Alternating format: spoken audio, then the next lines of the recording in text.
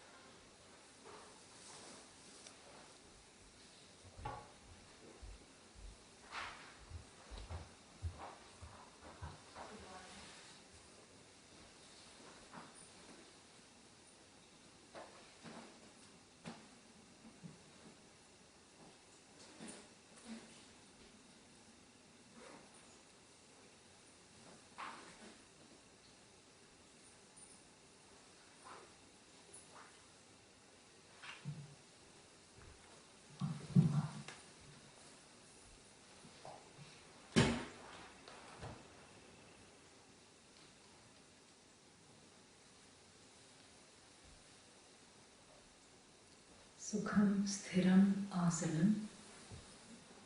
The seat is firm yet comfortable. Not so comfortable that one falls asleep,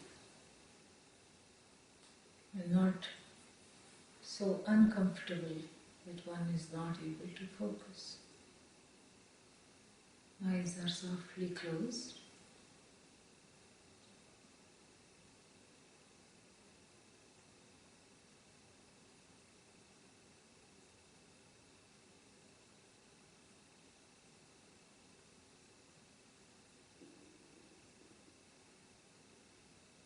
Just being.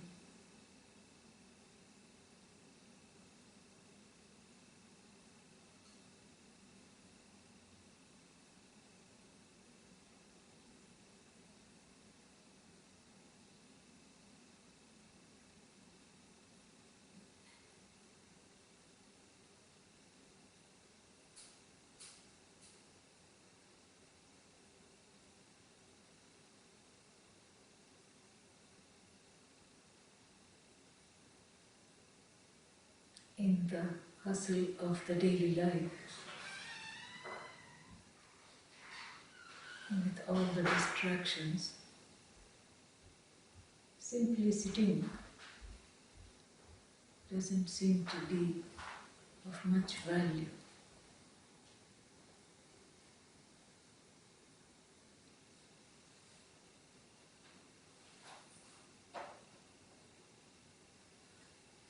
But this is what the rishis, the ancient sages,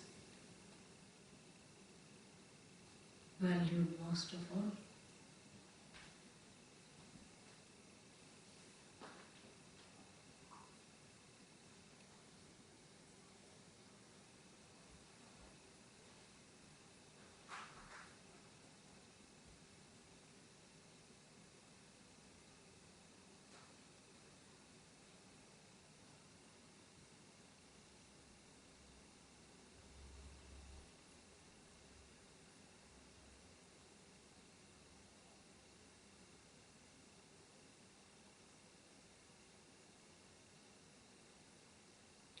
Ancient knowledge of commanding a large sphere of influence by simply sitting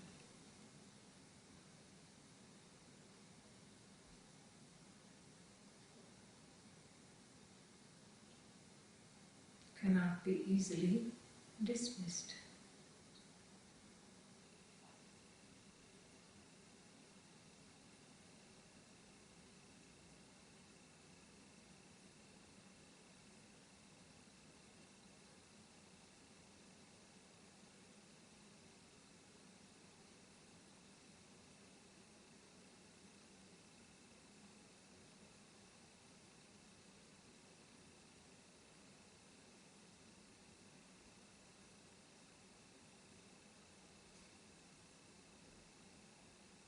From stillness comes all motion, resolving into that stillness. From silence come all thoughts, all speech, resolving into the silence.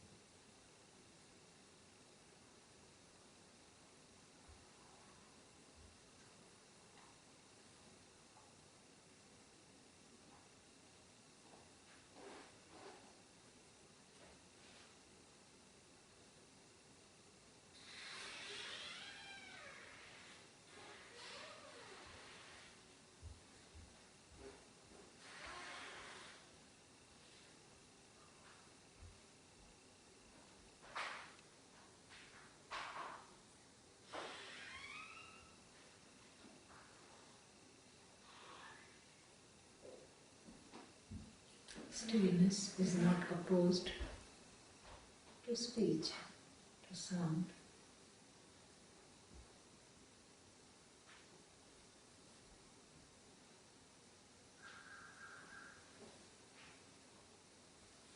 In fact, every sound advertises the presence of silence.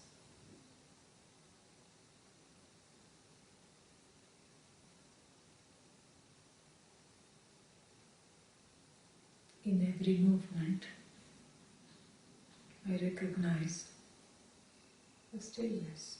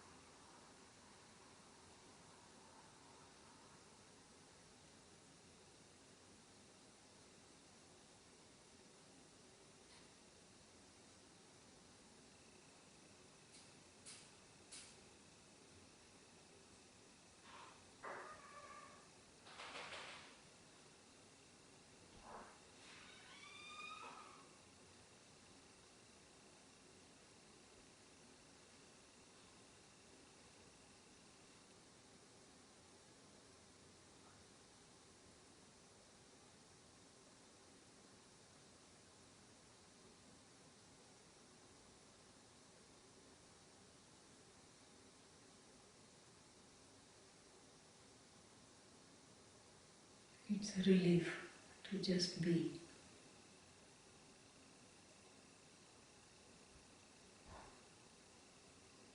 Effortless, non-striving, nothing to do right now, nowhere to go.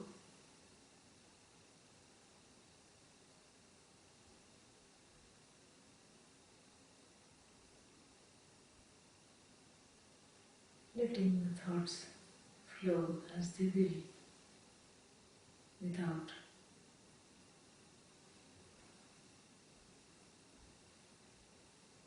trying to control them.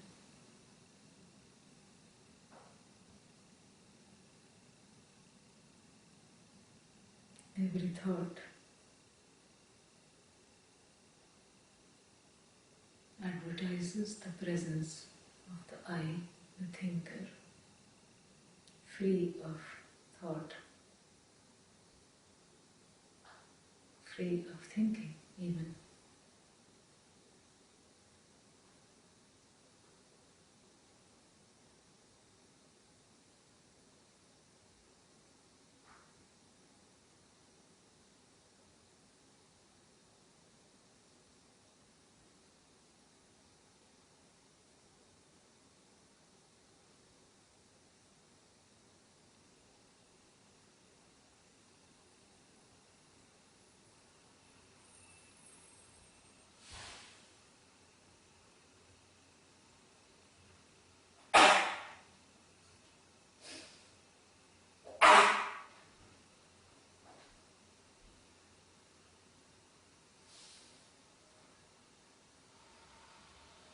Simply being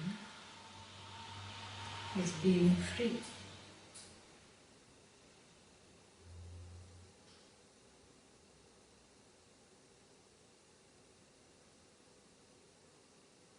Being is freeing.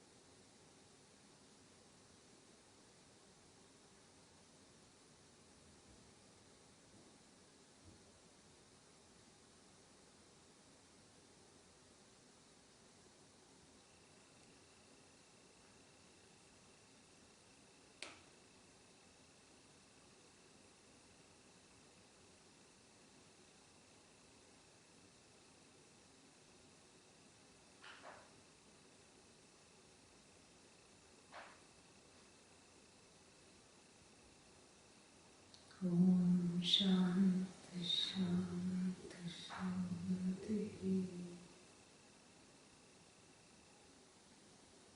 Please turn the lights on.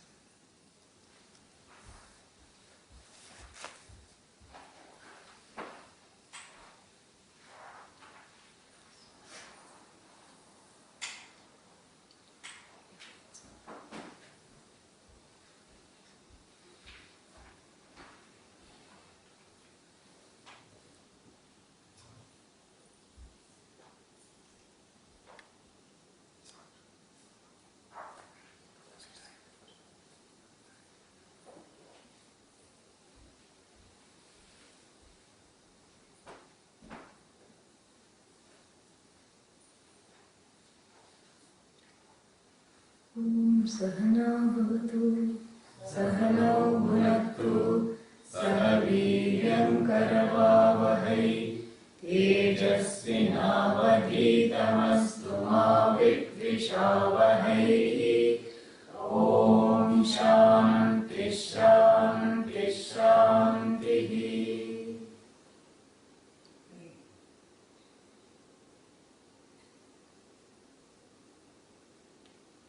In the tradition,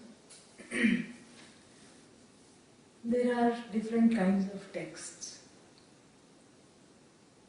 One of them we have seen in other contexts. They are commentaries, long commentaries, bhashya, and in that bhashya genre, we have some other shorter commentaries upon commentaries called tika, short notes. Vartika, certain kinds of other kinds of commentaries, which we have certain rules, and we also have karika, commentary in verse. So like this, there is various commentaries on the primary texts, and what we mean by primary texts are 3 in number. Upanishad, and then Bhagavad Gita, even though it doesn't really classify as primary, it is seen as a primary text for the purposes of our study. And then something called Brahma Sutra.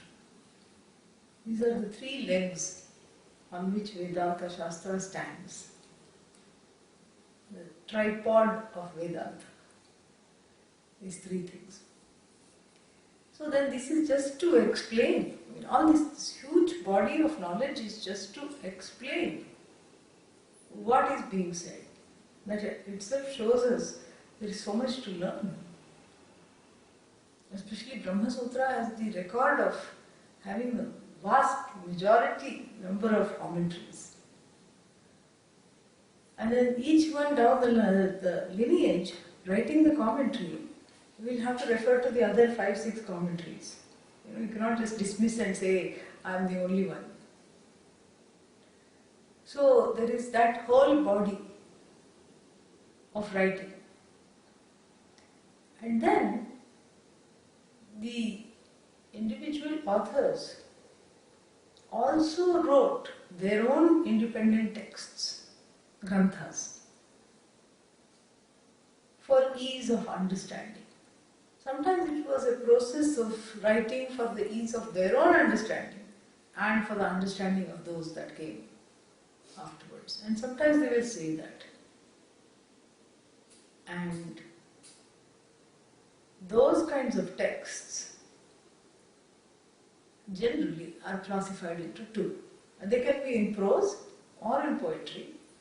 And those kinds of texts are classified into two. One of them is called Prakarana Granthas. Prakarana means that which gives a detailed explanation of the Vedanta Shastra. It's almost like its own, what is that? An independent work. It's in its own right. And what does it do? It explains the Shastra. It starts with ABC of Vedanta. You know, Shama, what is Shama, what is Dhamma, how to gain this knowledge, how to go to the teacher, and how to listen, what is Shravanam. You know, everything is explained. Like if we take the Viveka Chudamani, you know, it starts with the human birth. It need not start with human birth, but that's where it starts. How the human being alone is qualified for this moksha. What is moksha? And an elaborate discussion of how the Shishya meets the Acharya. And even instructions are given what to say to the teacher, you know. How to sound so desperate that the teacher has no choice but to accept you as a disciple. Because here the student complains a lot and says, I'm completely stuck in this samsara. I'm outraged by all these slings and arrows of fortune. Durvara samsara davagni taptam. I'm cooking in the, you know, like an omelette in a frying pan of samsara. And when I try to jump out, all there is the fire. Help. Tragimam, pahimam. And all these things. And then what the teacher says also is given elaborately. Leaving no stone unturned. In fact, if you miss the Upanishad, you're not losing anything, because the whole Upanishad is reiterated in the way of, with the author's own humor, with the author's own contributions, own style. This is what is called Prakarana Grantha. This is for people. The Prakarana Grantha speaks to people who, you know, who are interested in gaining the background knowledge and wanting to understand this properly. So Atma Bodha, Tattva Bodha, all these things, Viveka Chudamani, they are all Prakarana Granthas. Then on another, the other classification is something called Manana Grantha. Contemplative works versus, contemplative means that the purport, the tatparya of the commitment of this work is not to unfold all the details of how, you know, what is moksha, how to get it, where to go, you know, how to study, what to do, how long to study, and what are the obstacles in the way, what is Brahman, all these things. That is not the commitment. The commitment here is elsewhere. And what is the commitment? The commitment here is to evoke in oneself some points of the Shastra, the highlights, the broad strokes that one has already studied and assimilated. Manana Granthas are ruminating Granthas. You know, like the cow sits and chews the cud. Cow is a very intelligent creature. When the farmer puts it out on pasture, it doesn't know how long it's going to be. So quickly it will just eat everything. Just go eat grass here, bushes there, leaves, everything. It just quickly eats. It has no time to taste it. And it doesn't even, stop to swallow, just keeps on eating, barely swallows everything as is. Then it finds out it had a lot more time than it thought. And Bhagavan appropriately has given 4 stomachs for the cow. So what does it do? Sits under a tree, regurgitates all that it has eaten and chews. And this is when it gets introduced to the wheat grass smoothie. Because it's the first animal that made the wheat grass smoothie. You can credit the cow. From the cow only we learn. Yeah. Without Vitamix, it has. She wanted me to bring it in a class, that's why I have fulfilled the wishes. So then, so now it chews the cud and really assimilates the juices, so to speak. And this is a very appropriate metaphor for the eager student, who just ingests the various grasses. What grasses? Kusha, munja, kusha? No, mundaka, kena. The Upanishadic grasses. Without tasting the juices, it's just because the eager student and, feeling completely bound by all these things, wanting freedom more than anything else. The head is on fire for this knowledge, and with great avarice, just, give me, takes in the knowledge. May not understand much, but comes to class and listens, and also says, okay, I have studied Mundaka, next what? I have done this, after that what? Iske baad kya? And since the orientation is towards collection, because before the student was a hoarder, before this person became a student, the person was a samsari, a hoarder. Samsari means hoarder, a collector of sorts, mostly junk, but we are not going there now. And so this collector turned student, that collection vritti has not yet gone, correct? So what is the idea? The idea is to collect the maximum number of talks, the maximum number of Upanishads, thinking that that is the way to liberation. Not understanding that it's not the Upanishads that is, Paravidya. But what is contained in them and what is assimilated, that is Paravidya. In fact, the Mundaka Upanishad says as much. When the student goes, to the teacher says there are 2 kinds of knowledges. Para, the absolute, after which there is nothing to know, and where all samsara subsides. Samsara fever, is brought down. And the apara, the relative knowledge. In fact, the knowledge of various disciplines need to be known. Even to understand Vedanta, you need logic, you need some schooling, you need to be able to read and write, all these things, basic knowledge. And then when the student asks, what is apara? The teacher starts by listing the Upanishads and the Veda, Rig Veda, Yajur Veda, Sama Veda, Atharva Veda, and all disciplines and branches of knowledge. And what is left? Kuch nahi bacha hai, nothing is left.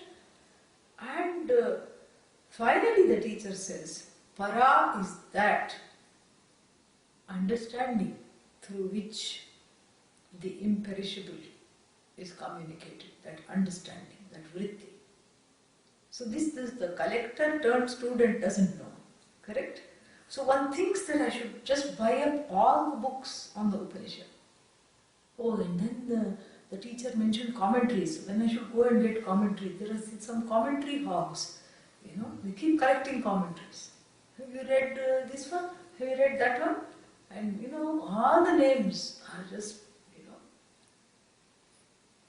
this is the student is like the cow in the beginning. The cow that has never seen the pasture suddenly let out from the stable. Because cow doesn't have long-term memory. Each day it treats like a new day. And then comes a time that there is a certain surfeit of all this collection. And the student who has by this time some viveka and vairagya says, okay, I think I've missed something here. I've collected all the commentaries, I haven't understood their purport. I've collected all the texts, but I have to really sit with them. And that is, the chewing the Upanishadic grass. But then we don't know how to do that. We are not instructed in contemplation. In contemplation, sitting all right, बैठ के क्या करना, what to do? And if you sit for some time, all kinds of thoughts start to come. Yeah. All kinds of fears start to come. And in fact, the students of Buddha who wrote about Lord Buddha's experiences in meditation said that Buddha always talked about one Mara, that is just Kama, Krodha, all these Raga, Dvesha tendencies, which he symbolized as demonic tendencies. So Mara was the demon that needed to be, put out literally. And so this is something which everybody has talked about. Even Gaudapada, writing the commentary, the Karika on the Mandukya Upanishad, says that.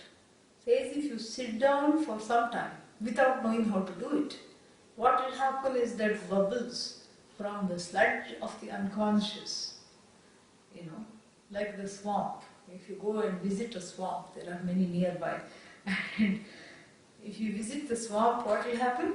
You just watch it without any waves or any, impetus from outside. From within, these hot bubbles will come. Not a pretty sight if you think about, the unconscious as a storehouse of emotions and fears. And so just sitting brings up that. So we don't know how to contemplate. We don't even know how to recall the words of the Upanishad. And thankfully, we have these, in the tradition, these Manana Granthas, these wonderful texts that instruct us step by step how to do it. It's very nice. It's wonderful. So it's the purport of these texts, as I said, is to help assimilate what already one knows. And in the process, even if supposing, one finds oneself encountering a Manana Grantha, but feels like I really don't even know the basics. Do I have the right to sit in this class? The answer, of course, is yes. Because the beauty of these texts is that in the process of helping one to assimilate the cud, what happens? Some things about the knowledge are also given side by side, alongside. So it's okay, really. And so the Manana Grantha is the purpose of it is to recall what has already been studied and recall it for a specific purpose, not because it is fashionable to do so, not because one has to write some treatise about it, but for deepening the connection with the knowledge. And really the purpose is one's own liberation. That's really what it is. So really it is about, the Manana Granthas are actually, Manana means removal of doubts. But here, they are not trying to remove the doubts, even though doubts may get removed in the process. They are actually Nididhyasana Granthas. Meditative texts, contemplative texts, which help the assimilation of the knowledge in such a way that all doubts are removed, and at the same time one questions and ultimately overcomes what are in the tradition called habitual orientations. The Sanskrit word is viparita bhavana. Viparita means opposite, bhavana, tendencies. Opposite to what? To what I know. I know I am Brahman, but still I do un-Brahman-like things. When soon after class, and on the way to class also. I know I am Brahman, but ... I still get upset. I know I am Brahman, but I am not able to shake off what somebody else said to me when, in the last life. I know I am Brahman. I know I am Brahman, but somehow I am not able to have peace of mind. So the problem is not that I don't know. I know because I've been studying, and I've been studying systematically. I've attended every class, every retreat, online, offline, in person, everything I've done. In other words, I've been a good student, and still some disconnect appears to be there between what I know and my behavior. So you see, there is a certain disconnect between the walk and the talk. I'm able to give lectures. I'm able to tell all my friends what Vedanta is. But somehow I'm not able to tell these tendencies within me. And so there is a certain discrepancy in the behavior, because my everyday life is not reflecting what I know to be true. In the everyday life, I still act as though I am finite, as though I am a limited entity, as though I am insecure, as though I am frightened, as though I am subject to sorrow, as though I am subject to doubt, and as though the world is coming to an end and everything has to be done right now, and I'm stressed and I'm tense and I'm subject to fear.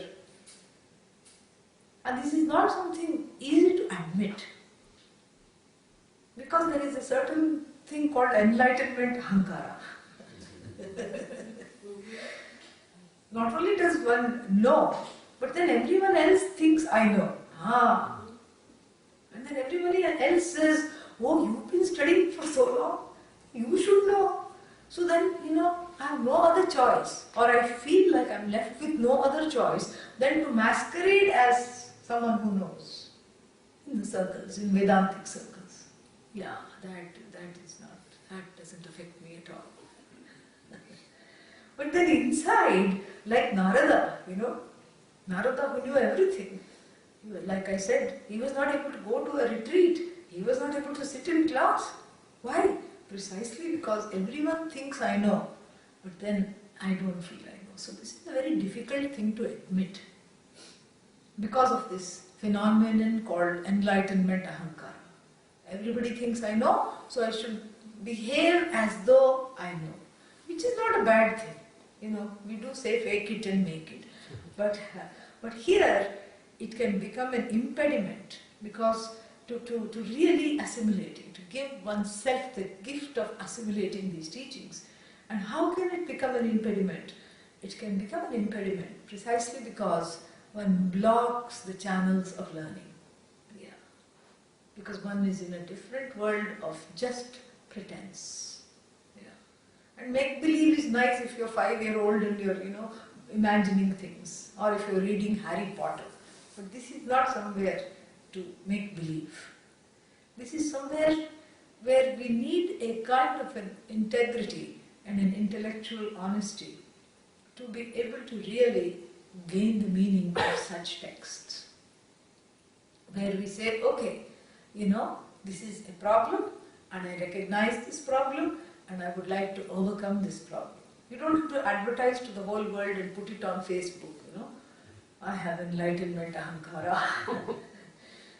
If you acknowledge it to your face, it's enough. Yeah, we don't need any Facebook, declarations. You have to acknowledge it to yourself, honestly, to say, look, I really need this, and I have to be humble enough to allow myself the gift of going deeper here. And that is the purpose of the Manana Grantha, contemplative texts, which on the side also remove doubts, also show what is the purport of Vedanta without really intending to do so. Just like sometimes you take some medicine, for headache, but then it also cures unintentionally some long-term chronic ailment you had.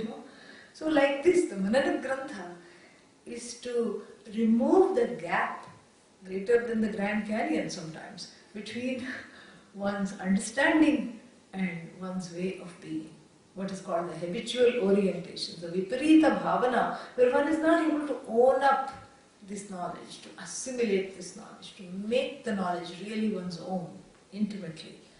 And so this gap, while it reduces the gap, it can also deepen one's understanding and remove certain doubts that might be coming in the way. So this is what is called Manana Grantha. Nirvana Shatkam. Nirvana means freedom. Shatkam, a group of 6. 6 what? Verses. Yeah. It's not, it's interesting that we have a group of 6 verses. The 6 has an abiding presence in Vedanta Shastra. Yeah, it's very interesting. Because we have what is called the 6 negative emotions. What are they? Kama, Krodha, etc. Anger, desire, unmitigated desire, unfettered desire, not just desire. And when that is thwarted, it leads to anger, delusion, because one is not able to think clearly, pride, arrogance, avarice. Before comes avarice, then arrogance, and jealousy. So these are the 6 negative emotions. Then we have the 6 positive qualities that one has to imbibe in order to discover the student in oneself. They are also called Shatka. Shatka Sampatti. So this recalls the Shatka Sampatti, the 6-fold virtues. Sampatti here means the treasure, the 6-fold virtues that one has to inculcate in order to discover in oneself an appropriate student. And that is having to do with the resolved mind and a resolution with regard to the sense organs, the organs of action, non-reactive body, non-reacting mind, Shama Dama. Shama with regard to the mind, Dama with regard to the organs of action. Then Uparati, letting go of small stuff. Yeah. There was one book I saw on someone's coffee table. Don't sweat the small stuff. And I just saw that on the coffee table when I had gone to somebody's house. I just said, oh, these kinds of books are also written. I was just happy to see that and fascinated. And the owner of this house said, we all in this house have a problem with this. So we have various sizes of the book. The book comes in various sizes. One coffee table size, one bedside book, to really assimilate how to not sweat the small stuff, and one pocket book to carry, wherever you go. So you are never without the reminder. So this is called Uparati. Yeah. And that one needs so many reminders. That shows how difficult it is to really let go. Allow things to just be as they are. Why? Because my focus is the knowledge. And then we have something that is defined as forbearance, which nobody seems to know what it is. In Sanskrit it is called titiksha. Forbearance here means the ability to put up with discomfort, physical and mental. Again, for the sake of the knowledge, I am willing to go through this. It starts with seating. You come to class, you are a little late. Your favorite chair with all the cushions, the overstuffed chair has been occupied by someone else. Mentally you make a resolve, isko baad mein dekh lenge. I'm going to have a word with this fellow later. But even though you say, usko baad mein dekh lenge, I will talk to this person later. How did he dare or she dare to sit in this, which is my favorite chair? But are you able to concentrate the class? No. Because you say, I really need that. That cushion is gone, that chair is gone, the second best chair is also taken. And then you get angry at the causes that made you late. Oh, it is because of this spouse, I became late. Because of the child, I became late. Because of this idiot who, stood at the signal, I became late. And the one who is able to put up with discomfort, such as the one we have outlined, without wailing about it, vilapa, or without, burning up inside, chinta vilapa rahita. Sahanam sarva dukkhana apratikara purvakam, without differing the fellow who sat in the chair. Pratikara means reactivity. So I don't react, and then I also don't complain about it loudly to everybody I meet. And neither do I not complain, but it is something that's eating me from within. Sa titiksha nigadyate. This is titiksha. And then we have Shraddha, of course, which we have discussed a lot on different occasions. The ability to really allow oneself to receive the gift of this knowledge is called Shraddha. The open mind, a devotional heart, a reverential attitude, pending understanding. This is Shraddha.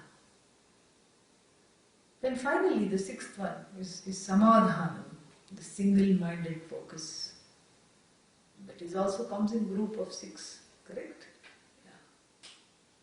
So there are actually many things that are 6. There are 6 kinds of terrorists, atatais, arsonists, thieves, so many things. That is also a group of 6. And one of the students in Washington DC, he had compiled so many, I think he had found out 10 things in Vedanta which come grouped into 6. So, the 6 has an abiding presence. So you see how this is a Manana Grantha. As soon as you say Shatkam, you immediately remember at least these 2 6s, the negative ones and the positive 6s that cancel out these negative emotions.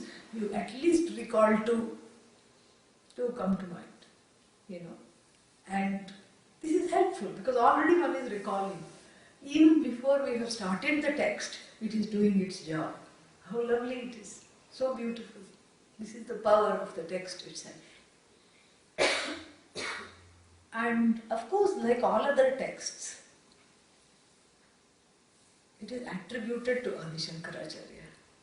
And I say attributed because there are so many texts that are attributed. And then thankfully, there are texts we know he wrote, like Dakshinamurti Stotram, for example, where we know the style, we know what the brush strokes of something written by Adi Sankara are. And many of the other texts that are attributed to that appear to have interpolations or appear to not be composed by him. Unlike now, in those days, and because the force of the tradition, which made one very humble, no matter how much one knew, one would never really put one's name on the knowledge that was given by the rishis. Who are you to say I am copywriting this? Somebody tried to copyright some yoga poses. Government of India, which is always asleep, had to wake up and say this is not going very well. Yeah. And so you can't really own something that is already given to you. It was given in the traditions, 5,000 years old. Like neem, which is used as a pesticide, and somebody wanted to, copyright and patent. This is whole intellectual property rights is a huge thing right now. We don't have that problem, And it's a very good thing because it shows the importance of the tradition as being a collective knowledge which is traced to Bhagavan through a lineage. So you can trace the lineage different ways. You can trace the lineage by saying, I'm a bhakta of Shiva, Sadashiva Samarambham, Shankaracharya Madhyamam, Asmadacharya Paryantam Vande. Guru Parampara. I bow to this whole lineage. Starting with Sadashiva, and Shankara is an important link, and ending at the feet of my own teacher. You can do the whole thing. Or you can say, I don't care for Shiva. Narayana is my, Ishtadevata. And then you can trace your lineage through Narayana. Narayanam, Padmabhuvam, all this you can do. And then some people say, no, we are worshippers of the goddess. We don't care for either of these things. And that also we have a teacher called Hayagriva. So Hayagriva, the giver of the knowledge. Haya means horse. Yeah. And so those Shaktas who trace their teacher to Hayagriva can really say we got it from the horse's mouth. So, yeah. Hayagriva, Dhyana Shloka, Hayagriva Upasmahe, all these things are there. So it doesn't matter, but still it all goes to Bhagavan, it comes from Bhagavan. So really you cannot take authorship. And these writers of the Manana Grantha, whether it was some other Shankaracharya, whether it was any person off the street, they never really put their names on it. Or, as was the tradition, they would put the name of the eldest guru, saying that, this is the person, this is dedicated to the person. So maybe everybody put Shankaracharya there. Perhaps, we don't know. So we have a number of texts for this reason, attributed to Adi Sankara, and this is one of them. And in this text, there is it has a very nice way of talking about the subject matter. It has a refrain. It's like this is like an overflow from our Labor Day weekend retreat. And what was the refrain there? Shrotriyasya chaka mahatasya. That was the constant, and other things that followed it and came before it were variable, correct? The invariable was the refrain. And this author also follows the same pattern. Guess where he got it from? Same from the primary text itself. And here the refrain is Chidananda Rupaha Shivoham Shivoham. Very musical, very nice. And sometimes it's nice to repeat Shivoham twice, even though text must not be repetitive, but for teaching repetition is allowed. Teaching text can be repetitive. That's why Bhagavad Gita, sometimes it has the same verse in two different places, it gets away with that. Because for teaching you can repeat. Otherwise, the texts come under a scrutiny of a fallacy called Punarukti dosha, which Veda does not have and good texts should not have. But for teaching purposes it's okay. So one time Shivoham is not enough, correct? Because there is a certain incredulity. Really? Shivoham? Me? Are we talking, It's like some famous personage, some exalted personage calls you. You cannot believe that person is calling me. First thing you look back. That's what happened to me when I first, in the beginning when I was with Pujya Swamiji, one day he was getting into the car and he just called. So first thing I did was look back, thinking it was be somebody else. But it was actually me he was calling, you see.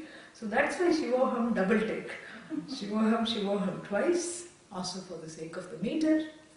And there is a certain kind of a lilting way that it, the invariable is reiterated. And all that is variable occupy the first three lines. We are just looking at the akara of it, the form of it. That which is variable occupy the first three lines, which are systematically negated. Very beautiful. So the variable is the first three lines, the invariable is the last line. Oh, but the invariable is the most important. Why is it relegated to the last thing? Because you have to get to it. Yeah. And there is no other way of getting to it, rather other than by dismissing and negating what one is not. And this negative pedagogy, neti, this is the meaning, neti neti. So there are two ways of teaching in the tradition. One is by negating, yattadadre kshamagrahyam, avaranam, agotram, apanipadam. That which has no eyes, that which has no sense of smell, that which has no ears, that which has no hands, no feet, that which has no gotra, no lineage, no family. What is that thing? Tad bhutayonim, now positively saying. Bhutayonim, bhutanam yonihi, that is which is the source of all beings, all elements. Everything has come from that. So you see, if you keep negating, you get what you get a big zero, correct? Yeah. We don't believe in zero. There is no zero. There is only what the zero reveals. Our hero. That's what the person who is the observer is revealed by the zero. Is reveled by, revels in the zero. When you revel in the zero, you really revel in yourself, really. Because the zero reveals the one who observes the zero. Can never be zero, can never be negated. So, only going through the path of teaching through negation is only half the job. Even in the Upanishad we find both these methodologies juxtaposed side by side, so that as we negate, we also assimilate and own up what it is. We are not left in any doubt about what it is. So this is the structure of the text. And like I said, there are 6 verses, and we will be enjoying that in these morning sessions. So we chant the first verse and we will conclude. Sankara chittani naham, mano buddhyankara chittani naham, na cha shrotra jihve, na cha grhana netre, na cha shrotra jihve, na cha grhana netre, na cha vyoma bhumir na tejo na vayuhu, na cha vyoma bhumir na tejo na vayuhu, chidananda rupa shivoham shivoham, chidananda rupa shivoham shivoham. Om Purnamadav Purnamidam Purnat Purnamudachyate Purnasya Purnamadaya Purnamevavashishyate. Om Shanti Shanti Shanti. Harihi Om Shri Gurubhyo Namaha. Harihi Om. This is what we'll do. We'll start promptly at 7 and then we'll finish at 5 to 8 because a lot of people have to leave exactly at 8.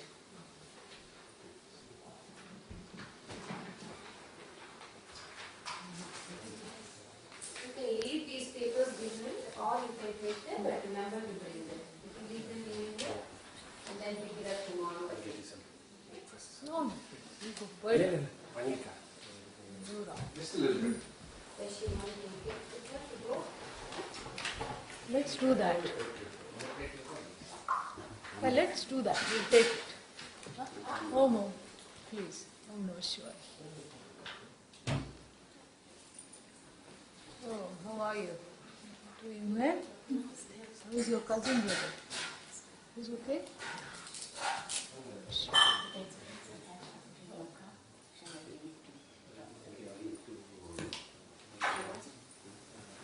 Okay. Om Namah Shivaya.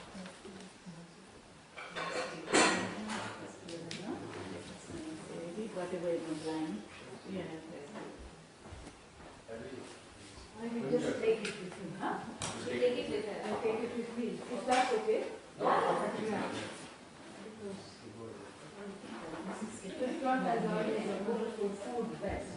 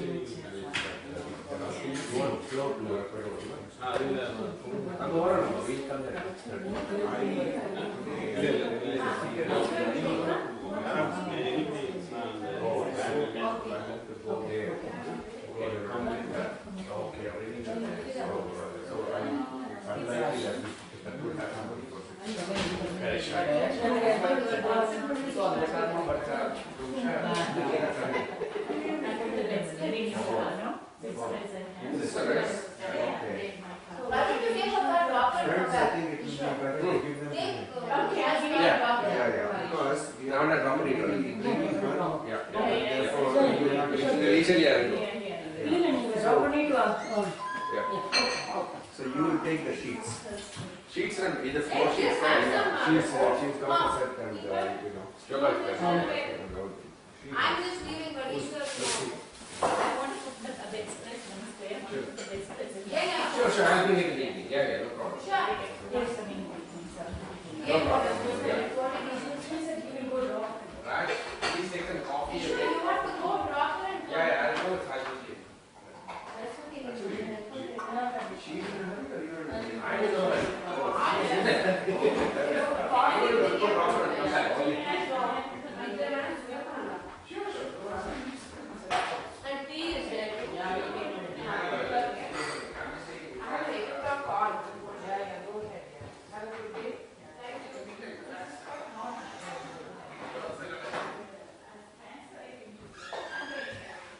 Would you like some more? Not.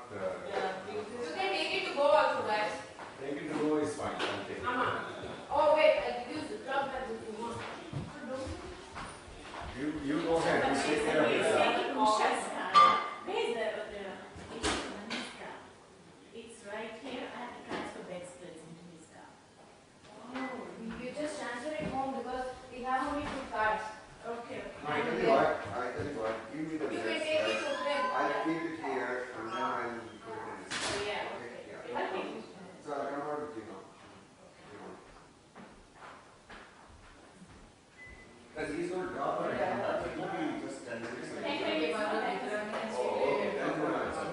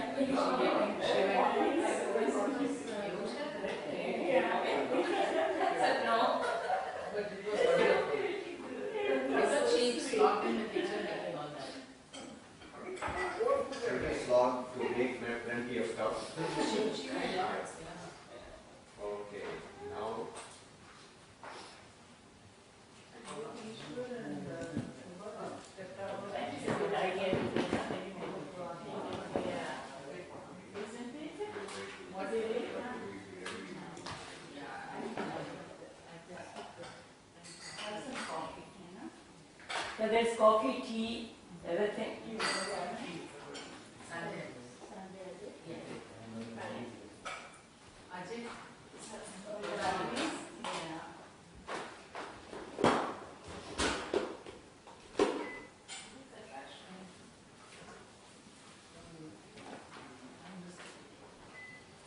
See, Lucia has to take all this and then bring it back and leave it later.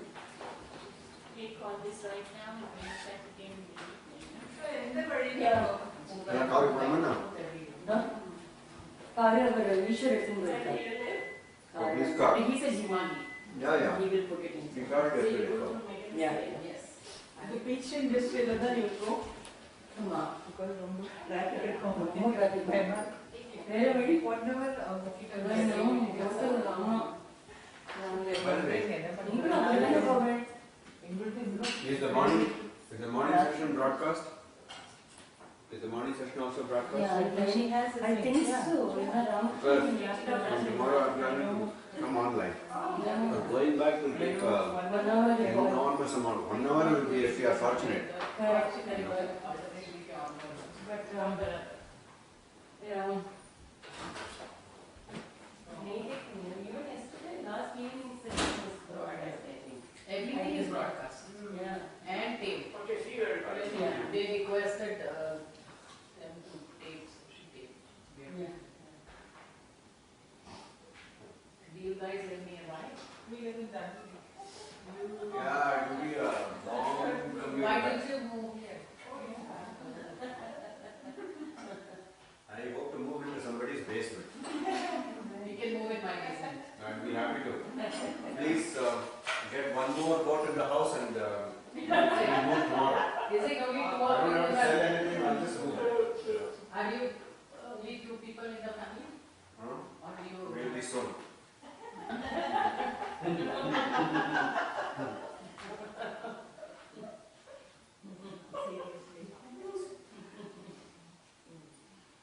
It's a nice central location for work. For me? For work, the commute is good if you live in that city. Yeah. I mean, since I have no work, Yeah, I can move anywhere. Oh, do you like it retirement? Very much. Ask me the same question. No, you It's retirement. Anyway, So you do lot of puja and lot of nirvyas and all these studies and everything. Well, I don't know about that, but you know, Try. enough. But he does, even to Dr. Kali's in Macon, every year he used to come. With a lot of traveling, lot to the Hindu temple. So much nice peace bar we have also. Like Sima Bishop? Nirvana Hindu temple, long time ago, but it's nice to have the time to do it and what do you call it, to do it. Not all Seva. having, no? Seva. Yeah.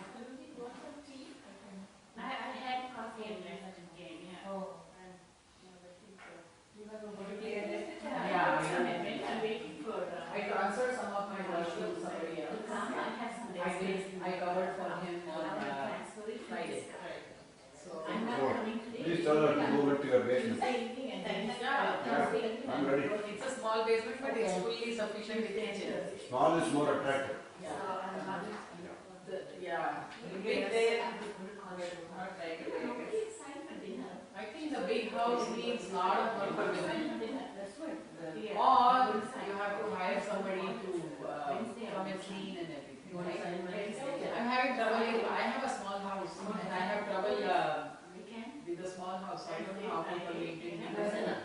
But maybe they have the money to pay. But the thing is, they charge a lot. Tuesday and And Thursday. the ones who don't charge, Tomorrow night? they do very bad job. So that will be good. Tomorrow night, Friday night. Okay, I should leave still. Sure. I just Then coming we- late. Tomorrow in the morning, That's what I do. Online. Nobody signs. Okay, Yeah, online. sign for Wednesday. Yeah. Okay. Wednesday, I will sign. Because First is. going back will be more than an hour ride No, I can do it all. Okay. Do that really? with the traffic jam. So you're not there.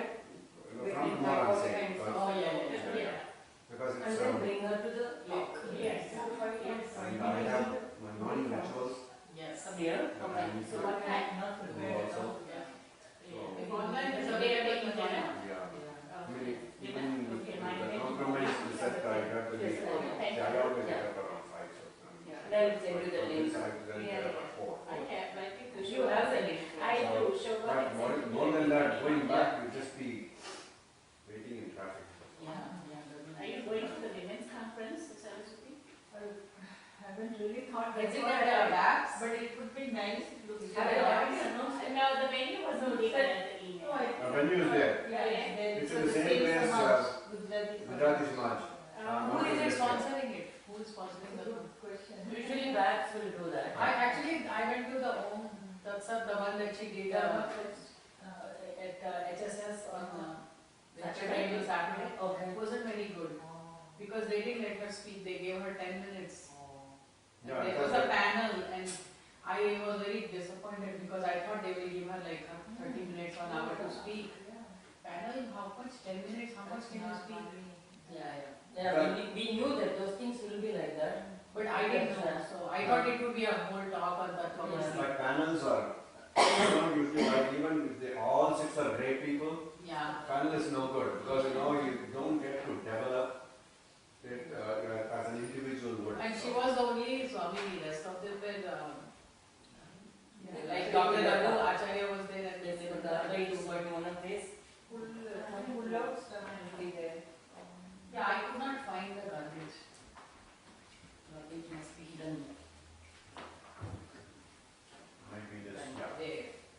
Usually, Pull out that's what. it is more. Yeah. And then last day is in the temple, no? Yeah, Yeah, because they said it's not there. So, but yesterday they have announced. Yeah, it's in the But temple. it's going to be a real. That will be a Mela. Because they have negative social people, they are going to get 6.5 people. The topic is very good. Idol from India. Oh, at the temple. At the temple. Inside 6.5 foot. Homa Kunda, I think, outside. And also, but they had it in the auditorium, no, for Saturday. Because, Yes. see, a lot of people want to attend that. See, those days she started with at the Hindu temple. Many years ago, I know when that she is was what- with us. So, But, the thing is to reach many people, as many people as possible.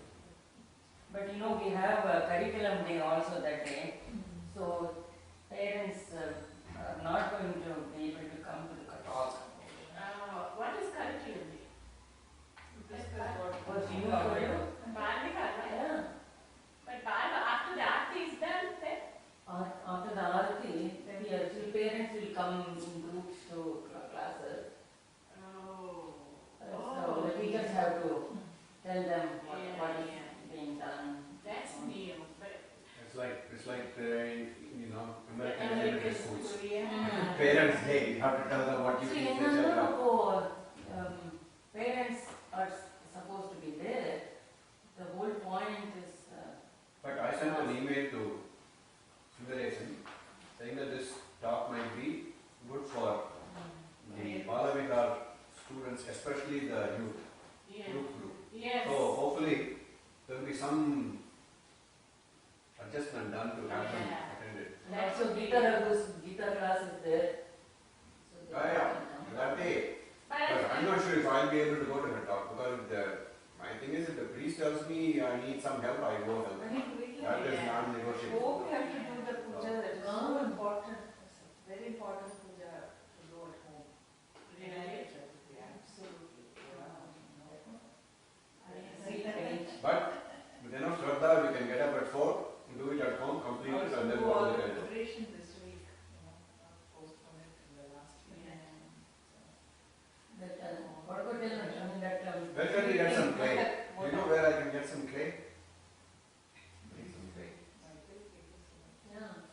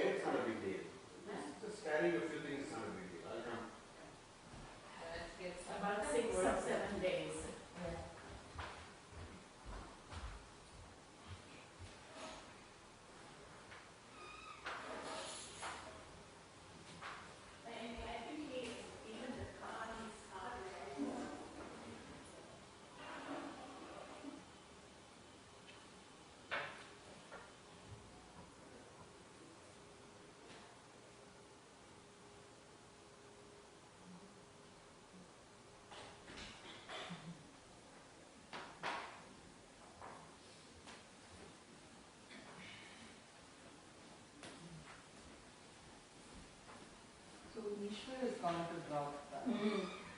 இதெல்லாம் நம்ம கார்ல set load பண்ணி கொடுக்குறேன்னு.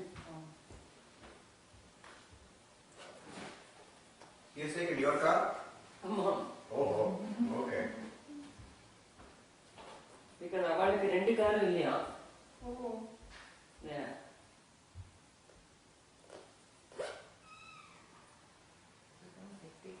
பாவம் வேலையும் வச்சுட்டு for them,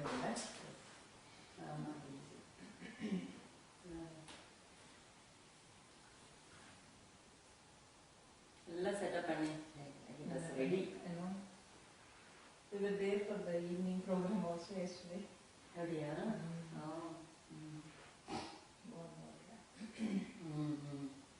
But it's good that அங்கேயே இருக்கிறதுனால பானுவோட வீடு already familiar ஆயிட்டோம் தானே.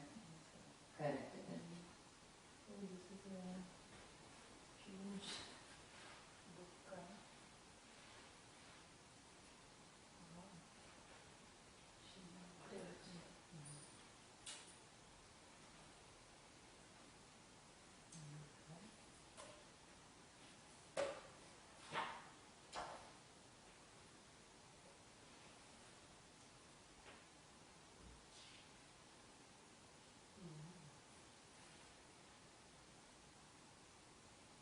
This is good.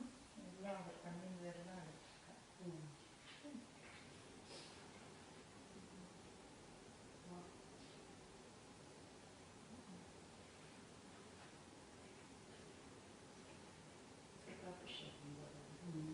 ரொம்ப நல்லா லெட்டர்ஸ் நமக்கு சரியா இருக்கு.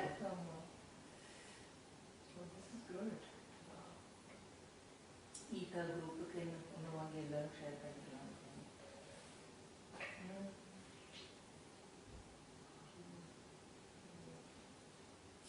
Promotes arts எல்லாம் ரொம்ப இதெல்லாம் அணைக்கட்டு இது அணைக்கட்டு. அணைக்கட்டு. You've been there, right? ஆமா. அமைதி இருக்கலாம்.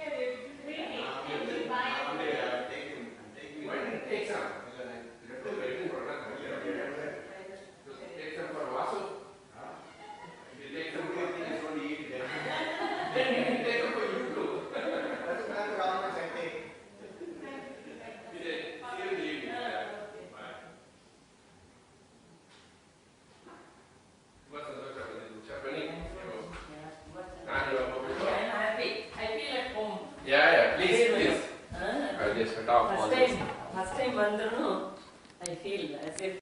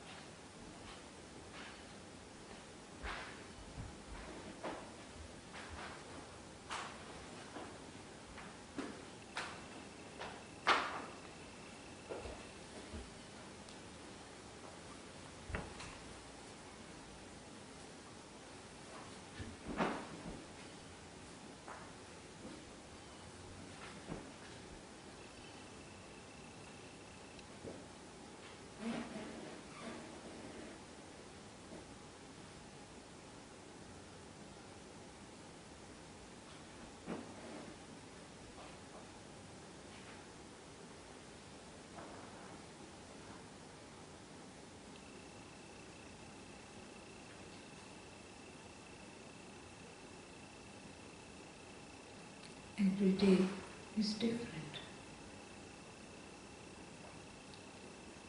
Each day brings its own set of events, people, situations, things that I have to relate to, things that I have to confront.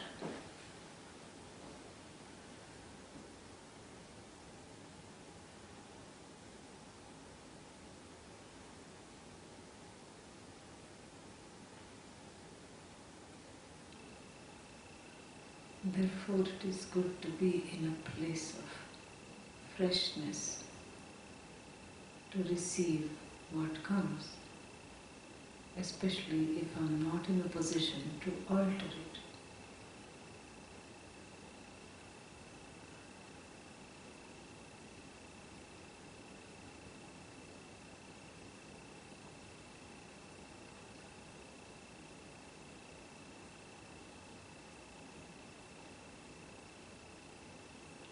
Hey Bhagavan, I do not know what today has in store for me.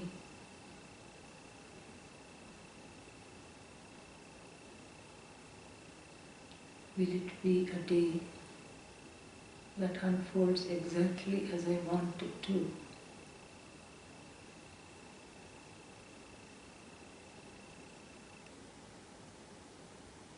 Or will it be a day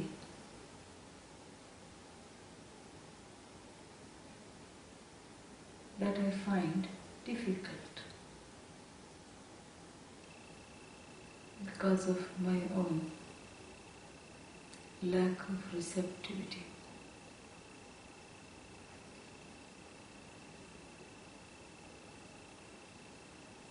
I do not know what kind of day it is going to be.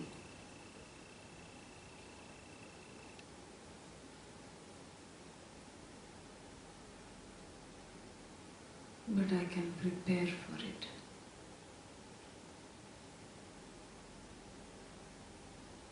Preparing to receive the day as an incarnation of Bhagavan.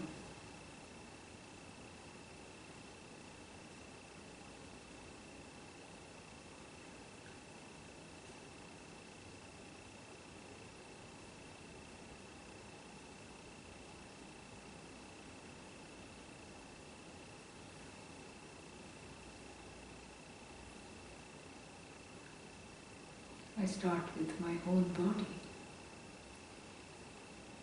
I do not know how it is going to behave today.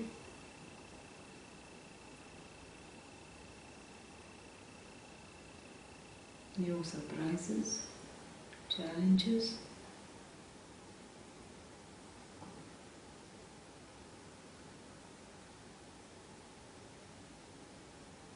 I watch the body as though it is sitting in front of the full-length mirror.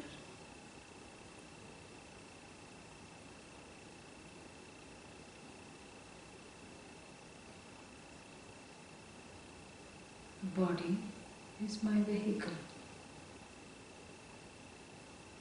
I may not like the ear, the make, the model.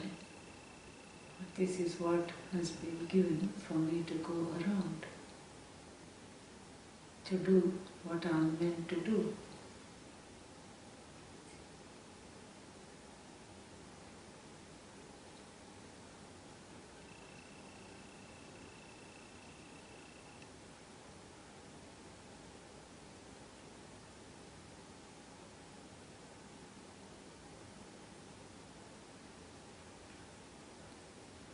I observe the body. I observe this body. I'm the one that gives it life, tells it what to do. How can this body that is inert spoil my day, take over my day?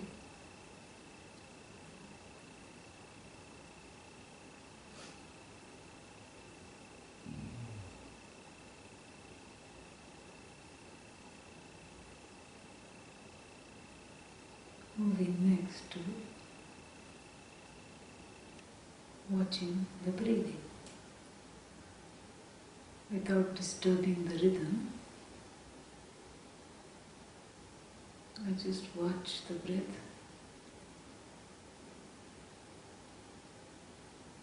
And as I do that, I allow the inhalations to be a little longer, fuller, and the exhalations to be perhaps a little more complete.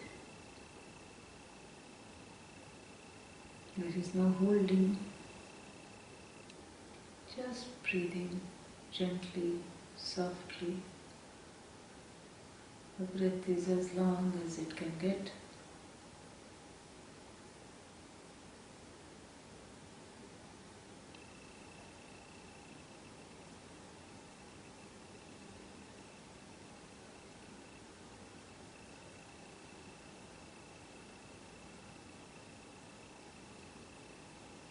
Watch how, as the breath gets longer and longer, the mind quietens down, is more receptive, is more relaxed, is more present.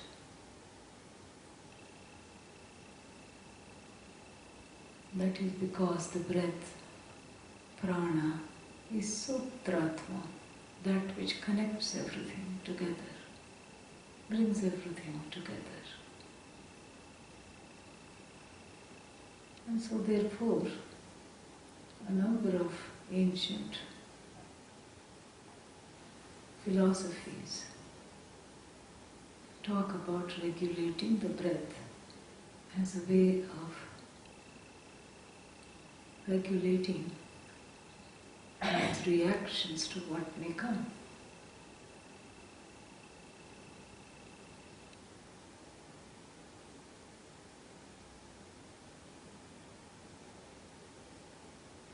Disturbances in the breathing are a sign of any disturbances on the emotional plane or reactivity of the mind.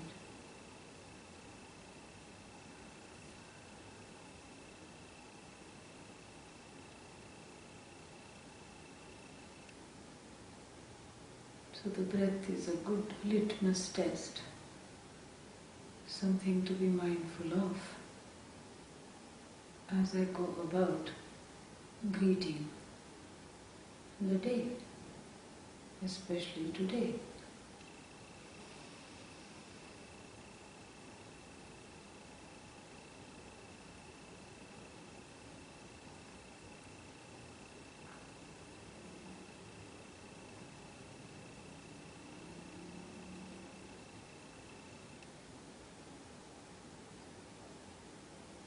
Moving now to just watching the mind.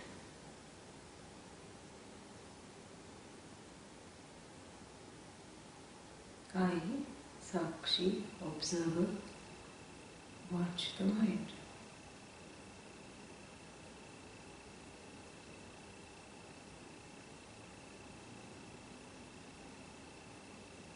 Let the thoughts come and again let them go.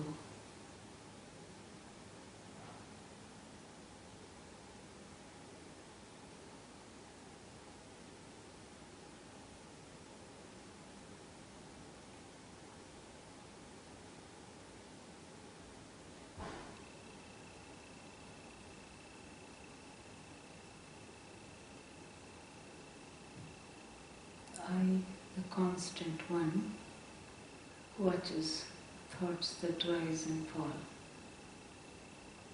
like waves on the ocean.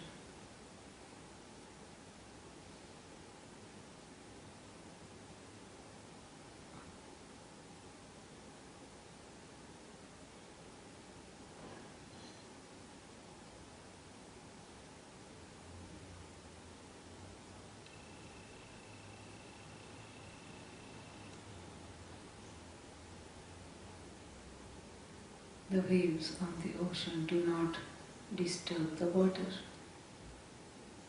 There are bubbles, there is froth. None of this affects the water. Small wave, big wave, undercurrent, riptides, breakers, all of them are as though modifications of the water, just like the various thoughts, small, big, serious, funny,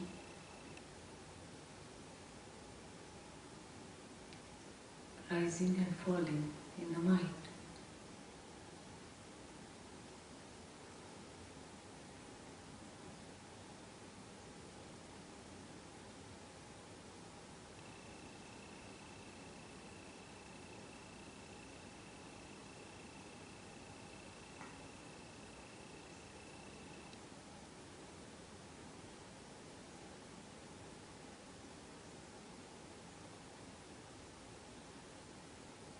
Thoughts or notions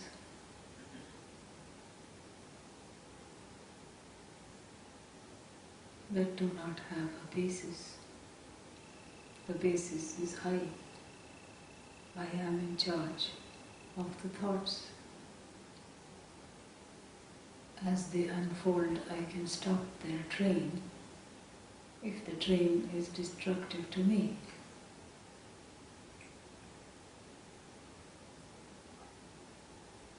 To do that, I have to get familiar with the observer, the sakshi. It is the sakshi that greets the day.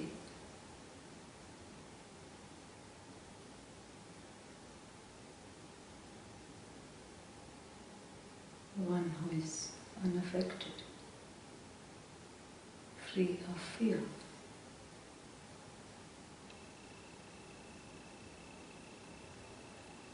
Limitless, timeless,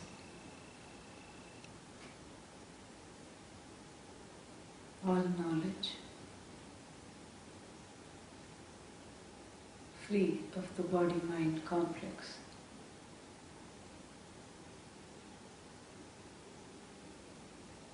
Pure, free of raga, dvesha, papa, or punya.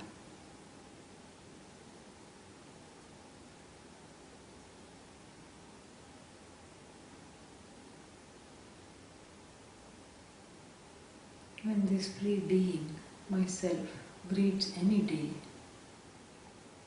how can I have a bad day? It's just not possible. The day is just the day. It's neither good nor bad. It just is. I just am.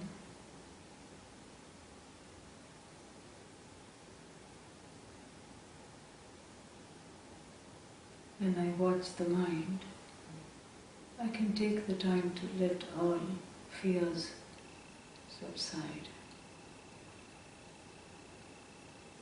Let all doubts be suspended.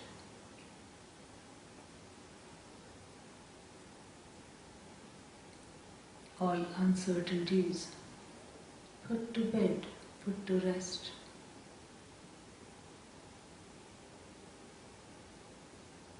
All thoughts of underconfidence, I bid goodbye.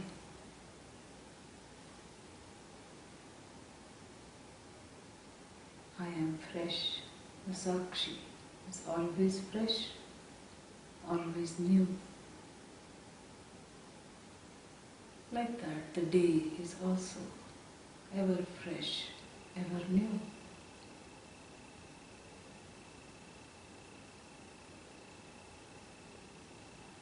I greet the day with reverence, with devotion, with the understanding that it is prasada, a gift from Bhagavan.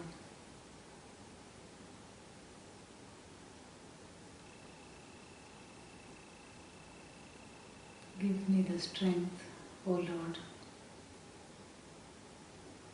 to take what comes with receptivity, openness. Strengthen the Sakshi in me, the observer,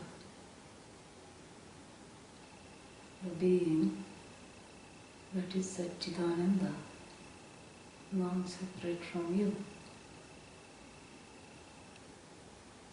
Help me to go through this day with the awareness that you are the actor.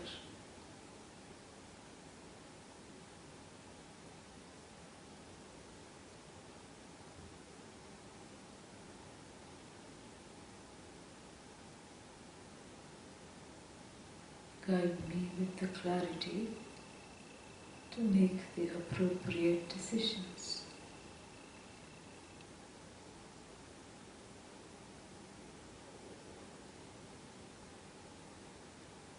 Decisions that are timely, non-hurtful,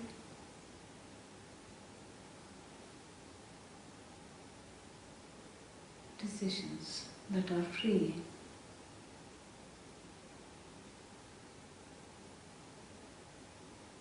Above all, give me the strength to continue abiding in the observer as the observer. Om Shanti Shanti Shanti.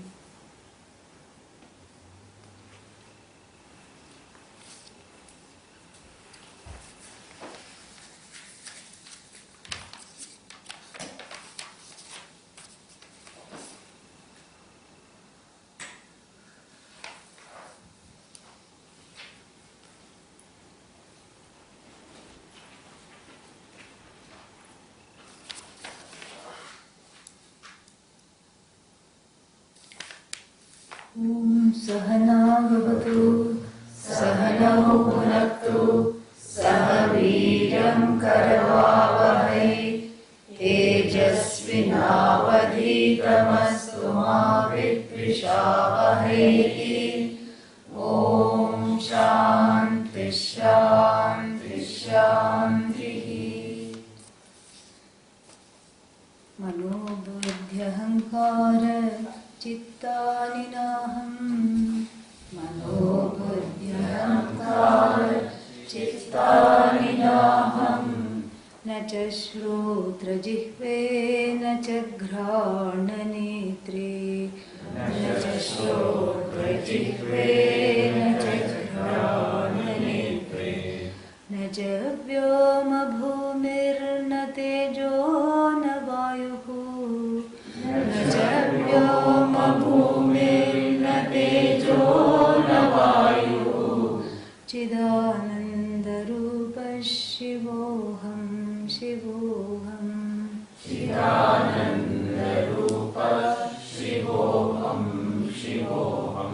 When you say the last line, this Chidananda rupaha, and then that visarga, that aha sound, when it contacts the next Shakara, it becomes doubled.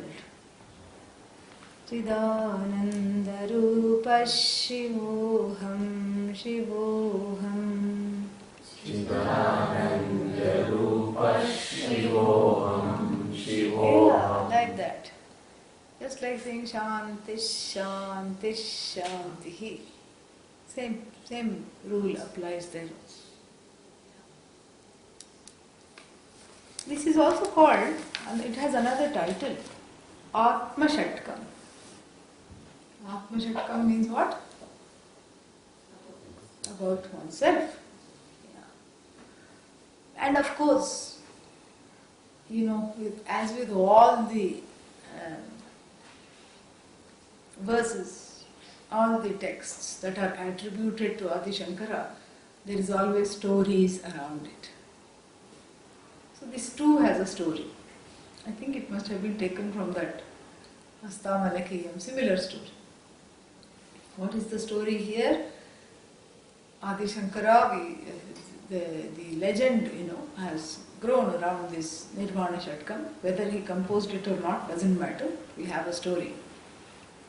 At the age of 8, he was fascinated by sannyasis and wanted to become a sannyasi. And the mother said, absolutely not. Who's going to take care of me? Your father is also no more and you cannot do this. So then he went to a river, the legend goes, and a crocodile caught hold of him, caught hold of the boy and was taking him down. And the mother was called from the hut immediately. She came running and he said, in any case it's going to go, it's going to take me. So give me the permission to be a sannyasi. She says, yes, whatever you want, because at that time the life is in peril. And as soon as she said yes, two things happened. And it's shown in this movie also. I don't know how many of you have seen it. If you haven't, you should see it. It's interesting. So the crocodile immediately leaves, and then there were some sadhus bathing upstream, and one of their vastras come and envelop this little boy, making the ritual complete. And then she says, she thinks it's business as usual, and she says, let's go home. He says, I cannot go home. I'm a sannyasi now. I have to go in search of a teacher. That much he knew. When? At age 8. And most of the people are wondering, what life is all about. Then, he wandered in search of the Guru, Govindapada. And he travelled from Kerala to somewhere up north, somewhere in Madhya Pradesh or wherever it was. Huh? Yeah. Govindapada Guru was from Jharkhand.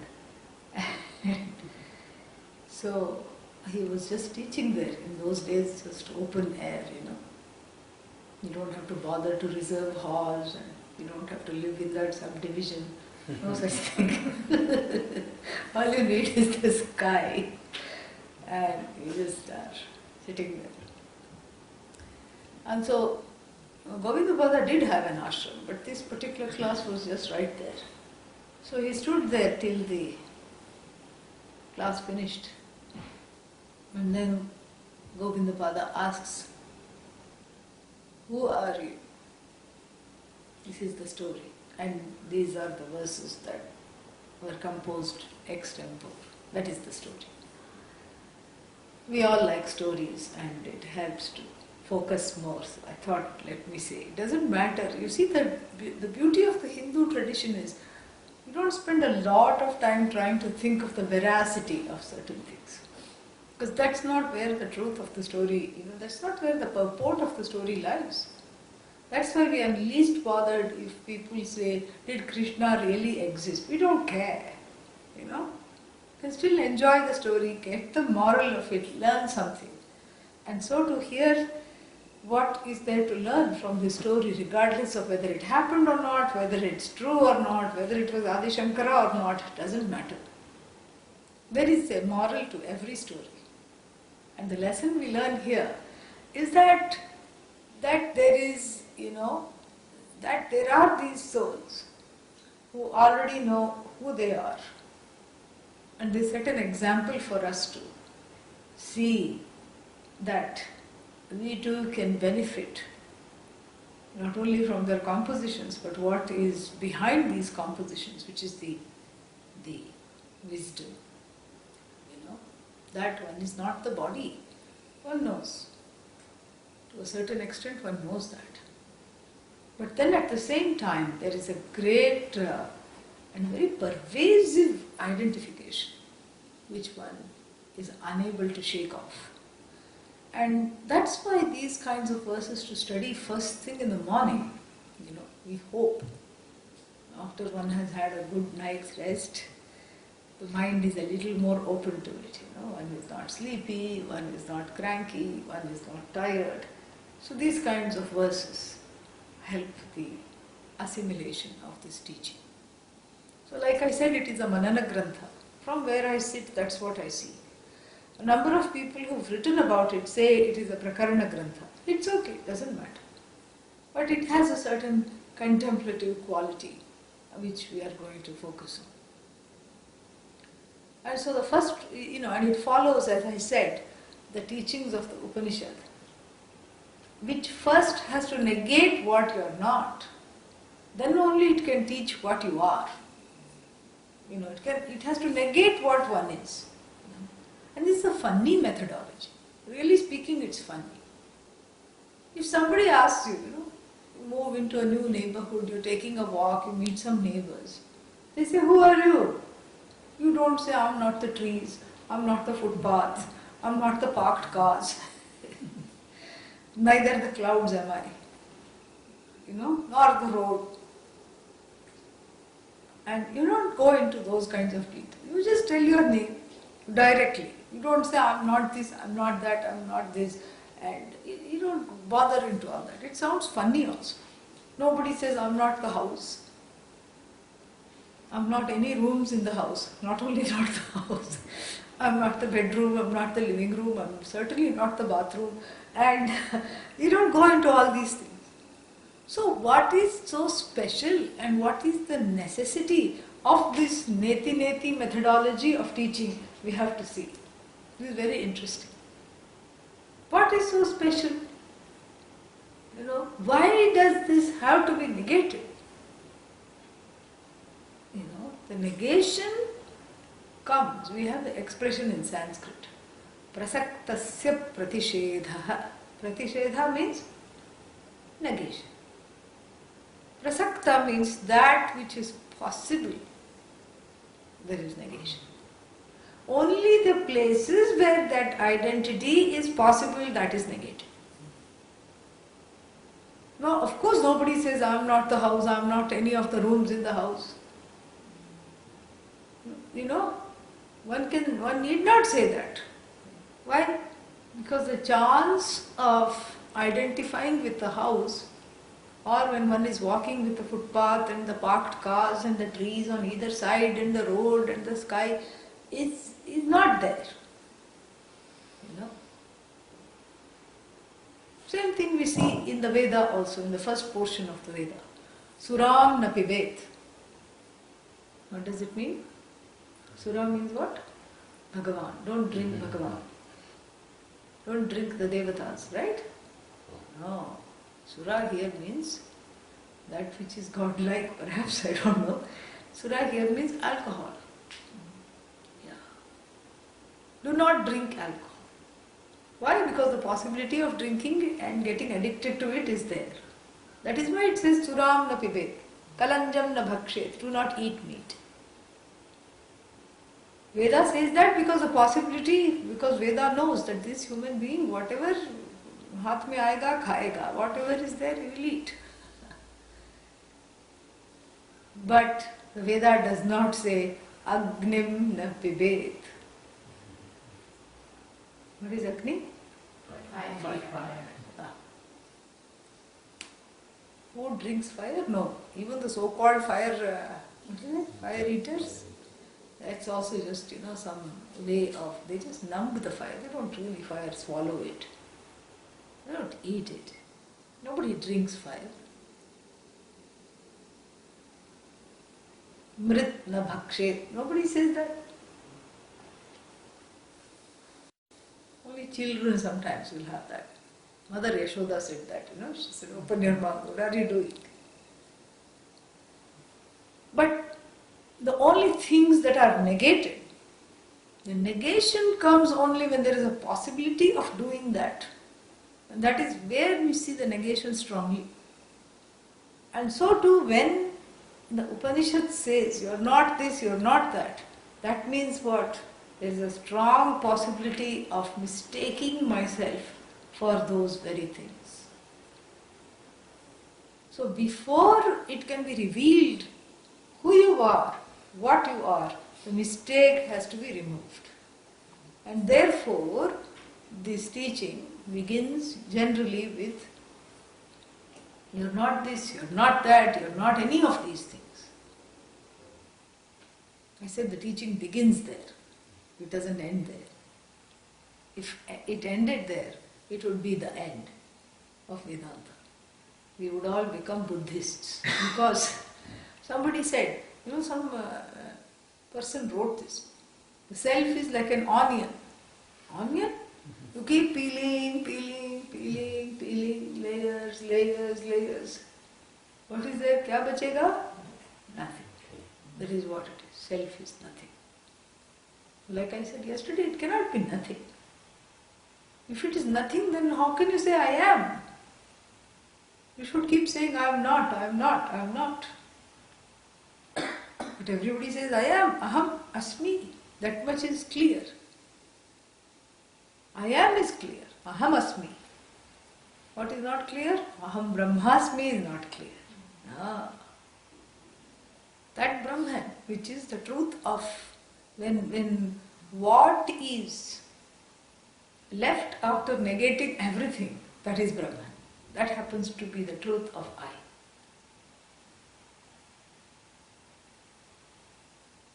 Asti kaschit swayam nityam panchakosha vilakshanaha avasthatraya sakshi san, Vivekachuda. Aham pratyaya lambanaha. There is something, asti kaschit. We don't know what it is, but there is something. What is that something? It appears to be uncreated. Swayam. And it appears to not have a beginning or an end. Nitya.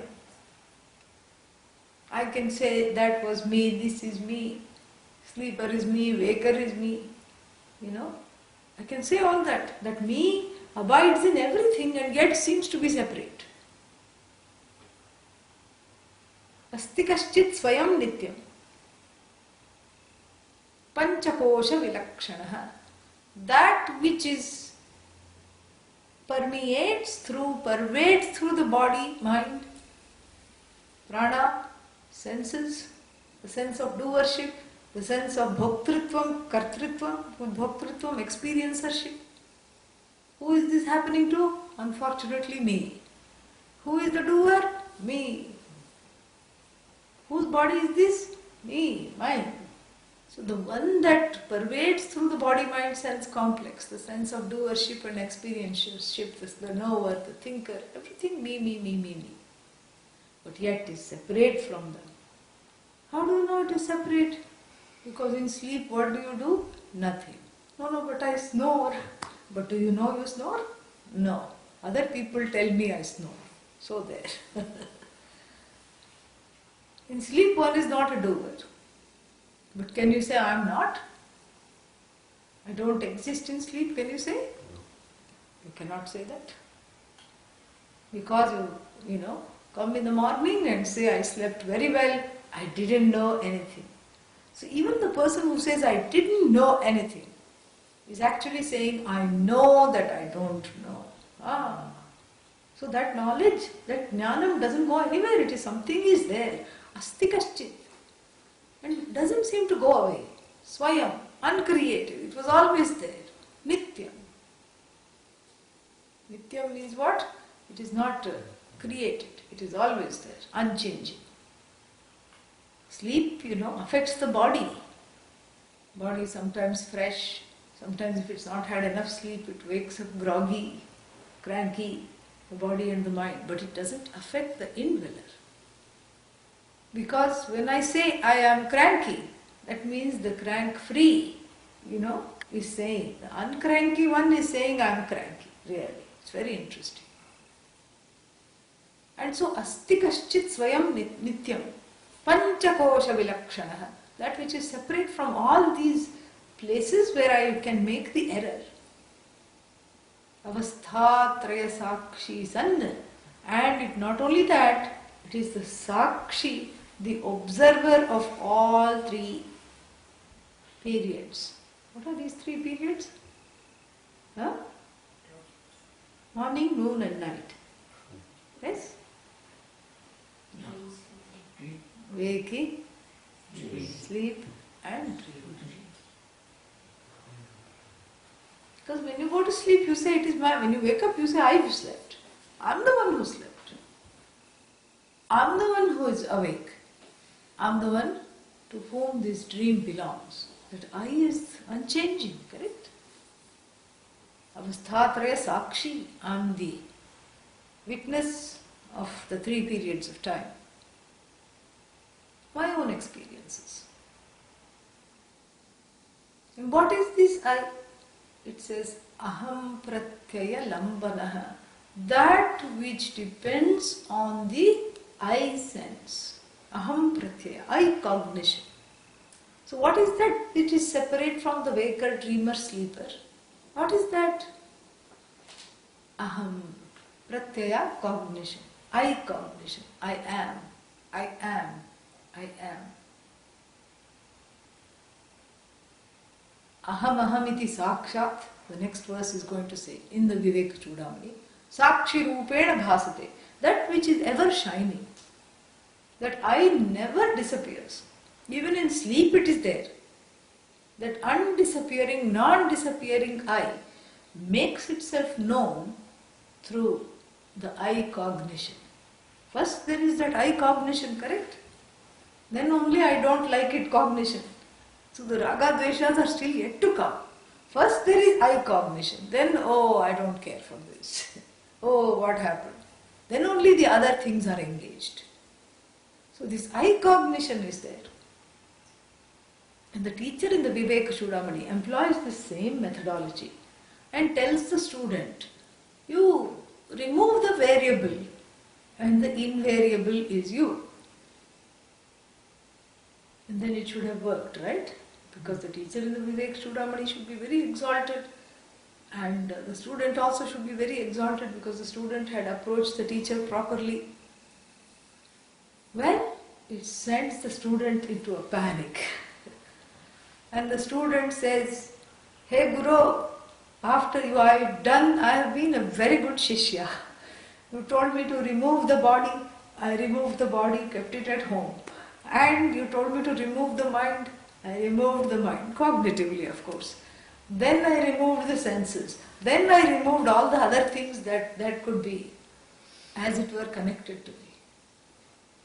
Hey Guru, I don't see anything that is there. Everything is gone, help! Already I came to you in a state of panic, which has now, it is on full volume now. Because I followed the teaching and I am left with zero, nothing. And then the teacher was out of compassion. Perhaps the teacher wanted to say, idiot, look at the one who is observing. Who is the one who is negating? Don't negate the negator. Teacher doesn't say that. Teacher says, calm down. Asti upaya, there is a way. No need to have, no need to raise the blood pressure and the body temperature. No need to get into a feverish state. I am here. Teaching will continue. And of course, if you think everything is empty, there will be panic. But just go one step further. Is there someone who's saying all this is empty? And then he says, yeah, after a few verses. Then the teacher and the student are on the same page. And then the teaching continues. Very beautiful. And so too this neti neti is a very important part of the teaching. Because the I, to delineate this I, the ruler of the body-mind sense complex, the indweller, the one that is not created, the one that pervades dream, sleep, past, present, future, the one that is timeless, otherwise becomes very difficult. Because the timeless I is mixed up with timed experiences. The unafflicted I is mixed up with the afflictions of the body. So the body dharma becomes the dharma of the I. Dehe nashte aham nashtah. Dehe pushte aham pushtah. So the body dharma becomes the dharma of I. And not only that, the mind dharma. Dharma means attributes. So the mind dharma also becomes I dharma. And so therefore, this exercise of negation has an important place. But like I said, the negation is just a prelude. This is the appetizer. The main dish, the entree, is to see that, what is the nature of this I. So like I said, that's why the negation is 3/4 of the job. And so the first 3 lines in the verse, in each of the verses, are what? Are negations. So first you start with manaha na aham, that na aham. Can you see the word na aham in the verse? Where is it? At the end. Why is it at the end? Why is it not at the beginning? Because if it was at the beginning, it should have been composed in a different meter, not this one. And if it was at the beginning, that naham should come after each thing that is negated. So the author has, been appropriately precise and saved the naham so that we can expand it and put it after every single word there. Manaha naham. Mano na. Na means what? No. Even if you don't know Sanskrit, that much we should know. Na means no. I am not this mind.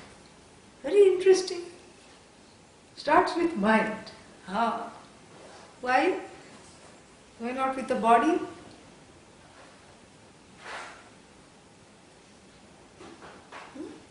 The first thing to negate actually should be body. Correct? Even in meditation, where do we start? With the body.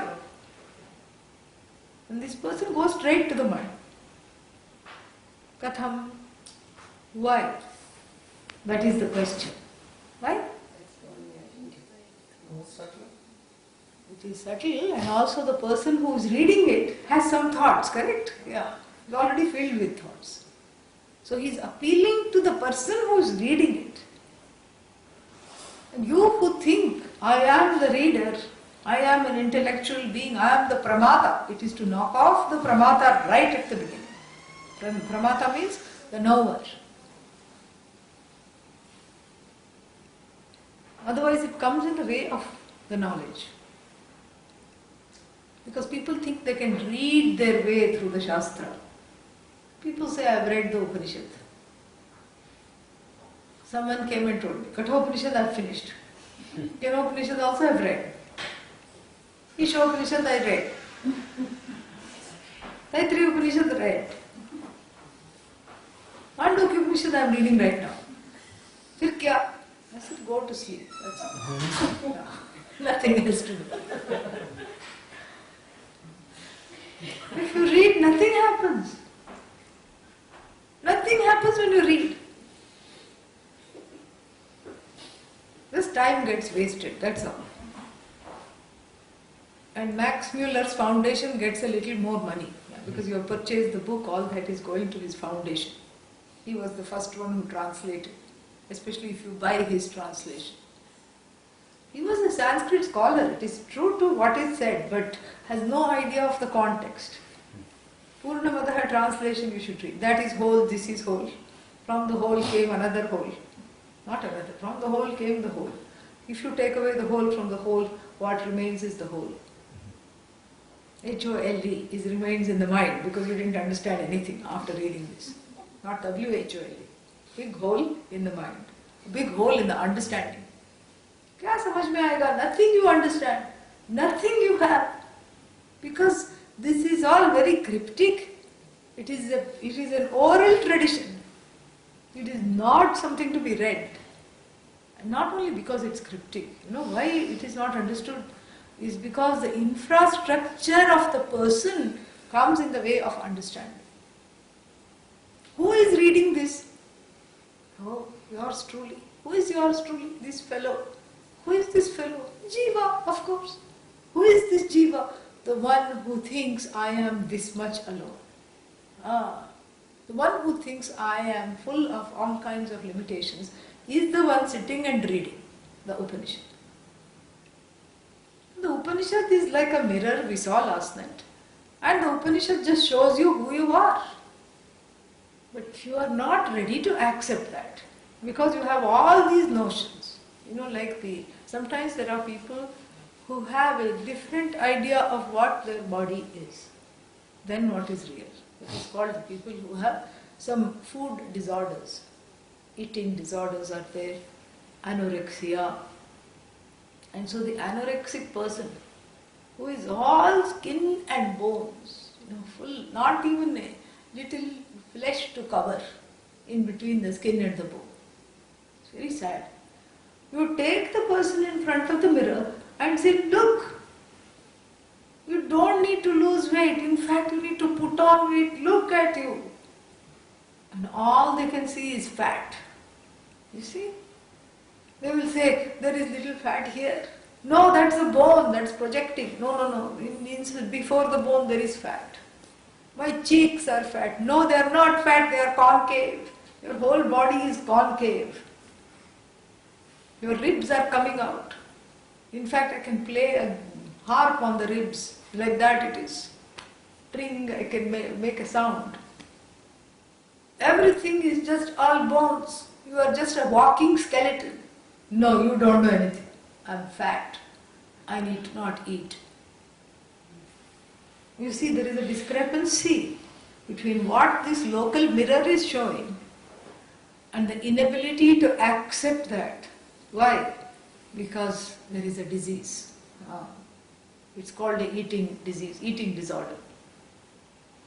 And because of this disorder, it's not just a physical disorder.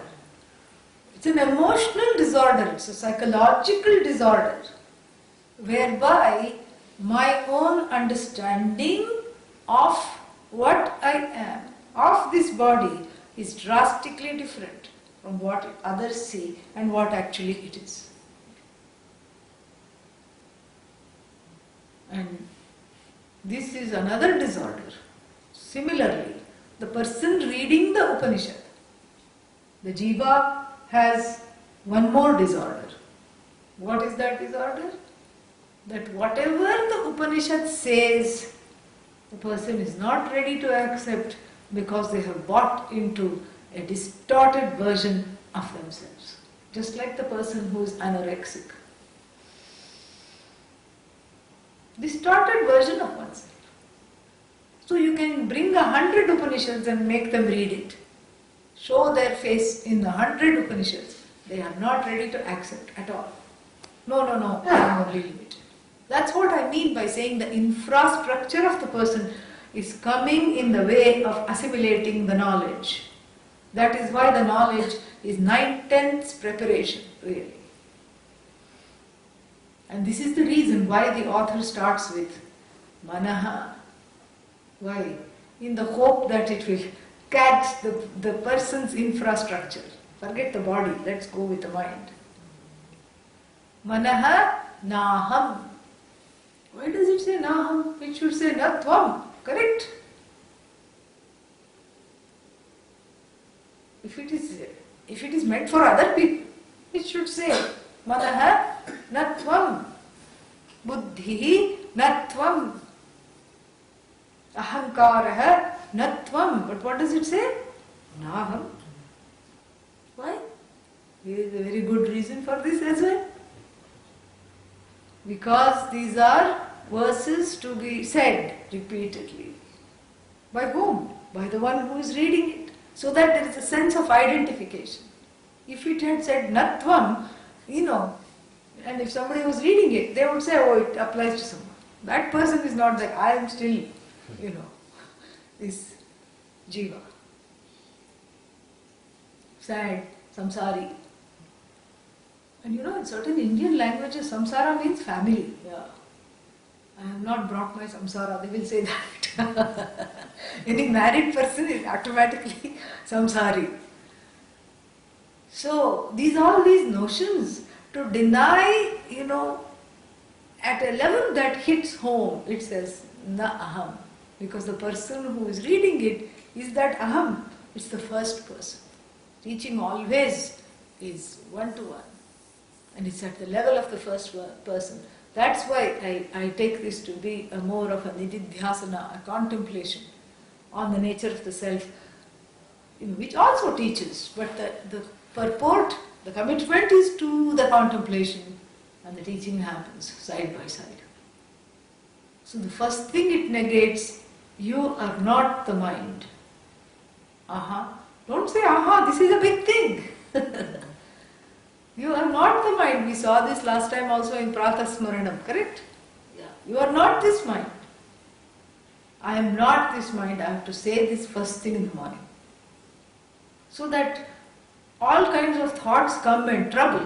You're able to let go of them and come back to the I, which we don't know yet. The I that is not the mind. That is the tentative definition of the I now. A definition that is defined by negation. The I that is not the mind is observing the mind, because you are unable to observe that which you are. Cannot observe that. You can only observe the not I. Very interesting. Anatma is something you can observe. Atma being yourself you cannot observe. If Atma you can observe, Atma becomes as small as the mind, as limited as the body, as limited as the senses, as limited as the Jagat. Anything that you observe, not you. So here if it says manaha na aham, that means you are not the mind. The mind is not you. Whoa. And here in the tradition, the mind has a particular, 4 components in the tradition. What we call the mind in English. The first component is called manaha. And what is this manaha? Sankalpa vikalpatmakatvam asti asya. For this, it has that which is subject to indecision is called the mind. A kind of a component or the faculty of the mind which is subject to indecision, which makes one crazy. Should I take this job or that job? Should I, that is at least a valid question when there are 2 jobs. Sometimes there is only one job because unemployment and all is going on. And still the person is, should I take this job or wait for a better one? Which is not there. Bird in hand. Should I wait for the one in the bush? Yeah, this is what the thing is. So the mind is the one, always puts one in a spin cycle of doubt. Constantly spinning in doubt. Did I turn off the stove? Did I lock the door? Should I attend the morning session or the evening session? So, people living here don't have that option. But, but so many times we think, should I do this? Should I do that? There's all this, too many options, The choices, especially in this country where it's instant gratification, choices are oppressive, really. So, manaha naham, so this faculty of indecision I am not. And then the buddhi is the component of the mind that is the decisive one, that the one that says, come on, get your act together, make a decision. Doesn't matter if you change your mind later. Make a decision, go with it, do something. Don't just be, swimming in the river of tamas. Get out of there. And this is what buddhi, the intellect. So the intellect is called buddhi, also known in Sanskrit, in the Shastra, as the faculty of decision. Nishchayatmika buddhi. And this is what Arjuna is told. Vyavasayatmika buddhi ekeha kuru nandana. Have just one mind, which is the buddhi. Vyavasayatmika means nishchayatmika. Decide to pursue this knowledge. Okay, I'll decide now, can I change my mind tomorrow? That is the manaha, that is not buddhi. Decide and stick to the decision. Bahushakhaha anantaha cha buddhayaha avyavasayinam. So the people who are unable to make up their mind have a difficult life for themselves and also for their loved ones. They put everyone in peril because constantly second guessing themselves. Make everyone else around them also crazy. Swayam crazy, anyan crazayanti. Yeah. So, this is what it is. So the buddhi is the faculty of decision. Here it is negated. Buddhi naham. Just because you have decided doesn't mean that you are the decision making faculty. Then the mind has one more component. Chittam. Chittam means what? The emoting faculty. The one that says, why me? Sad, suddenly happy, suddenly sad. The opposites. The one that is full of emotions. And in this country, the emotions are taken so seriously. People will stop coming to class and they'll say, I don't feel like it. Like that, we had the retreat and there was one small fellow playing Indra. I said, these asuras are fighting, they are coming to war. Please, Indra, save us. We have to fight them. And he says, I don't feel like it. I like that because it was just so typical of what happens in the West. I don't feel like it. The feeling is fleeting. No, it doesn't matter. Right now I don't feel like it. You can't make the feeling something to decide. You can't use the feelings to decide. How unfeeling you can be to tell me this.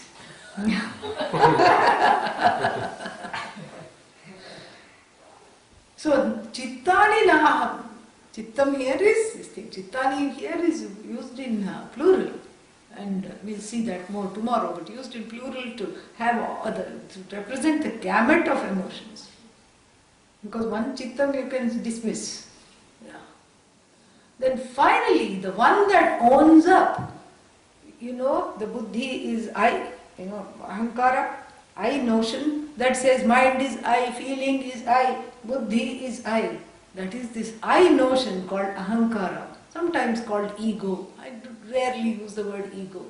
I use it sometimes, but not really, because it has too many notions and meanings attached to it. So this much is enough to say I notion. So I am not the mind. I'm not the body. Body will come in the second verse. I'm not the buddhi. I'm not the indecisive faculty. I'm not the decisive faculty. I'm not the emotions. And I'm not the one who says this is the mind, I'm the mind, I'm this. The one who says I am this, that. The one who owns up all these things, I'm not either. Oh. And then it is going to say, I'm not the sense organs. And I'm not even that through which this subtle body of the Indriya Samoha, including the mind, is crafted from the 5 elements. I'm not that either.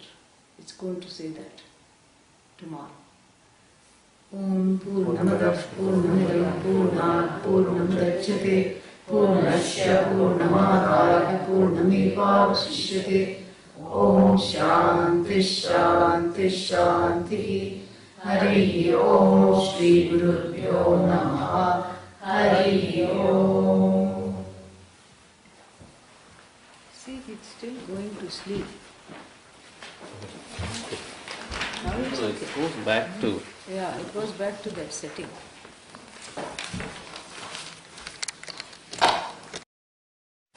Just this one. Yeah.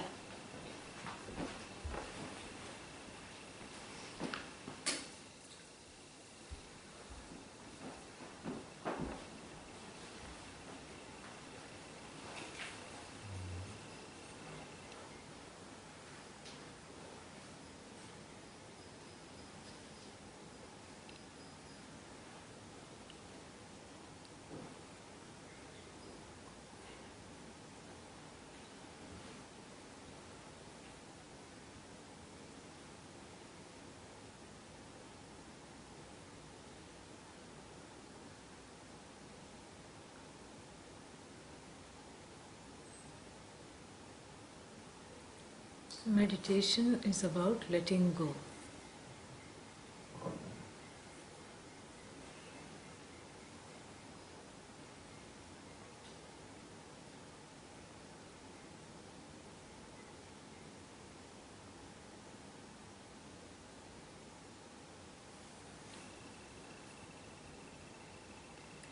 So many insecurities make me hold on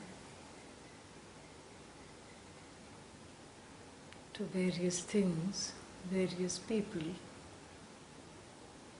thinking that it's going to make me feel safe, secure.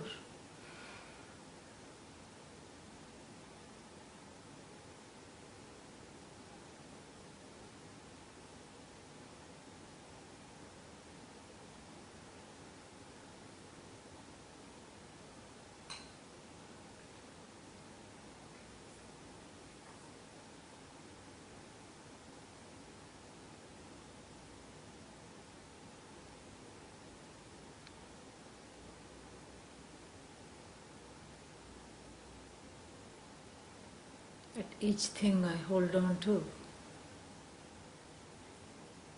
is finite, does not have the power to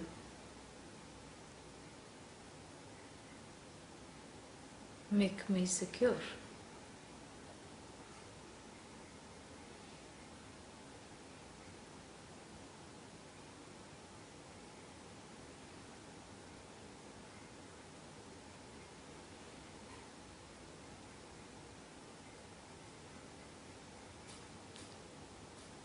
Learning to drop the impermanent is viveka.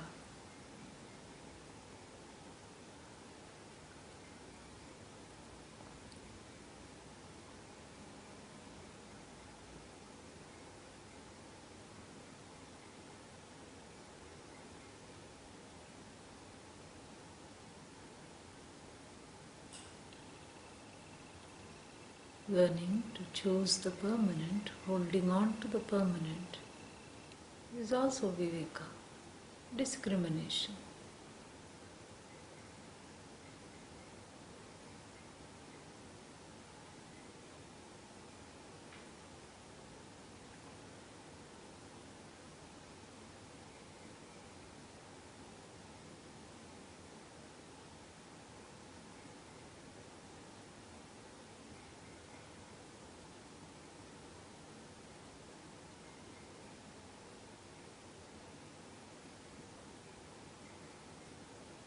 Starting with this body, I begin the process of allowing things to be, of letting go.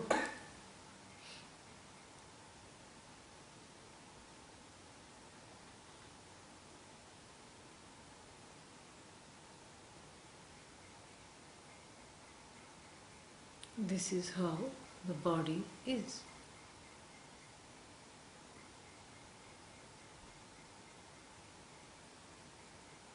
I let go of concerns, fears connected to the body. I let go.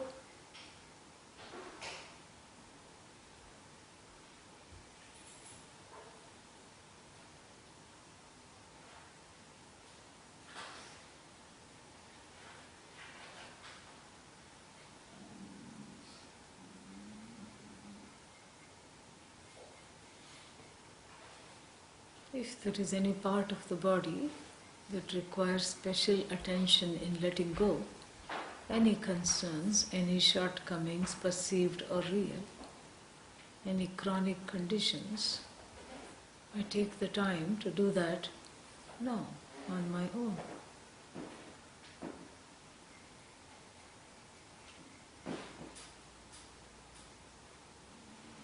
How to let go? I place it at the feet of Bhagavan in whatever form I imagine, I visualize. I let go.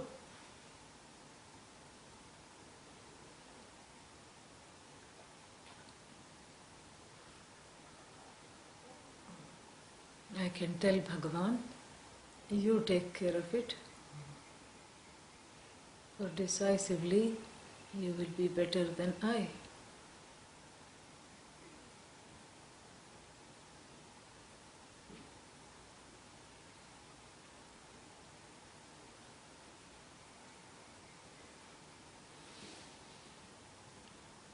Not only my own body, but there are other bodies in the universe that I seem to be connected to and specially worried about. I take the time to place all that at the feet of Bhagavan in whatever way I visualize Bhagavan.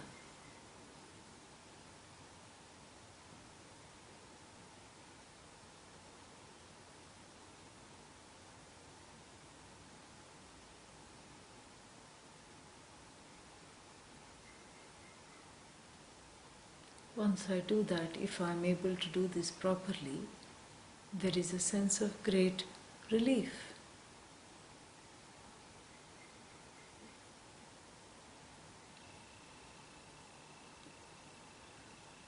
Relief comes from letting go.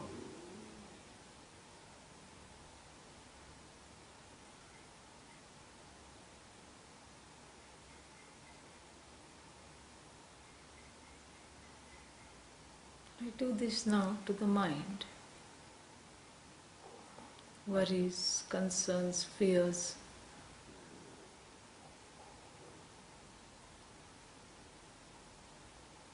pains, sorrows. Each one I place it at the foot of Bhagavan, an altar that I visualize, like even one places a flower during the chanting of the 108 names. Instead of 108 names today, I offer Bhagavan a garland of 108 worries, 1008 worries, 10,008 worries, so on. All the fears connected to the body, the mind, connected to my place in life, fears whether I'm doing the right thing,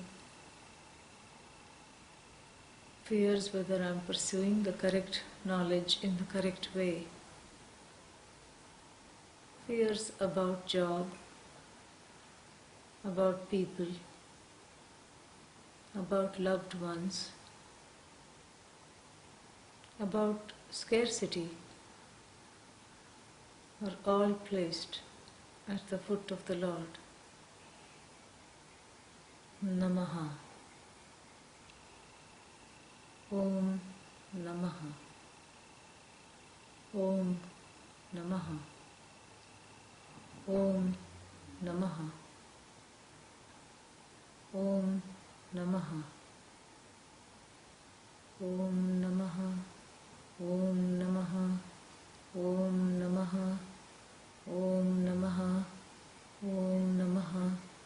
Om Namaha. Om Namaha. Om Namaha.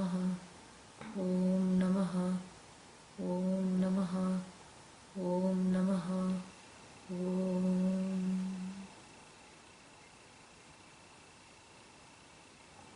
More relief, more letting go. Relief is really a release from the subjectivity that I am subject to pain and sorrow. A release from misplaced doership, where I feel I have to be the author of all action. Release from responsibility, from fear.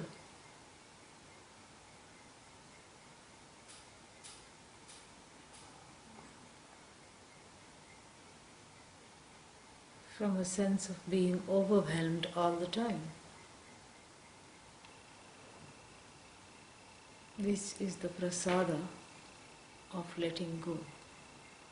I can do this every day. It does not take time. It just takes an alertness, an awareness. Letting go is letting God. Om Shanti Shanti Shanti.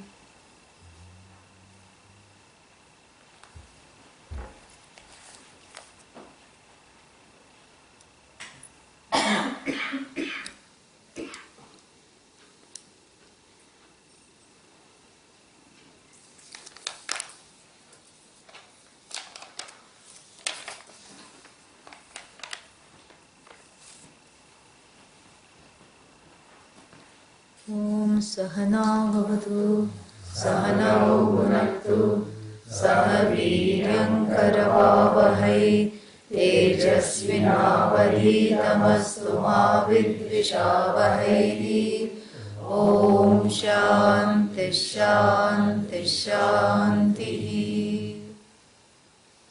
Manobadhyahankara chittaninaham Manobadhyahankara chittaninaham Na cha shrotra jihve na cha ghrana netre Na cha shrotra jihve na cha ghrana netre Na cha vyoma bhumir na tejo na vayuhu Na cha vyoma bhumir na tejo na vayuhu Chidananda rupa shivoham Shivoham Chidananda Rupa Shivoham Shivoham. See, we don't have the Sanskrit text here. The Chittani is written separately, but actually there should be no space. Manobuddhyahankara Chittani. Okay? So that's why it is plural. Because it's the samasa, the compound is qualifying all of the above. So Manobuddhyahankara Chittani. So I'm not the sum total of the various aspects of the mind, the various components of the mind, the various faculties of the mind. I'm not a conglomerate of that. And then there is, this is like I said yesterday, it is dismissing all the identifications wherever they are possible. Yeah. Because this human fellow gets caught up in everything. And then the next thing, first you negate the mind, because the mind is the agent which gets caught up in everything. So the author's hope is that once you negate the mind, you don't have to negate anything else. But really speaking, it is all the way. The misidentification is all the way. And so the next thing to be negated is, I am as good as what is called the Jnanendriya. What is Jnanendriya? Sense organs. Sense organs. Why sense organs? Because people frequently say badhiroham, kanoham, andhoham, mukoham. This is the feeling. The feeling is, if I cannot see, you don't say the eyes don't see. Even if someone needs glasses, they cannot see well. They don't say, I cannot see too well. They'll say that, I cannot see. They don't say, eyes cannot see very well. So the I becomes a stand-in for the eyes. Instead of saying I, you say I. The I cannot see, you don't say. It becomes all of me. And same thing, you say, I cannot hear. I cannot smell. I cannot taste anything. So there is a certain identification with the senses, right? And so this is a recipe for disaster, because these are all components which are variable. The invariable is the seer who says, I cannot see. There is a seeing in not seeing. This is what the Kenopanishad calls Shrotrasya Shrotram, Chakshushash Chakshuhu, Manasoha Manaha, Vachoha Vacham, Sa Upranasya Pranaha. That will come in the next stanza. But here, it's not the I which cannot see, we are not talking of that. It's the I of the I which sees that the I cannot see. Very interesting. So here itself you get an inner space between the organs of action, the organs of the senses, because you are creating this space by always catching hold of the Sakshi, the observer. The one who observes, I cannot see. That observer is actually seeing that they cannot see, correct? Yeah. It's just like saying, yesterday we were talking about that, yesterday or day before, I forgot, or maybe at the retreat, is that when you say, I don't know, yesterday we were saying, what are you saying? I know that I don't know.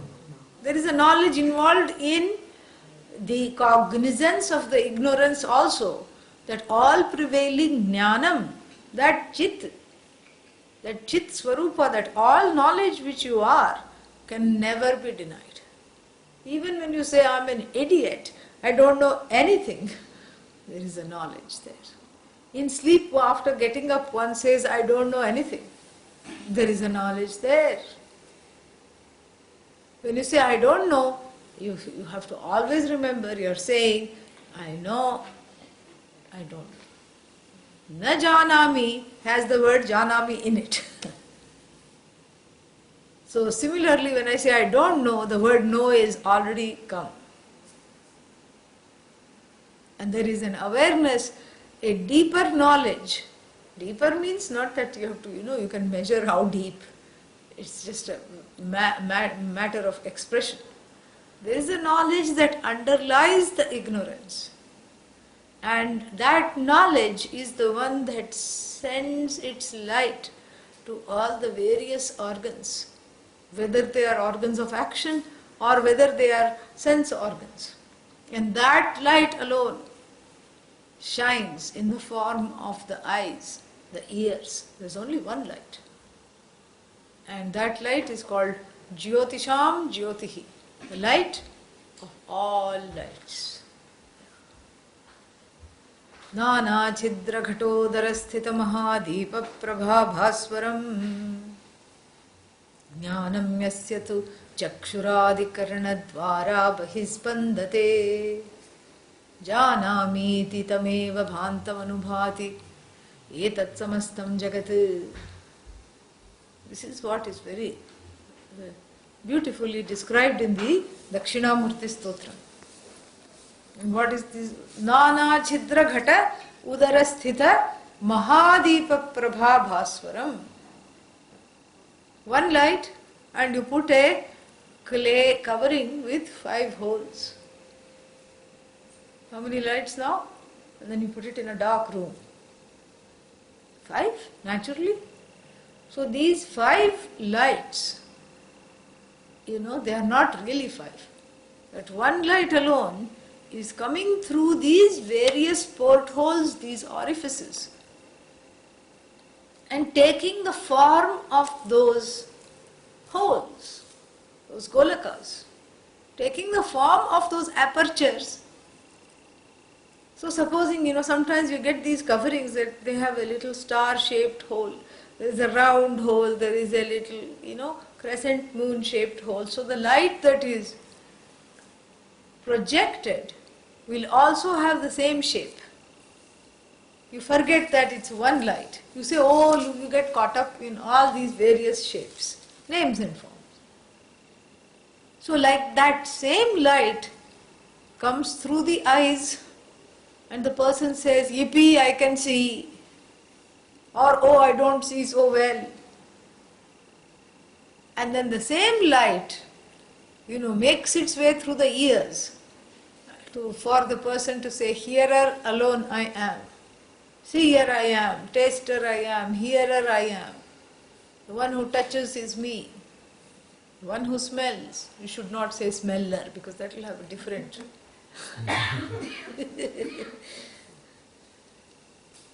That also I am. And who is this I?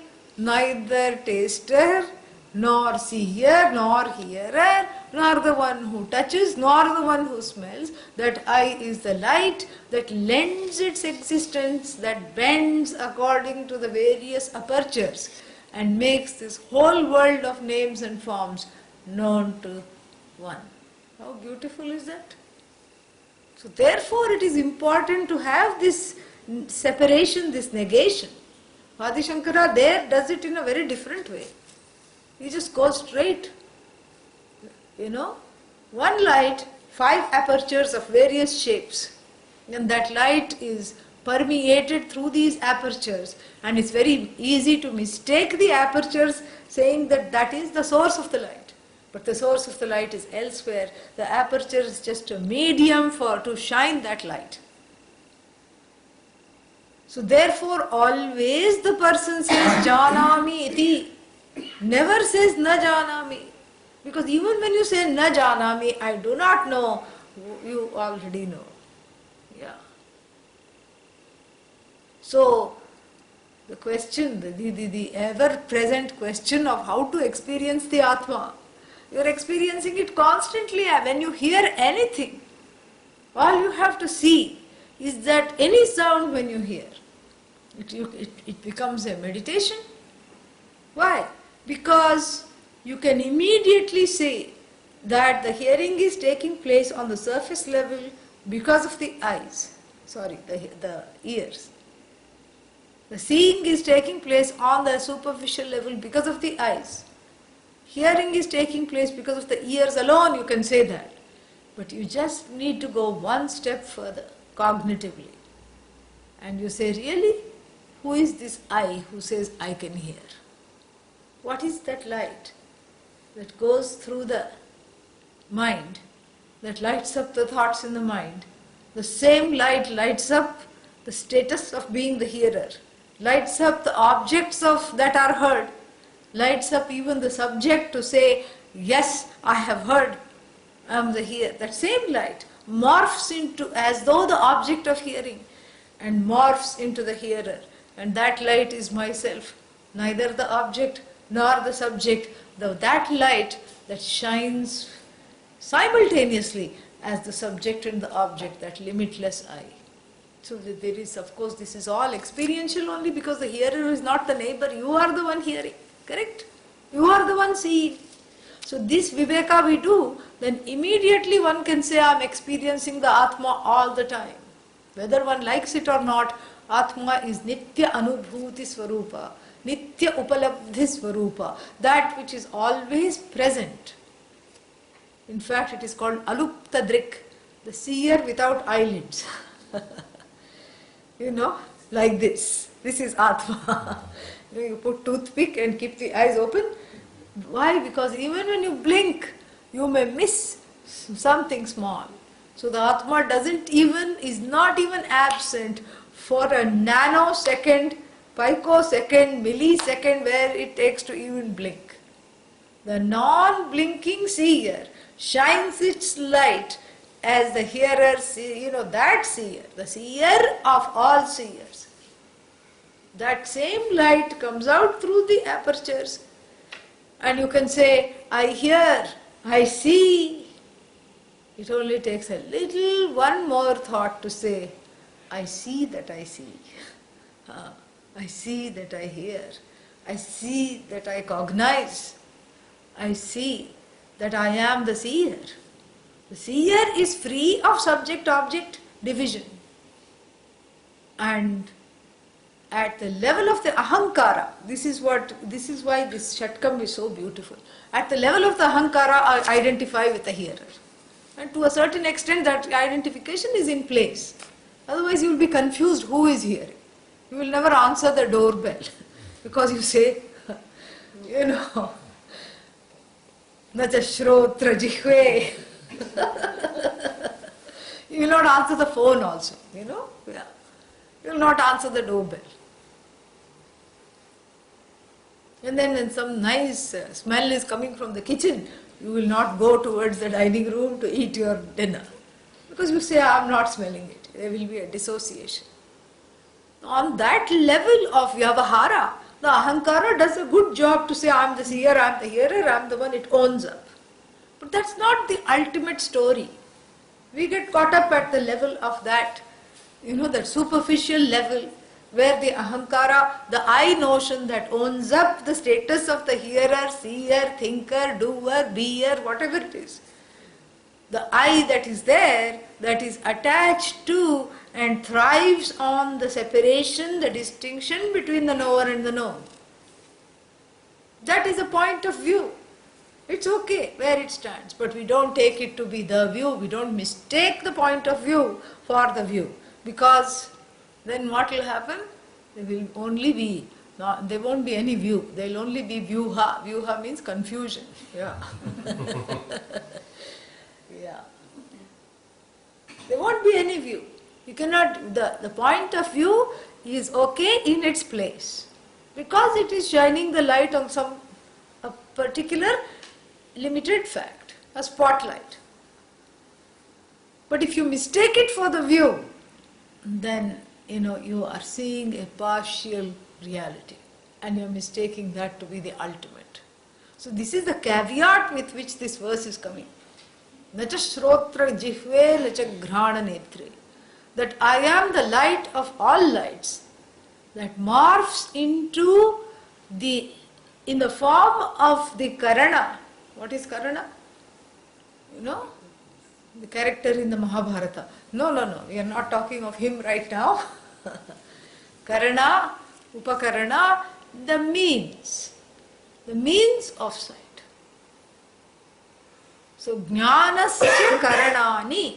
So, there are so many karanas of knowledge. And these are the pramanas, the pratyaksha pramana, the means of knowledge. Eyes, ears, sense of smell, sense of touch, sense of taste, tongue, these organs of knowledge, they are called the means of knowledge. These are the karanas. So that same light lights up the means of knowledge, correct? And why should this light of Atma, this self-evident light, why should it light up the means of knowledge? Because obviously the means of knowledge are an instrument to see something and to know something, correct? So first they light up the instruments of knowledge, which in turn lights up that which is the object of knowledge, right? So first the means of knowledge are lit up, then the object of knowledge is lit up. This is so fascinating. That same light, the object of knowledge is lit up, and then finally, when I say, I see, I hear, the ahankara is lit up. And the ahankara says, takes a bow. Yes, it's all me. You know how at the end of the play, all the actors come out, correct? And they say, take a bow. and everybody claps, and if it's a particularly nice thing, they give them a standing ovation. Then they pretend to go inside, and then they come out again. They come out again, and they take another bow. Even now they do this in India also. So supposing, these characters, the eyes, the ears, Ahankara and Atma were doing this play together. That is, after all, this whole mix-up is the play alone. Yeah. Mix-up of Atma and Anatma is a great play. It's a play of shadow and light, correct? So then all these characters are there in the play. So, who is the one who is the hearer? First the ears and the eyes, the sense organs come and take a bow. Then they are about to take a bow, then Atma, this one, Ahankara, pushes them aside and says, no, it's me, I am the hearer, really. And what happens to Atma? Atma is standing behind Ahankara. This Ahankara is this huge fellow hiding the poor Atma. And the audience is trying to see, there must be somebody there, piche koi hai, who is that? Ahankara says, no, there's nobody there, it's all me. It's me, don't look back. Turns around, tells the Atma, shut up, sit down. In fact, that light, that Atma alone is the source of all light. That Atma is the sole player. Pun intended, you can put S-O-U-L. That Atma is the sole player, there is nothing else other than this Atma. These all are just shadows. These are all just temporary, like gophers. Various people that take the things to the, gophers. Gopher means they take the thing and keep it there. And so the ears take the sound and bring it back. The mind also has some ideas and then brings back certain assumptions and perceptions. That same, without that light, they cannot do their jobs. That is why a dead body cannot hear, correct? Yeah, there is no prana, there is no means of knowledge is not active without the prana. So first the eyes are blessed, the eyes, ears, etc. are blessed in themselves because they are karanas, they are capable of hearing. The prana brings them to life, makes them capable of doing their jobs. The light of Atma blesses the ears to hear, the eyes to see, and then it also blesses the Ahankara, lights up the Ahankara to claim the status, I am the seer, I am the hearer, I am the one who is making inferences, and I am correct. All these assumptions. The Atma blesses the eyes and the ears to see, and then finally the Atma blesses the object to be seen, that same light alone. And what does the Ahankara do? The Ahankara is like Rahu, eclipses as it were the Atma, so to speak. But can Rahu really eclipse the sun? No.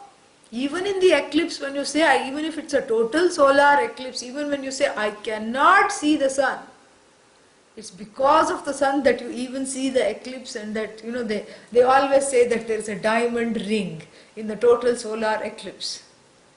You see the whole akara, and then, in the place where it has just got, there is a big, like a solitaire sitting there. We don't know how many carats. It's a celestial solitaire. You see this such a, not with the naked eyes, of course, but you can have some shaded glasses and which block out the harmful rays, and you can see this. And if the sun was really eclipsed, you would not see that ring of fire which is called, or that diamond ring. You would not see that at all. You would be totally oblivious of it. If the sun was really covered, the sun is never covered. That which is never covered is the sun. It's because of the light of the sun you are able to even observe the process of the eclipsing, correct? So the Atma, this sad, shadowy, shady imposter, takes over all these things and says, you are all of no consequence, it is all me. The Ahankara takes over as it were the Atma. Like even the Rahu eclipses the sun. Rahu grastha divakarendra sadrusho maya samachhadanat. Suddenly this is becoming an exposition of Dakshinamurti Stotram. I don't know how that happened. Because it is pertinent. Rahu grastha divakara. Like the sun eclipsed by Rahu, this Ahankara, he calls it Maya at the collective level. This Ahankara eclipses everything. And so, here, this is something which is so beautiful. All it takes for me is to see the eye of the eye. In fact, there is no need to see the eye of the eye, it is me.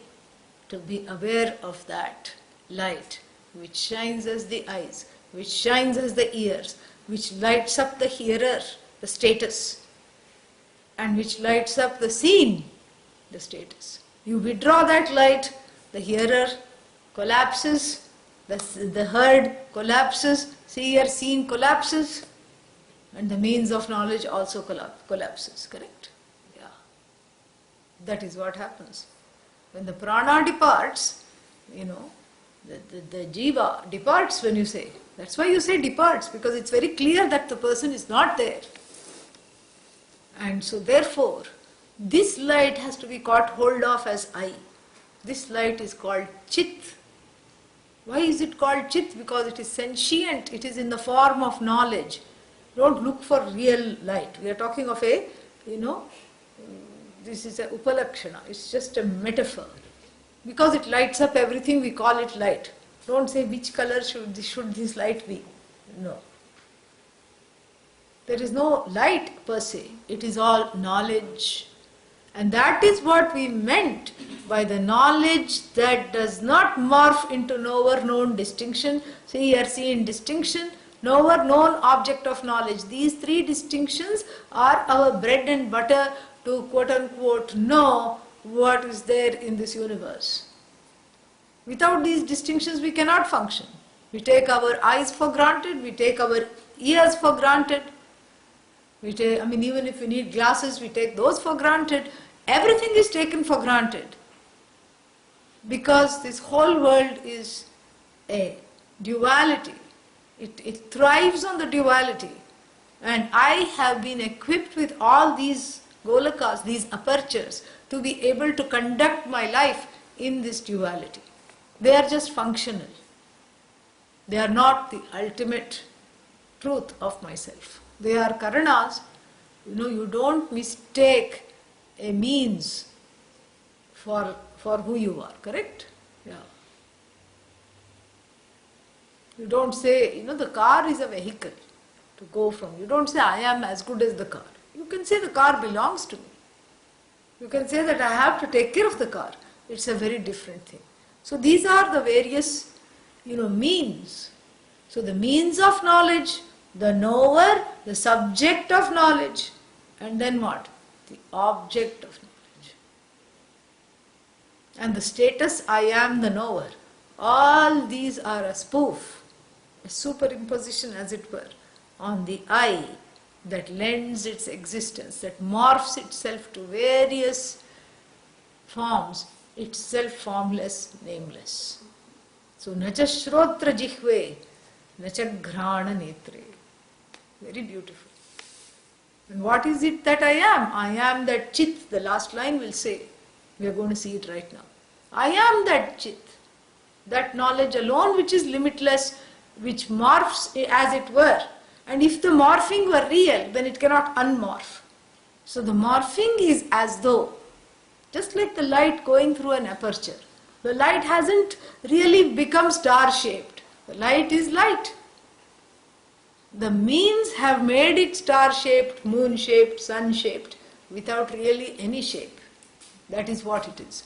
So that is that chit, that knowledge which as though morphs into knower known and means of knowledge, which is neither knower nor known nor means of knowledge, but it is all knowledge. Prajnana ghanam, that which resides as me, that knowledge is me. And since it is limitless, it is ananda. Since it is limitless, there cannot be any sorrow, because all sorrow is centered on limitations. People feel sad that the movie is coming to an end. That is the sadness of the seer, right? And you feel sad that your favorite, musician is announced retirement. I'm not going to be performing anymore. So the endings is what makes one sad. Number one. And number two, everything that one looks at from the point of view of the seer, the subject of knowledge, the one who says, I am the hearer, is a temporary superimposition. Because very soon, after a few years of living in the body, that same Ahankara is going to say, I cannot hear, help. So that is a superimposition. The status of being hearer is a superimposition, a temporary superimposition. And the hearer will always lament, I cannot hear. Likewise, the seer is a temporary superimposition. Seer will also lament, I cannot see. And likewise, the objects of knowledge are also a superimposition. Drishtanashta svabhava. As soon as you see, it's almost like some kind of laser beams are coming out of the eyes, because they fry the object that you see as you see. As you see the rose withers, as you see everything comes to an end. So if I identify with the eyes or the ears or the seer or the hearer or the thinker, what will happen? It's a recipe for sorrow. This is where sorrow is. But Ananda is that which does not come to an end, which is my own nature. Why is it my own nature? Because I can never say I don't know, because that knowledge, that chit is all pervasive. And that chit is the same in all bodies, so there is nothing other than me. And all these things that are there in the universe, whether you take one object of knowledge or a million objects of knowledge, what are they? They are all me. They are all sustained by this light of consciousness, which is me alone. So they are all me. They are all amorphous, objects. They are me. What about the status, the hearer? That is also me. I am not any one of them. What about the means of knowledge? That is also me. I am not it. I am more than that. This is why it is Ananda Swarupa, because it is not finite. It is that infinite I which sustains the objects, the subjects, the status of the knower, everything it sustains, the mind, all the thoughts. It itself is nameless, formless, doesn't come to an end. Chidananda Rupa. I am of that nature. This is an affirmation. The first three lines are the negation. We still have to see one more line, we'll do that. Chidananda Rupa. I am in the form of this chit, this light of consciousness that permeates everything, free of everything, free of all sorrow, free of all limitations, free of all finitude. There's nothing there that comes to an end. And what do I really want? To be immortal. I don't want to come to an end. But what when the body goes? Chit doesn't go. Chit continues. Chit continues. So therefore we have to be grateful we have a body. Otherwise you can't even get up, It's an all-pervasive chit. Can't get up, can't do anything, can't come to class, can't do your favorite activities, can't be a foodie, without the body. So this chit alone I am, which is Ananta Swarupa, Ananda Swarupa. Therefore, we saw that Ananta and Ananda are one and same. They are not two different things. Ananta from the point of view of the reality, that it never comes to an end. The effect of Ananta in my life is Ananda. That is effect of knowing this Ananta, to connect to this Ananta is Ananda. This endlessness, limitlessness is translated as happiness, because that is what I want. And so, and what is this happiness? It is the most auspicious thing. Shiva. Shiva means auspicious. Shiva means that which has no sorrow anywhere connected to it. That which has no omissions and commissions. No omissions and commissions. No papa, no punya. This is Shiva. And who is saying Shivoham, Shivoham? The one who is feeling guilty all the time. I didn't do the right thing. Why didn't I do the right thing? Why am I not doing the correct thing now? So the person is filled with regrets from head to toe. The person is full of regrets. All kinds of regrets. Thankfully, the goddess is very kind. The mother of the universe has put a big veil in between the lifetimes. Already in this life there are so many regrets from childhood onwards. I didn't do this properly. I said this to mother, I said this to father, I said this to my child, I shouldn't have done that. I was too hard.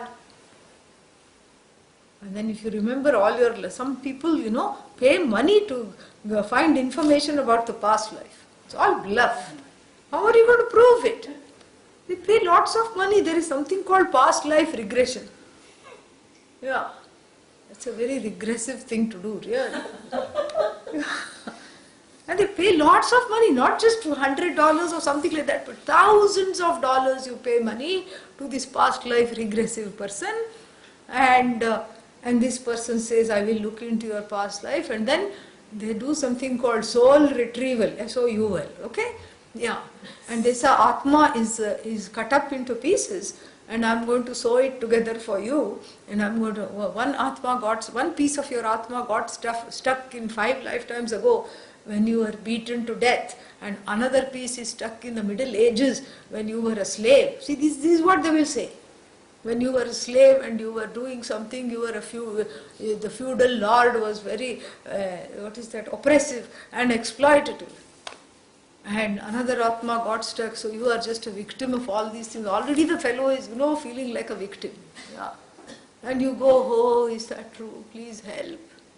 And then they will bring in some stones and some kinds of things and everything. And then they will, always it helps to have the lights, down, Yeah. It creates a meditative ambience. But really speaking, no lights means something funny is going on. Yeah. Yeah. That's why even when we meditate, we always have a small light. Yeah. So this is literally putting a big curtain over the activities. And then they will say that you were this in your last life. So already you had enough regret about this life. Then you feel bad, you didn't fight back against the feudal lords, and this was what happened. And they will play upon your insecurities this life. I know this. One lady who couldn't have children went and got into this big horrible thing.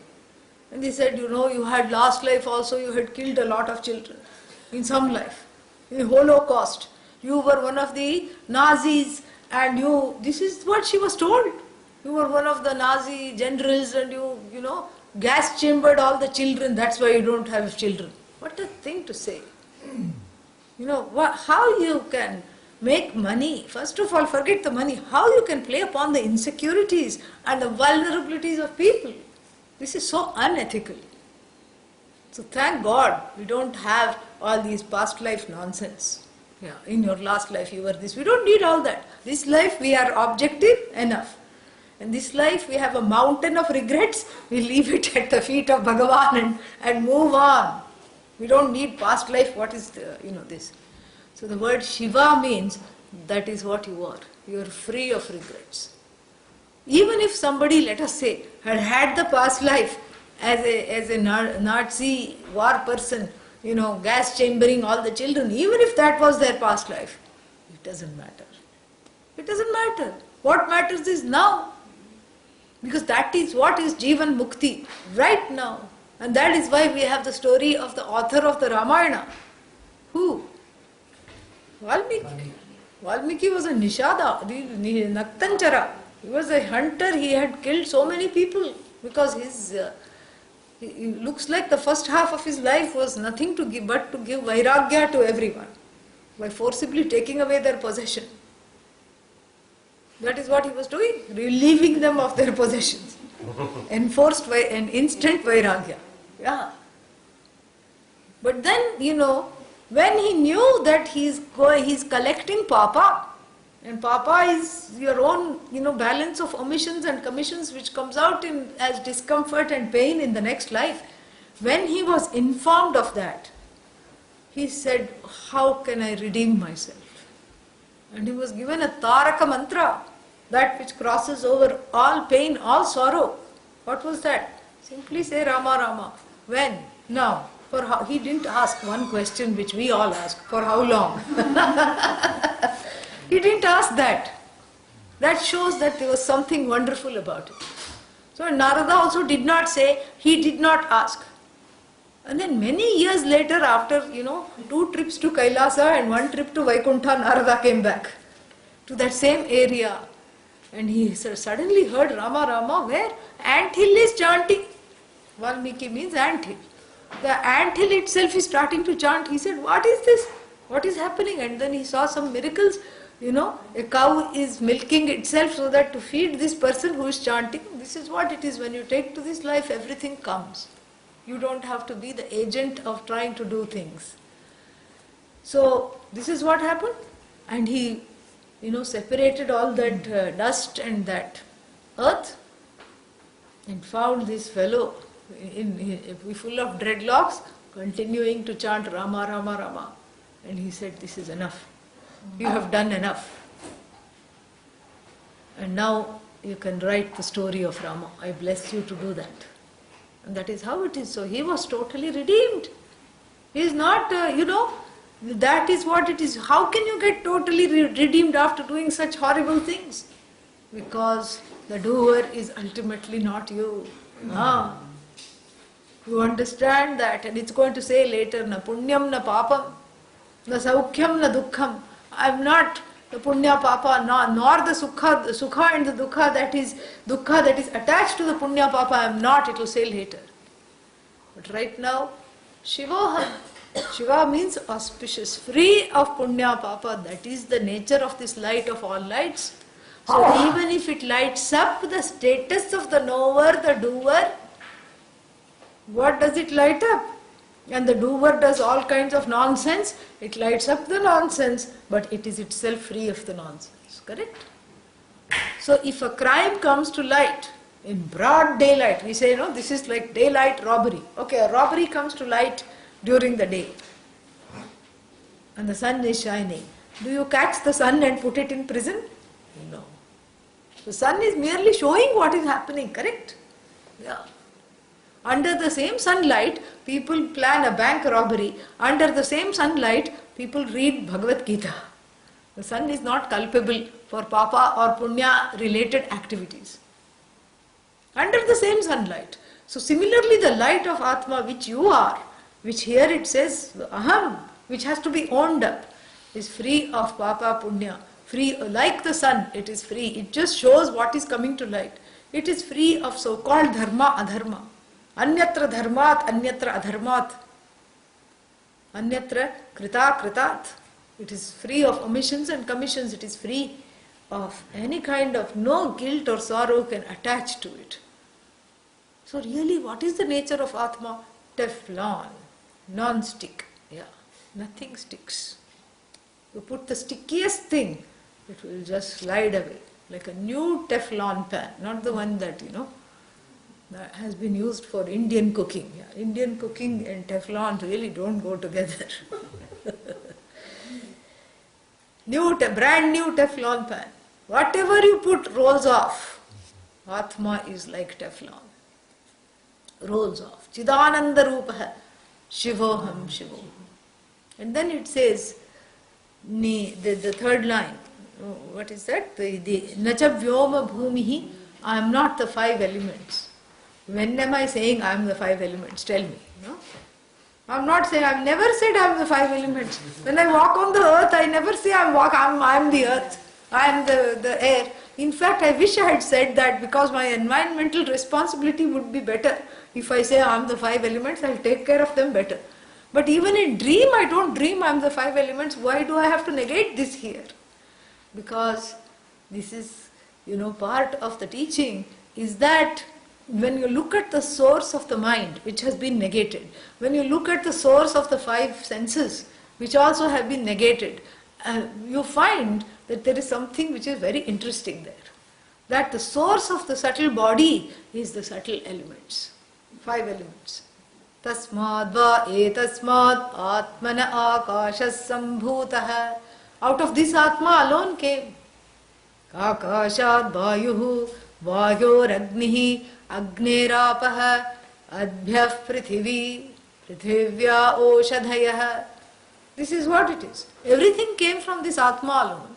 So the five elements are the cause of the mind and the senses, the sense organs. And so when you negate the sense organs as I, then what? You have to negate the source of the sense organs as well, and the ahankara, which is the sattvic element, the subtle element of the sattvic aspect of the five elements, the subtle five elements make up the mind and the sense organs. And this is what is negated. The five elements are also not me. What am I? I am that to which nothing sticks, Shiva. Free of papa punya, free of sukha dukha, free of everything. That is what I am. And what I am is chit, that knowledge which is neither subject nor object, which is not subject to becoming finite. And therefore I am Ananda Swarupoham. More we will see tomorrow. Om Purnamadah Purnamidam Purnat Purnamudachyate Purnasya Purnamadaya Purnamevavasishyate. Om Shanti Shanti Shanti. Hari Om Shri Gurubhyo Namaha. Hari Om.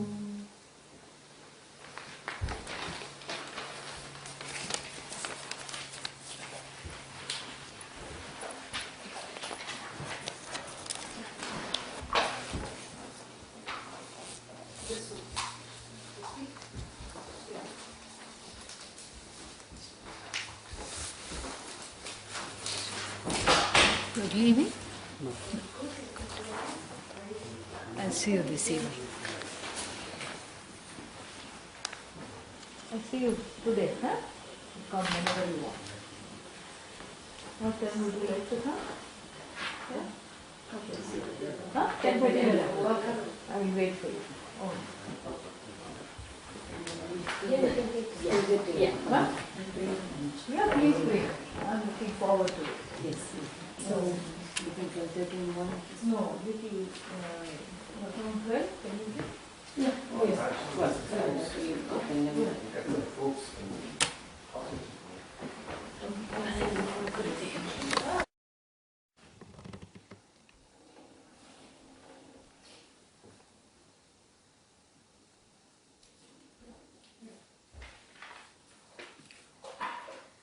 Three people from the morning class have gone to ashram.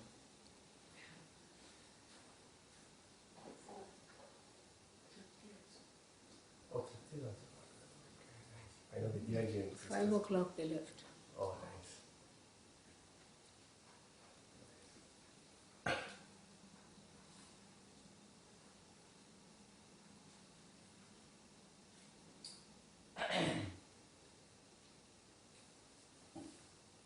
Do you have this year's phone? With the opportunities?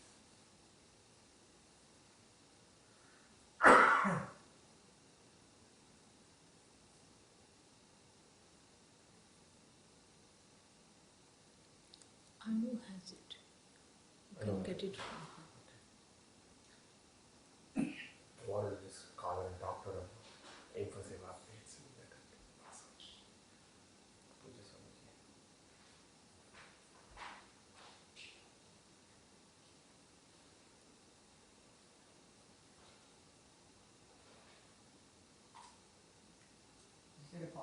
Swamiji coming to Atlanta?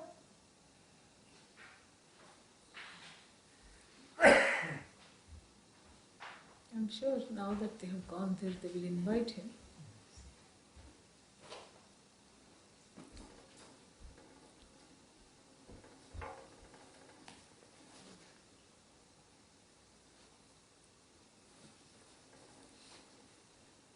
He doesn't travel much. Only in India, not here. Yeah, this time definitely not. Yeah. Maybe next year. We'll see.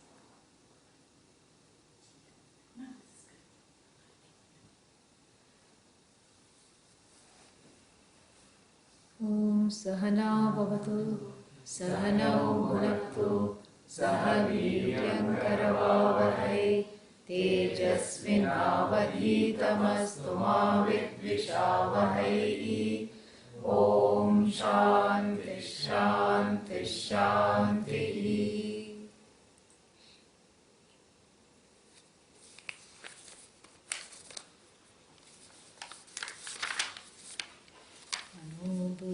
Together we can chant.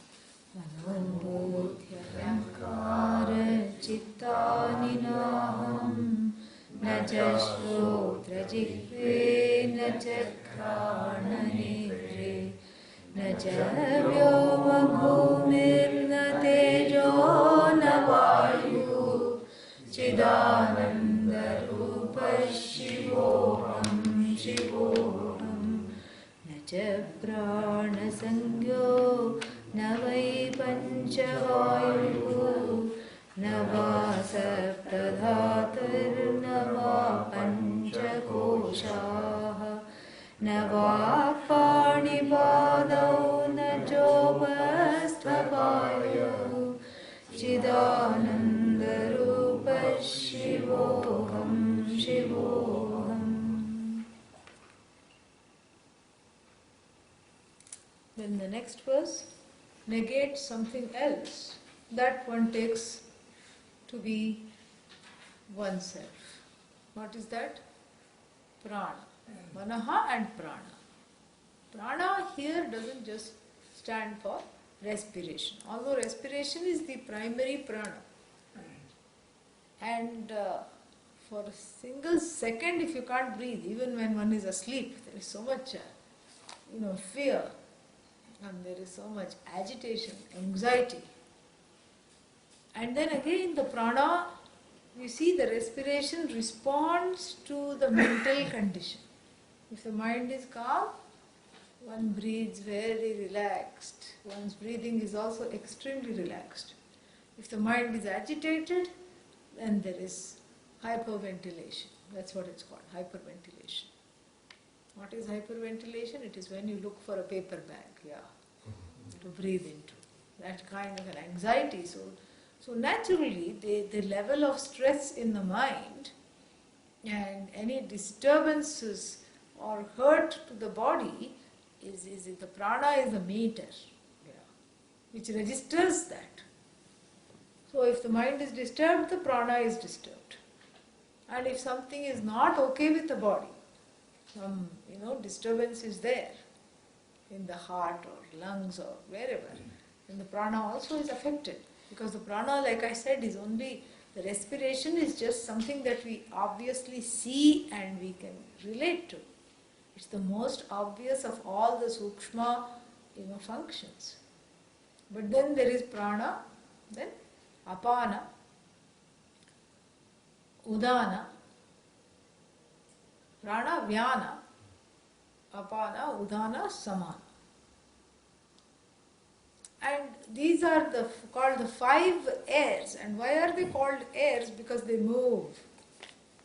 They move things in the body, and they themselves are in the form of that. They have that air energy.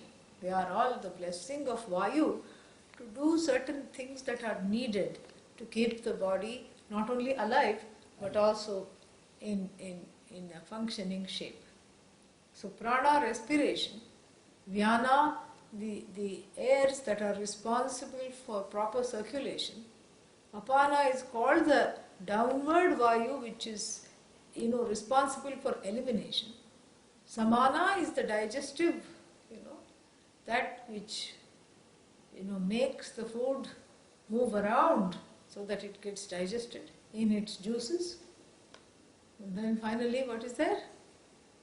Dana. This is the special Vayu, which is the internal timekeeper, internal clock. Everybody says, oh, the body clock, body clock. That's not without a certain element of truth, this body clock. What is this body clock? Body clock is not what they define in the West. Body clock for us means this is the timekeeper of prarabdha karma in the body. It says how long one will live. One does not live by years. According to Ayurveda and the Shastra, one lives by the number of breaths allotted in each lifetime. That is one more reason not to hyperventilate. Each time you breathe, the life is getting shorter. Because one is not coming with the number of years, it's the number of breaths, which is a very entirely different thing. So each time you breathe, what is happening? The life is getting shorter and shorter.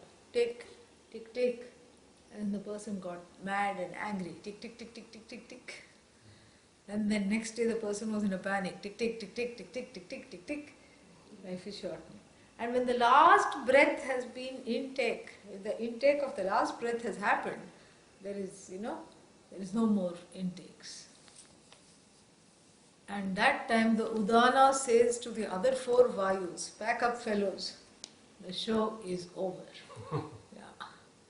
And they all leave along with the mind, along with the desires that are there in the mind, and along with, so many things, 17 aspects of the Sukshma Sharira.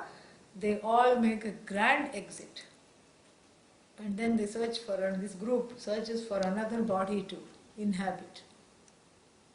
Why? Because the desires are not done, and primarily the self-ignorance has not been dropped.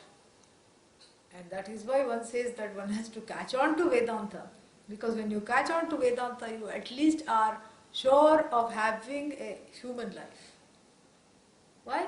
Because it's only in the human body that you can, have this teaching. Otherwise, you cannot have this teaching. Dog you can sit and teach, but it's not going to understand. And so therefore we have to see this in a proper light and understand this completely. And what we have to understand is that the human life becomes possible, becomes the only possibility if self-knowledge is the priority. If it's not the priority, then the sanchita karma, the collected karma that is there from endless numbers of lifetime, are so huge and so many that there is no end to it. Every life form is there, even things that are not yet incarnated, new species. That karma is there. Octopus karma, dog karma, cat karma, buffalo karma, hippopotamus karma. Why? Because in this life the person was very, upset about being fat and could not could not eat anything. Hippopotamus is not worried about that, So one life reprieve. So like these, all the complexes turn into complex karmas and come back. So therefore, they say that the last desire determines the next birth. That's just a upalakshana. It's not the last desire. It's the strongest desire that has survived. Even at the deathbed, one is still thinking of that particular thing. Yad bhavitam tad bhavati, So, it's the strongest desire. So when one makes Vedanta the strongest desire, this self-knowledge, this freedom, this jnasutvam is made the strongest desire, then no other longing can come and take its place. Then one is assured of a human birth in the next Otherwise the Udana's job is to pack up and wait. And wait for orders from Guptaji. Which Guptaji? Original accountant who keeps tabs on all these karmas. So it waits for orders from Chitragupta, assistant of Lord Yama, and together they decide, this is a clearing warehouse of all the jivas. This is what they are running together. So then they will say, okay, usko udhar bhejo, send this fellow here, send this one there, send this one to heaven because did a lot of punya, so let him enjoy for a little while. Fir wapas bula lenge, Yeah. So like this, there is all these destinations. And so therefore this Udana Vayu is not in charge of the destination, but it's in charge of pulling all of them out. Because once they are in, they have to come out. And so here the author says, Na prana sanyaha aham. Prana sanya is, I am not that which is called prana. I am not this group of pranas. Prana samuha I am not. And I am not this thing called prana at all. And this is a very difficult thing to say. You can say that if there is oxygen is in plentiful and you are sitting nicely in a comfortable room which is well ventilated, and you can say I am not the prana, very nice, very easy. But try saying that when there is really difficulty in breathing. It's a claustrophobic feeling, the oxygen is running out, one is in a difficult, trapped situation, in a cave or something like that, and very little oxygen. And at that time, even to say, I am not prana, requires prana, correct? Yeah. Even to think that requires energy. And to think, like I said, the prana affects the brain and the mind. So if there is no oxygen, what happens? There is no thinking even possible. So therefore, how should this be understood? This should be understood, so how deeply this knowledge should take root, so that the pranic despite the pranic disturbances, I can still connect and to that observer, the witness, the I. So this here, the prana is a very difficult thing to cross, because one feels and it goes in tandem with one's experience. And what is one's experience? That as long as I am breathing, I am alive. I exist. My existence is dependent on the breath. But really, one way to understand this is to broaden this whole thing. So we say, the Vayu. We say, Namaste Vayu. Tvameva pratyaksham brahmasi. You are Brahman. So we say Namaste Vayu. And when we say Namaste Vayu, that Vayu, which we have already said, we are not. Where? In the previous verse. Correct? So that Vayu is a as though creation of Atma, of Brahman, of Bhagavan. And this Vayu is when we say Namaste Vayu, we are saluting the infallibility of the law called Vayu, correct? This creation called Vayu. Because it responds, the Vayu is not a random Vayu. It responds to a larger law, correct? A larger order. And what is that order? That order is that of Ishvara, who will say, now you blow, now you become hurricane, go to Oklahoma, now you become, typhoon, now you will have a new Namakarana. Before they would only have these hurricanes and typhoons were named after women. And the women protested. They said, what is this? What are you trying to tell us? Men don't get angry or what?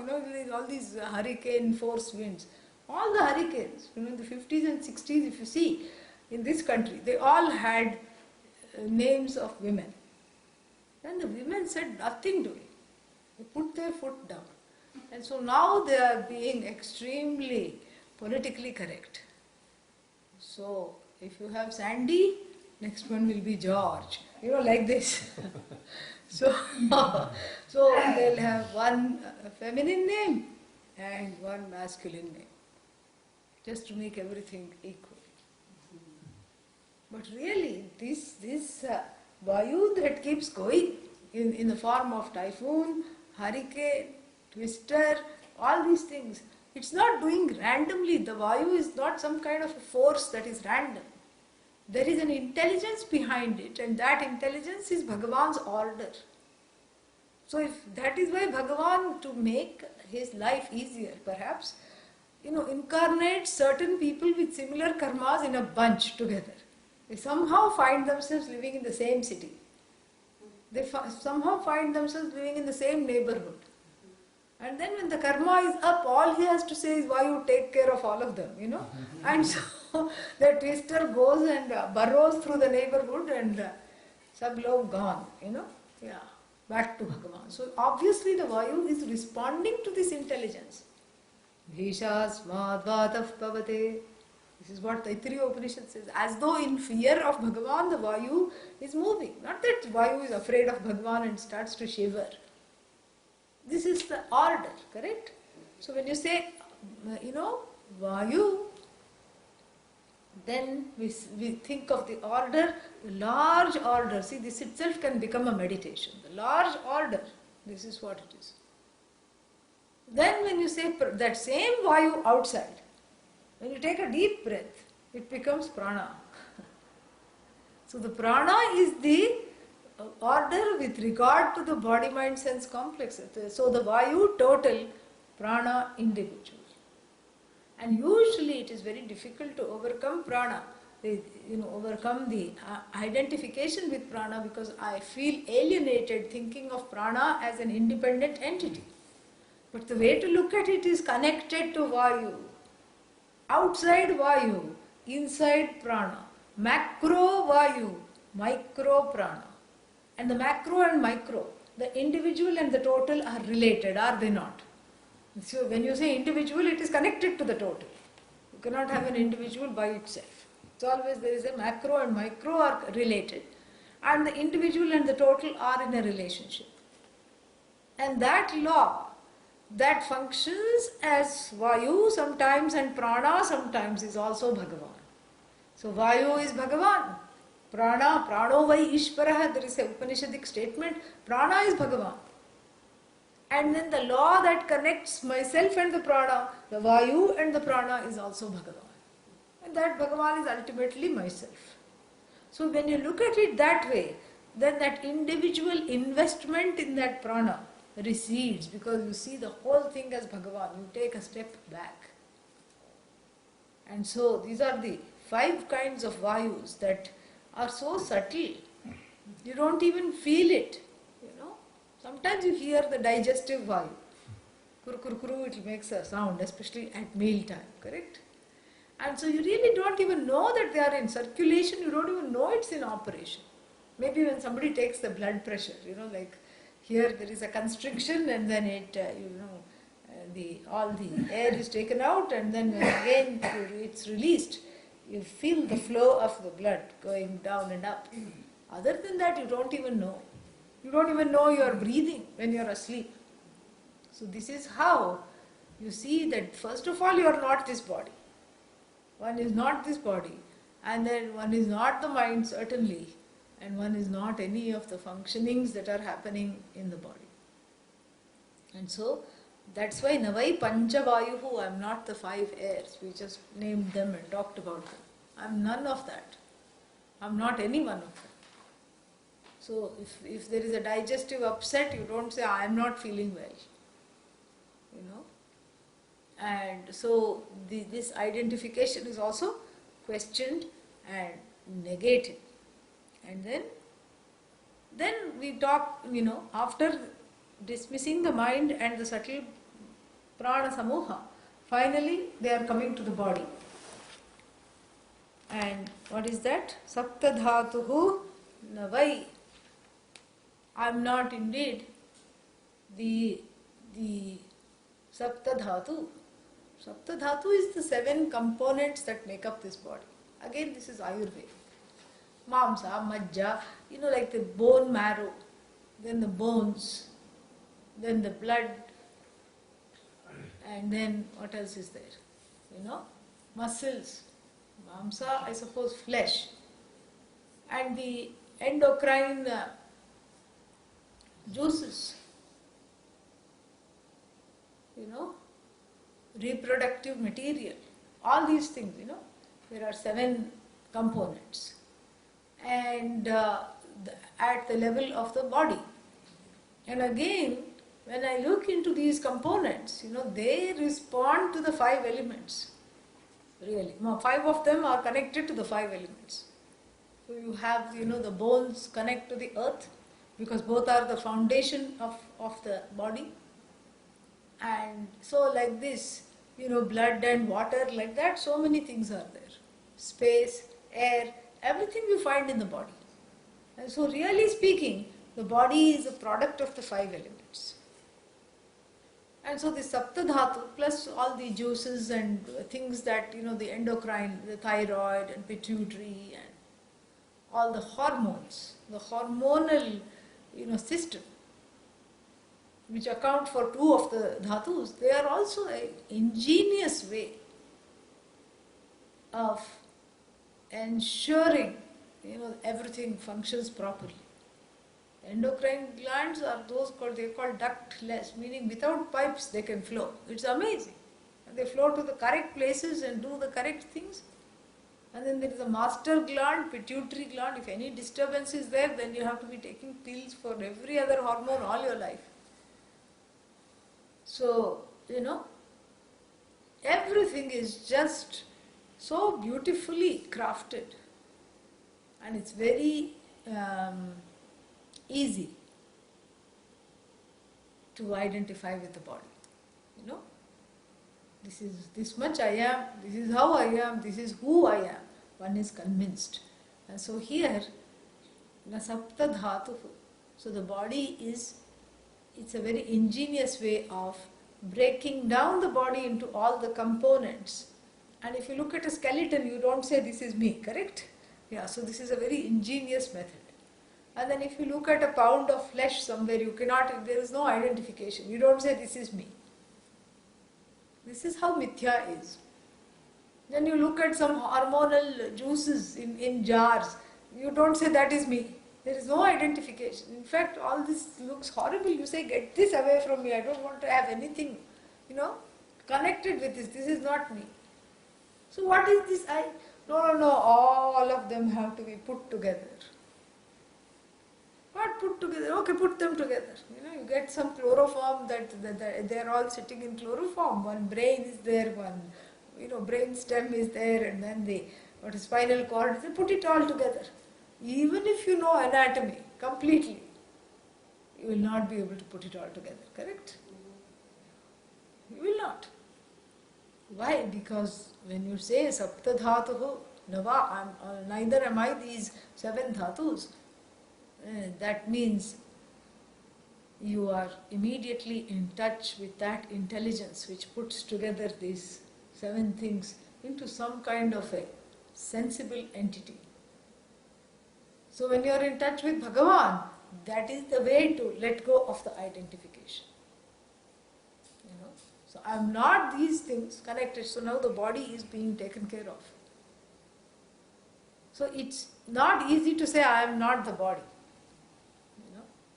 Because if someone pinches you, the neighbor sitting next to you does not say ouch. You are the one to say ouch, correct? So there is a tadatmyam. What is tadatmyam? Identification. What kind of tadatmyam? Sahaja tadatmyam. There is a natural identification that starts at birth. Up till here I end. In between the fingers I am not. Not I, not I, not I, not I, not I, like this. So therefore it is very difficult to say I am not this body, because there is a certain way in which there is there is a feeling of identification which seems to be natural, without which you cannot take care of the body. Like that example I gave of the lady who because of some brain injury, she was in a car accident. After that, everything was okay. Only one thing, she could not feel any pain. None at all. Like that, receptors in the brain which register pain and protect the body, were destroyed somehow, damaged. And so no pain at all. And one would think this is a wonderful thing, but she's always in casts because she doesn't know when she's hurting herself, when she's burning herself, when she's breaking bones. Nothing she knows. It's very dangerous. So therefore that sahaja tadatmyam is God-given. That need not be removed. Even after gaining this knowledge, you can say my body. You just don't say me body, that's all. You can say it is my body, nothing wrong. And then there is the karmaja tadatmyam, another kind of identification. We have spoken of this before, but it behooves talking about it again. An identification born because of karma, meaning because of certain karma I am born into this body. Why this body? Why not some other body? Why am I not in the body of, some pahalwan, the wrestler, strong? Why do I have the body that is so weak and so susceptible to every passing bug? Karma, Then finally we have, because of these two identifications, there is these are indispensable identifications because they are God-given. You are not in charge of this body, you are not in charge of why you gained this body. You didn't ask to be put into this body, but you find yourself in this body, dwelling in this body. You have no say over that. But the final kind of identification is due to non-recognition of the whole, which is called bhrantijam tadatmyam. A tadatmya, an identification born of delusion. Delusion of oneself being finite. So this has to be removed. This is the only thing that can be removed. The other two are here to stay. So therefore it becomes very difficult because if I am trying to remove this bhranti, the other two still are operating and saying this is your body, you are feeling pain, one day you feel good, one day you feel bad, and so therefore the final identification, which is due to delusion, thinking I am as good as this body, that has to be removed through knowledge. And the only way to remove that is to broaden the whole thing. You see, observe the body and see the body as a product of Bhagavan, so many bodies, one eye, on that which pervades all the bodies. He's going to say that later. So sapta dhatuhu, and then the other way is to reduce all the components to what they really are. There is one Swami, he calls himself Swami, I don't know if he's really a Swami, in India, who has some drastic methods of teaching. And his name is Protoplasm Swami. Have you heard of that? So, that's what I hear. His name is Protoplasm Swami, and he brings a skeleton to every class. And he, brings the skeleton and says, this is you. And everybody, screams and makes all the appropriate noises and says, no, this is not me. And then, of course, his teaching methods are very drastic. And so that's why they call him Protoplasm, because he used to be a scientist, and so everything he talks of, he reduces everything to their, least common denominator, and then of course you cannot identify with that, And unfortunately he doesn't bathe, like ever. And so, he lives on milk and fruits because he feels like he's not identified with the body, so why bother washing hair and, small details like that, or bathing. So he doesn't bathe, and I don't know if that affects the students or not. That I have not asked. But this is what it is. So, where did he get this idea? Perhaps from, Upanishad, perhaps from the Nirvana Shatkam, because Sapta Dhatuhu, And you keep bringing protoplasm and ectoplasm and all these things, and then of course at that level everything is so gross you don't want to, you don't say this is me at all. Some people cannot even stand the sight of blood. They go to get a simple blood test and the person puts and they faint. This is what it is. As the blood should remain inside, okay, then they have no problem. But if it comes outside somehow, even if it's contained in the syringe, they will faint on the spot. This is how people are. So this is a very effective way, because when you break down things completely, what happens is that it doesn't, the identification gets less and less. Because you make the call on the mithyatvam of everything. And so therefore, it becomes more and more removed. And, with anything, that is true with anything. You identify with this particular cloth or dress or t-shirt. You remove all the seams. And then you say, I don't want this. This looks silly. This looks funny. So this way, here, that is what is the breakdown of all the components that I call I. Then when you break down this I, which you thought was the body, then you see that this is the miracle of mithya. That everything that you thought was I is made up of non-I elements. Blood, not I. Bone, not I. Muscle, not I. Hormones, not I. Digestive system, not I. Circulation, not I. But somehow all of them put together suddenly becomes I. How? This is the magic of mithya. And so you can dismiss it by breaking down the components. It's a very ingenious method. Even Upanishad does it. From Upanishad only he got it. So Upanishad also does it. And when these components which supposedly make up, a body are broken down, then they become very unattractive. And when something is so unattractive, you don't feel like identifying with it. And then that cognition is still there. I'm just a bunch of all these things supposedly put together. So whatever is put together is not me. So whatever is put together is finite. I am infinite. This is where we are heading. So the body is taken care of. Then the body is still the beginning of the problems, because there are 5 places where one makes the mistake of identification as oneself. And what are those 5 places? Those 5 places of error, locations of error, are called koshas. Koshavat achhadakatvat. Because they cover.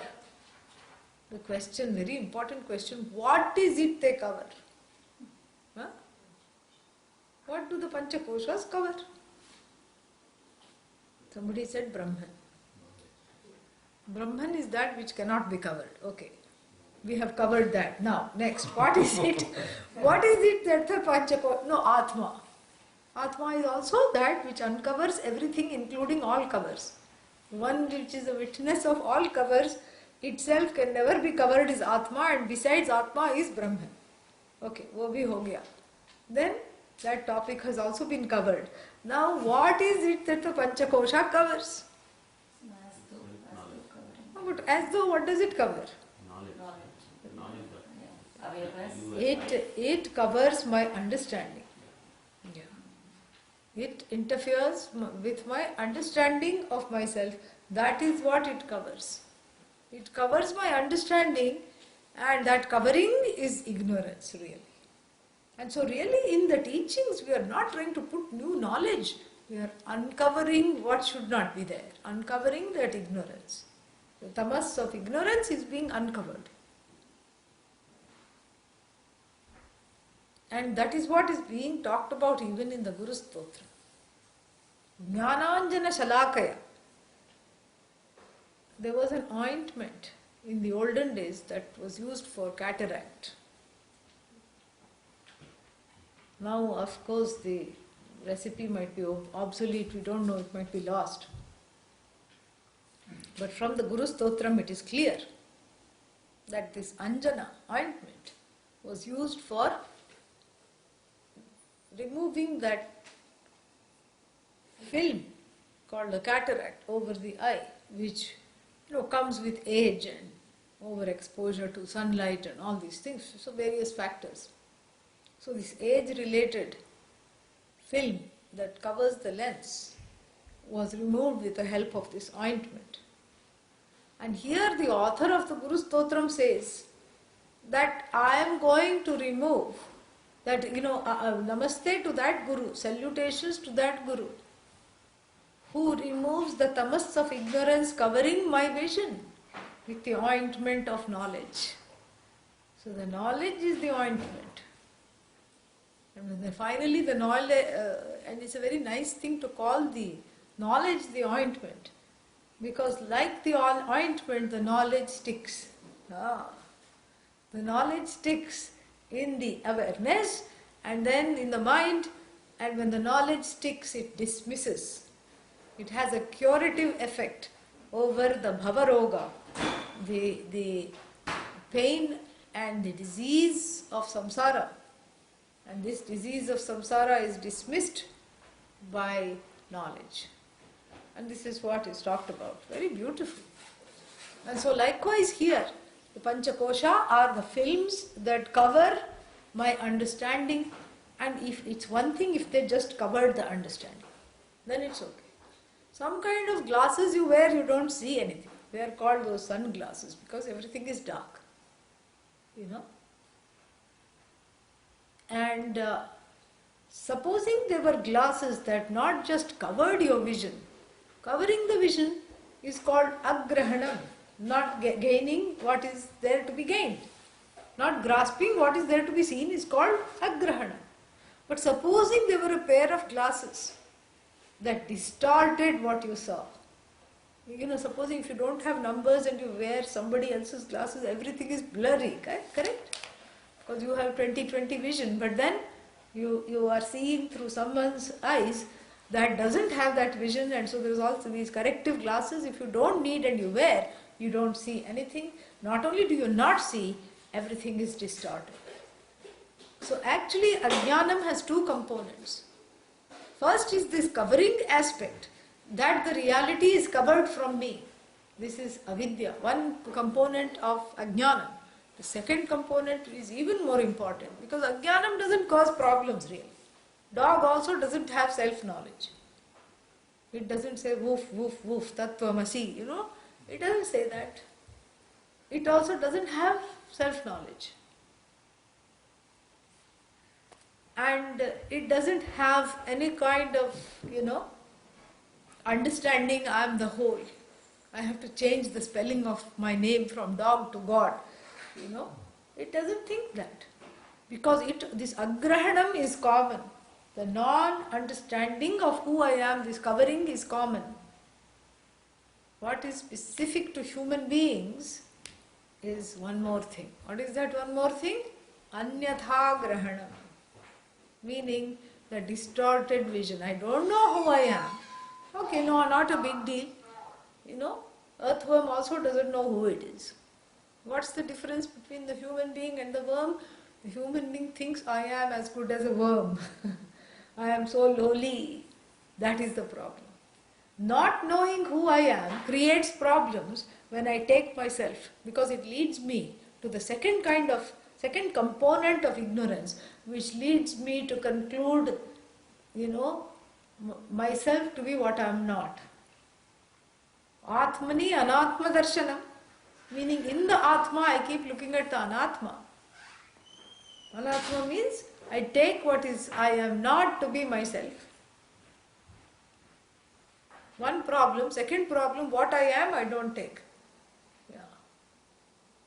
I don't take what I am to be myself. Shuddha Buddha Nitya Mukta Atma, that free, all knowledge, cause of the universe I am not ready to accept. That is the prasada, the gift of Anyatha Grahanam. And another gift is I take myself to be what I am not.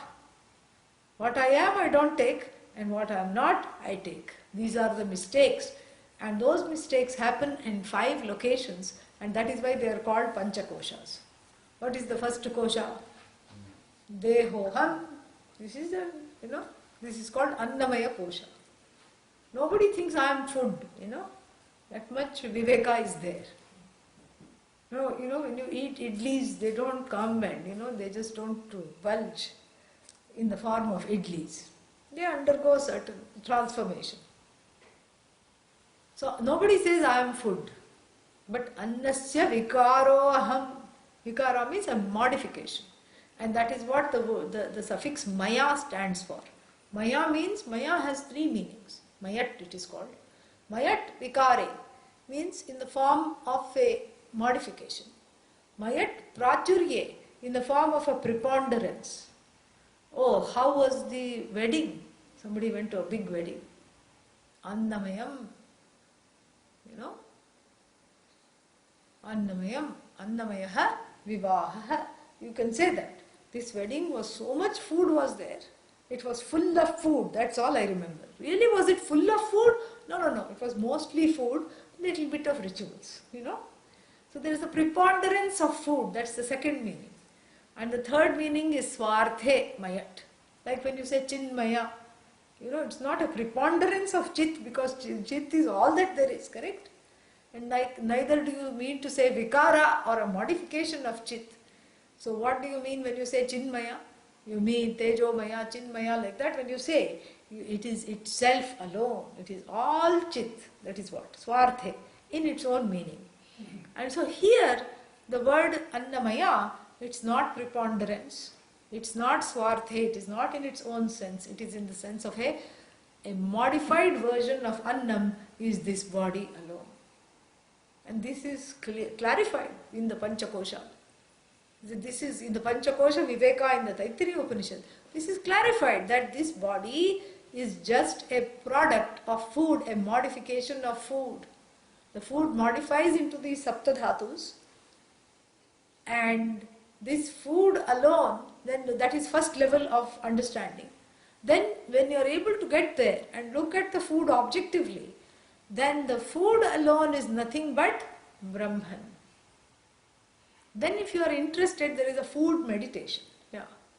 Meditating upon food as Brahman. When you do that, what happens? You are never hungry in many lifetimes. You get that. Even in the next lifetime, you can get that. So there are some people, they go to some people's houses at the right time. Suddenly food is there. They always get to eat the most delicious things. And whenever anybody cooks for them, the food comes out very, very well. That means they have done that food meditation in the last time. Annam brahmeti upasita. This is, look upon Annam as Brahman, as Bhagavan alone, and then that body identification that I am dependent upon food and I am as good as the food because I am as good as the body slowly erodes. But I want it to erode quickly, then that food meditation don't get into. Because that will only give food, not the food of knowledge. It will only give food. So for that, what do you have to do? You have to say, Anyontara Atma Pranamaya. Then you go one more step and you say, what is this body which is the product of food? What is it sustained by? Then the answer comes what? Prana. Then the food is gone because the food is, the food which I thought was the boss is the footman now, is the servant. Now who is the master? Prana. And then you have a whole discussion of prana. We have already done that, so I'm not going to repeat it. Vayu, prana, all the law that connects all this. So fascinating. And then what happens? Then you say, this is, then prana becomes upasana. Then there is a upasana phalam for prana also. You will never hyperventilate. No. Some other things are there, if you focus on prana. And then you don't get stuck there. You go, see, in the first instance we reduced everything to the lowest common denominator. Now from that lowest common denominator called food, which is attached or connected to the body, because the body is considered the product of food, we are abstracting and going further, in order to not get caught up in these levels of mistakes. So how to not get caught up in prana? Anyontara atma manomayaha. You go straight to the that which observes and sustains the prana, that which pervades the prana also. So the food pervades the body, the food is the boss. Then the prana pervades the body, correct? So now the body is gone, prana is here. Then the mind, the manaha, pervades the prana. It is much more subtle than the prana, it pervades the prana. Because I can observe the prana, correct? And I use the mind to observe the prana. And so, anyantara atma. So the atma is no longer discovered as the body. It is now taken to the level of the mind. But then what is it mind? Then you first abstract, and then at that level of abstraction, at each level of abstraction you break down the components. It's a very ingenious method. Then you say, what is this mind? Sankalpa vikalpatmakam manaha. This mind is that which can never make up its mind. Yeah. Like a, scale, like a seesaw. This, abhi ye, abhi wo, now, maybe not. Vedanta, that sounds good. Oh, maybe not. Such a waste of time, so much to study. Have to wake up early. Okay, definitely not morning class. Oh, but in evening also I'm tired. This is what the whole thing is. Up and down, all around. This is what is called manaha. And the mana is falsified, really. Because when you break down the components, where is the mind? Even at least the body, you can, do an autopsy and make out all the organs. But the mind, where is the mind? It's not a product of any autopsy. You don't even find it, it's so subtle. So I cannot base this, and the mind is pervaded by the free will, the sense of doership. Anyantaratma vijnanamayaha. Vijnanamayaha is the one who is using the mind to establish himself, herself as the doer. The mind is pervaded by this free will, the free will is only identified as the doer, because one uses the free will to keep doing things. Vijnanam yajnantanute karmani tanute picha. And so, what does this vijnanam do? This vijnanamaya is this sense of doership. A modification of vijnana. Vijnana here means all knowledge. So the doer has to have some knowledge, otherwise you don't do. But this knowledge is a modification in the form of the doer, the knower. The pramata is talked about here. The knower who morphs into the doer. And this knower has two kinds of morphings. And one is the doer and one is the experiencer. So this knower with relation to the doing is called vijnanamaya. And what does this person do? Yajnam tanute, does all the religious activities. Who does? You say I at that level, correct? And then karmani tanute picha, and non-religious secular activities also the person does. And this is how the person identifies oneself. But then you say, where is this vijnanamaya? Who is this vijnanamaya? And what is this other than the doing? Is the doing, for what sake does he do? This is the most important question. All the yajnas you do, for what? Cooking you do. Cooking is non-religious karma, let us say. For us there is no difference. But let us say, cooking you do. And then religious worship you do. Yajna you do for what? For not sananda, for the sake of fruits of action, punya. To get punya you do all these things. And that punya is for what? For bhoga. Yes, for the sake of bhoga. So the bhogta pervades the karta, correct? Karma kuru for what? Bhogaya karma kuru. Do the karma for what? Nobody says I'm doing it just, somebody builds a house. Oh, you are going to live in it? They invite you to griha pravesham. You go. Oh, you are going to live in this? You are going to move? No. Oh, you are going to rent it out? No, not really. So you are going to give it to some friend or relative to stay? No. And whose sake this house is? No, just like that I built for the house's sake. No? All this energy is for the sake of some kind of bhoga, enjoyment must be there. So the enjoyer pervades the doer, correct? Overpowers the doer. Therefore, anyantaratma anandamaya. Tena esha vijnanamaya purna. Means it pervades that. pervades that whole thing. Tenaisha purnaha. And then it also, but unfortunately the bhoga comes in gradations. Whereas this fellow wants ananda, which is limitless. The bhoga comes in three forms: priya, moda, pramoda. This is the metaphor. You look at something you like, some teeth come out, then you gain what you like, all the teeth come out, then you finally enjoy it. Oh, I'm in heaven. For how long? Until the next desire comes. That is what it is. So Anandamaya. Anandamaya again is not Atma because the word Maya comes. What is Atma? Ananda Atma, not Anandamaya. And so like this, these 5 koshas or the areas of mistakes are analyzed, abstracted, broken down, analyzed, dismissed. Yes. Everything that you own up as I is just made threadbare. Taittiriya Upanishad is threadbare Upanishad. It makes everything completely threadbare. Like a washed out cloth, a cloth that has been banged on that stone where, people wash. Threadbare. So all that remains is knowing I am the whole, there is nothing more there. Because the Anandamaya, the Bhokta, is pervaded by the one without whom there is no Bhoga. And that one is not a distortion, not a reduction, cannot be improved, cannot be reduced, cannot be negated. It all comes back to the observer.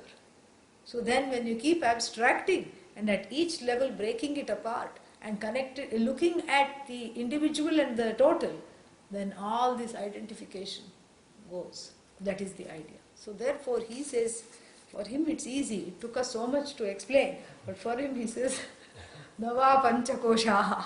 He just says that in one line. That is why it is a Manana Grantha. He assumes that one knows. And one just needs to repeat, I am not Panchakosha, to immediately recall everything that has been studied thus far. So Nava Panchakoshaha. Then what is remaining? The organs of action. Sense organs were negated in the previous verse. Now, nacha shrotra jihve, nacha grana netre. And the, now what is there to be negated is the organs of action. The organs of actions are called karmendriyaha. And what is this karmendriya? Vak, Pani, Padam, Upastha, Vayu. So hands, legs, speech, and you see the tongue is therefore interesting. It's both a jnanendriya and a karmendriya. It tastes, it talks. So that's why the sages always say you have to manage the tongue. That is the first thing to manage. So then reproductive organs and eliminatory organs. These are what is called the 5 organs of action. So Navak, Pani, Pada, I am not the organ of speech. This is a very interesting way to begin. I am not speech, I am not what I say. Oh, that means I can say whatever I want? No, that's not the intention. I am not speech means that, people really have a lot of identification with their words. They will say, I said it. I am the one who wrote this book. I am the one, there's all this intellectual property warfare, even at the level of ideas, what to talk of when it comes out in the form of speech. So there's all this copyright and everything. And so, and one feels with regard to the speech that one is the author of a certain thing. And so that is dismissed by saying, Navak, I am not the organ of speech. Then who is talking? If I am not talking, who is talking? Then you have to go through that whole analysis which we did yesterday, Shrotrasya Shrotram. Vachoha Vacham, Pranasya Pranaha. The talker is someone else. The tongue doesn't know how to talk. Oh, the brain talks. Oh, it's a combination of all the things that talks. And if you go to psychologists and, what is that, these early childhood people, they will say the same thing. They will say, oh, this is the brain, language receptors and then the child learns, and at 2 it is very, 18 months to 2 years it's very active, and so it will learn, and then the child reproduces all these sounds. This is just a very, for us it's a very surface level analysis. It doesn't excite, it's not exciting at all. It's one more branch of knowledge that's going to be, overpowered by another newer understanding. For us, what is fascinating is what is that intelligence behind those language receptors, behind this language. And really, vachoha vacham means the organ of speech is really Bhagavan in the form of that light we talked about yesterday, that is now morphing, as it were, into the organ of speech. So too hands and legs. I mean, look at the hands. I mean, they are amazing. Amazing work. I mean, you cannot replace them at all. Now they have all these bionic feet and hands and all these things. But really, they are all just small mimicries of that, the original. So if you look at each organ of action, you immediately know you are not the author of that. There is an intelligence behind how the legs move. Not just your legs. The legs of a cat, how it springs into action, big cat, small cat, how it always lands on the feet, legs of rabbit, legs of, all the animals, crocodile legs, all these things. There is a fish also which walks at the bottom of the sea. It also has some kind of a legs that double up as fins. Very interesting. So all these things, I am not. I am that intelligence, that Chidananda, which gives rise to all this, but I'm not any of these things, because at the level of the hands, legs, there is a lot of various sticky situations and identifications, and all that is dismissed. More we shall see. Tomorrow we'll have a slightly longer session and try to finish it. Om Purnamada Purnamidam Purnat Purnamudachyate Purnasya Purnamadaya Purnameva Vashishyate Om Shanti Shanti Shanti Harihi Om Shri Gurubhyo Namaha Harihi Om. Tomorrow it is 1 hour later. But we have to leave for the women's forum at 9 or 9:15. So We have to leave at 9:15? Yeah, to reach there by 10. Oh, so we'll meet at this time only, is that okay? Yeah. Is it enough time to send everybody an email? Yeah. Can we meet 7 to 9? 7 to 8:30 Panila. 7 to 9 reported. Because, yeah. And from here only we can leave. Yeah. Yeah. 7 to 9. So, okay. We will meet tomorrow same time, slightly longer class. 7 to 9, I'll finish it. So we'll meet at the same time. I thought we could leave at 9:30, but probably not. 9:15 could come now. Okay. 45 minutes it will take. Yeah, it'll take you 45 minutes. Even on a Sunday, Even on Saturday.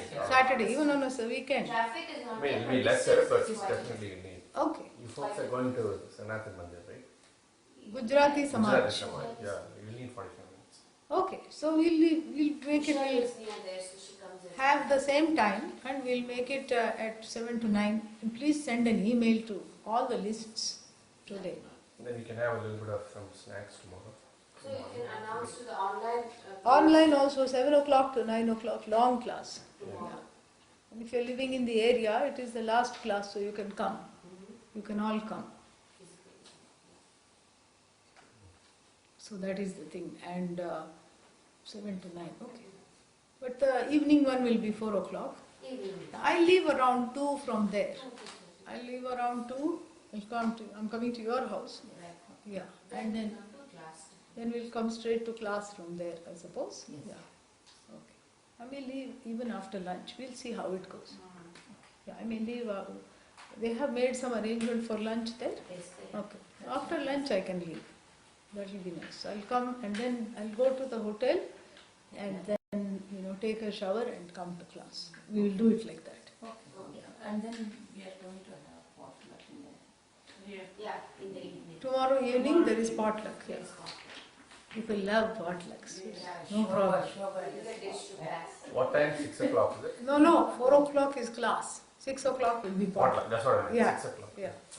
He's interested in potluck. No. He's come to class. You know, some specialties are being made, so I'm Yeah. Okay.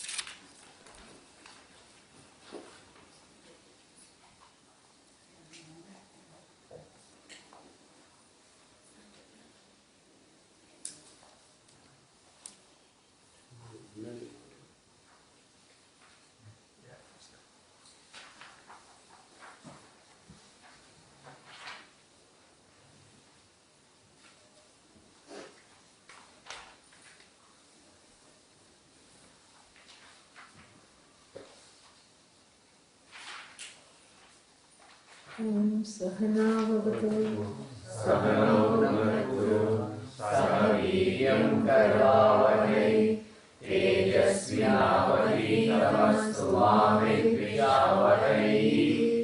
Om Shanti Shanti Shanti. We can chant together first 3 verses. Navadyankara chittaninaham na cha shrotrajihve na cha dhrananekre na cha vyoma bhulir na tejo na vayu chidananda rupa shivoham shivoham na cha prana samyo na vai panchavayu na vasatadhatu na va panchakosha na va panipadau na jomastavayu chidananda rupa shivoham shivoham na me dvesharagau na me lobhamau Madho naiva me naiva matsarya bhavaha na dharmo na jatvo na kamo na moksha chidananda rupa shivoham shivoham. So then the third verse, having dismissed various other things, comes to the states of the mind. States of the mind are what? The negative states of the mind. We are not concerned with the positive states. Nobody complains, I'm too happy. Please do something. My whole life has been one unending happiness. I don't know what to do. This is a big problem. Nobody says. What is the problem? The things and the mental states and the emotions that I cannot handle, that I cannot stand, that I want to be far away from. And these, like I told you earlier, these have been classified into 6. So the Shatkam, which is the 6 verses, here are talking about these 6 mental conditions which pose a problem for the human being. If anger were the natural state of the human being, nobody would be unhappy being angry. Nobody wants to do, would be wanting to say how to get rid of this anger, how to manage anger. These questions will not come because this is my nature. But nobody asks how to control happiness. That is not a question that is even asked, because that is something we know to be a natural state, not just a state of the mind. And therefore, the focus is always on establishing an equilibrium coming back to oneself, and that is the self which is free of all these different mental spin-offs.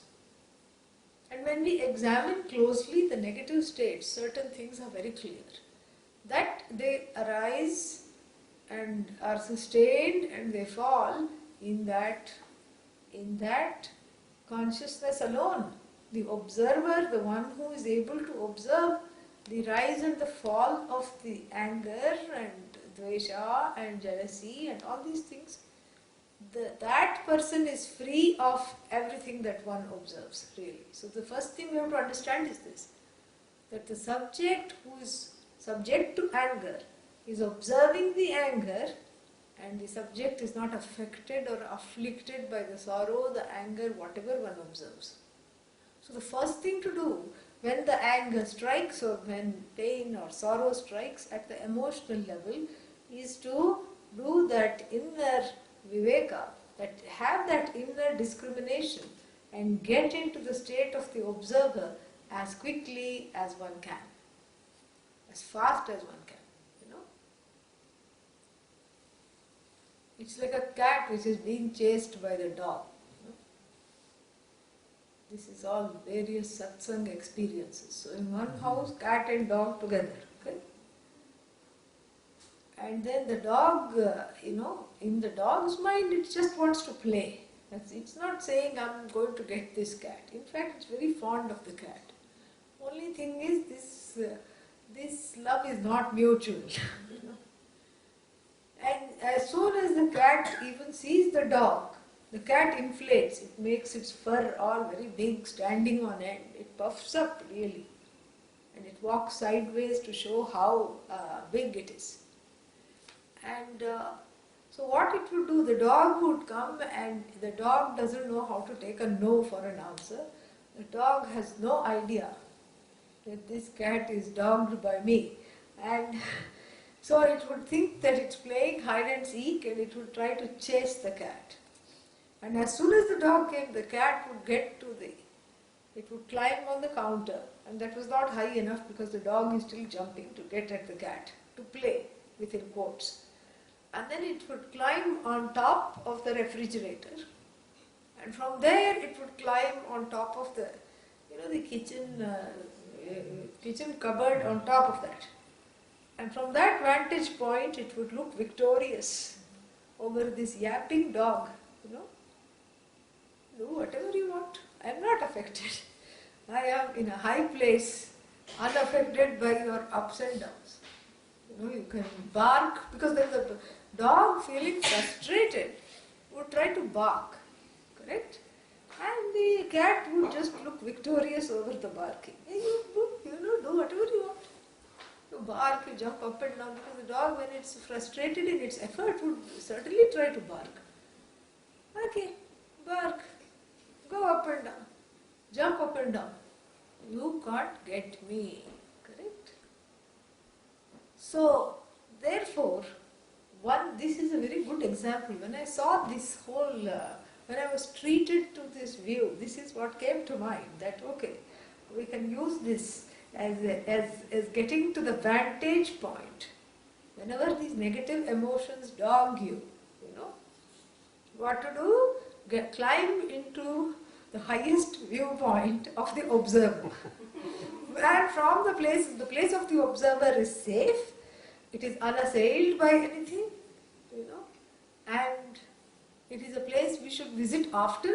We should get familiar with that self which is not affected by any of this. And the more you visit the observer, the more easy it is to manage these emotions. And you get to the place of the observer, nothing can get you. Let the dog bark, let the anger come, and let anything happen.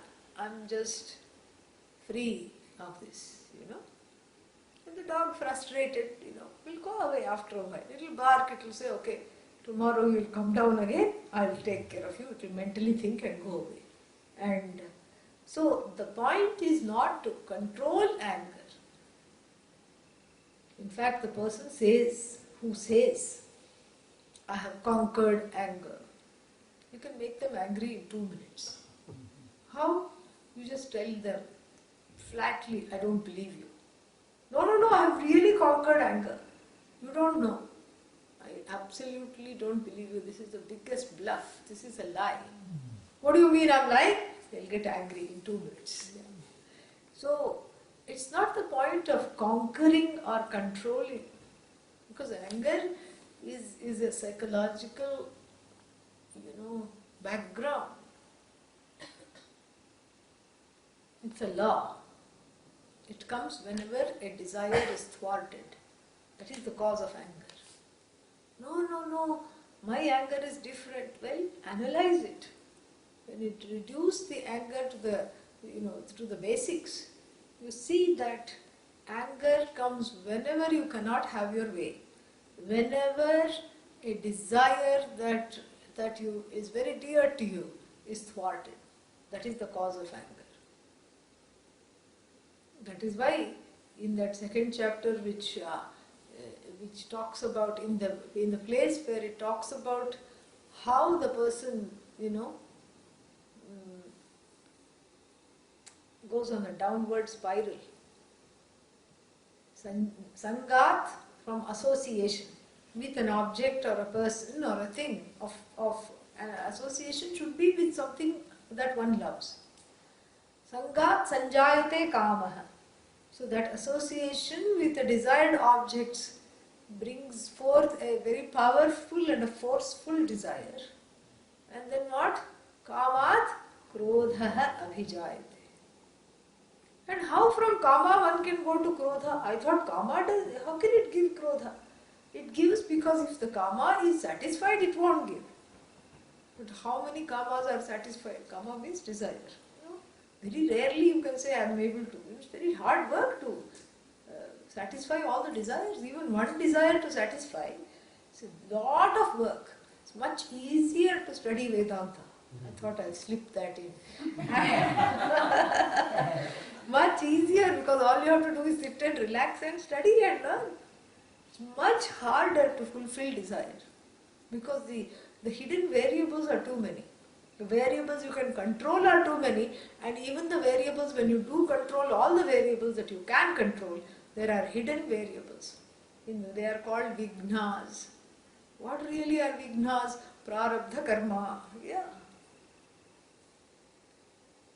And so they surmount powerful, what's the word for it? The jiva wants to surmount everything, but the prarabdha mounts very powerful obstacles, very difficult.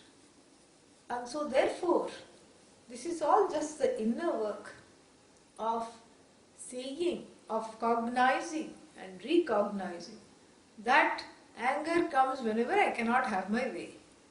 So at least if you tell yourself this and if you see this, the next time anger comes, you're not going to suppress it. You're just going to watch it. Oh, poor thing, you could not have your way, you're angry, Take the time, go to the woods, scream, yell, write it out. Anger is okay, but what is not okay is to target someone as a result of that anger. Yeah, that's why we have to have some, like every pressure cooker comes with what is called a safety valve. And if that safety valve malfunctions, what happens is that the lid blows, correct? Yeah.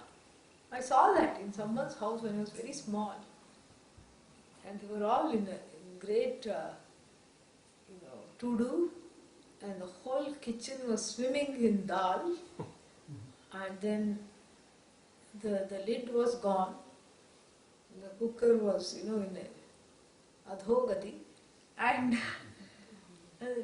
nobody could find the lid. Then somebody looked up, it was stuck to the ceiling, really. So too with the human being. The management of anger through these various methods is a safety valve. And if that's not followed, if you just keep suppressing it and the pressure builds and builds and builds, because samsara is the fire underneath, Yeah. And then what? You blow the top. That's what happens. So the safety valve lies in the management of the anger. Before you can say, I am not anger. So first you have to say, I am the observer of anger. Otherwise you will be dissociating and you will be saying, you will be in denial. I'm not getting angry, I'm not getting angry, I'm not getting angry, I'm not getting angry, I'm not getting angry. No. So it's not about denial. It's about integrating and accepting what is, but not identifying with it. There is a difference. You accept, okay, there is anger. It has come. Yes, I didn't want it to come, but right now it is there. So this is the time to be with oneself. Take some time out and not target other people for the anger, even though it's very tempting. When one is angry, one wants to vent. There is nothing wrong with that. But don't vent on the loved ones. Because that is not fair. They are not the cause of the anger. Even though then whatever they say may make you angry, the seeds of the anger are just watered by their, whatever they have said, but the seeds were already there. Somebody may trigger and water the seeds, but the seeds are already there. You can't blame the, Mali, the gardener, because dandelion is growing in the yard. The gardener will water everything indiscriminately. If the dandelion grows, you cannot blame the gardener. Oh, you have been nourishing weeds. It's up to you to weed it out. And the way to weed it out is to get into the place of the observer, like somewhere far, and a vantage point where you can just look down upon the anger. And one day, like the cat, you will be victorious and say, you cannot get me right now. Yeah. Baad mein dekh lenge, it's okay. I will climb this place again. I know how to climb. You don't know how to get into the place of the observer. So like this. And why am I keeping on talking about anger?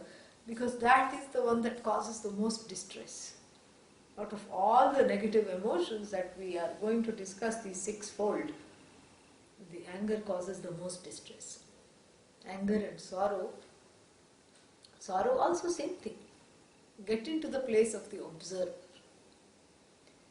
In the West, there is this habit, a proclivity to taking the emotions as permanent.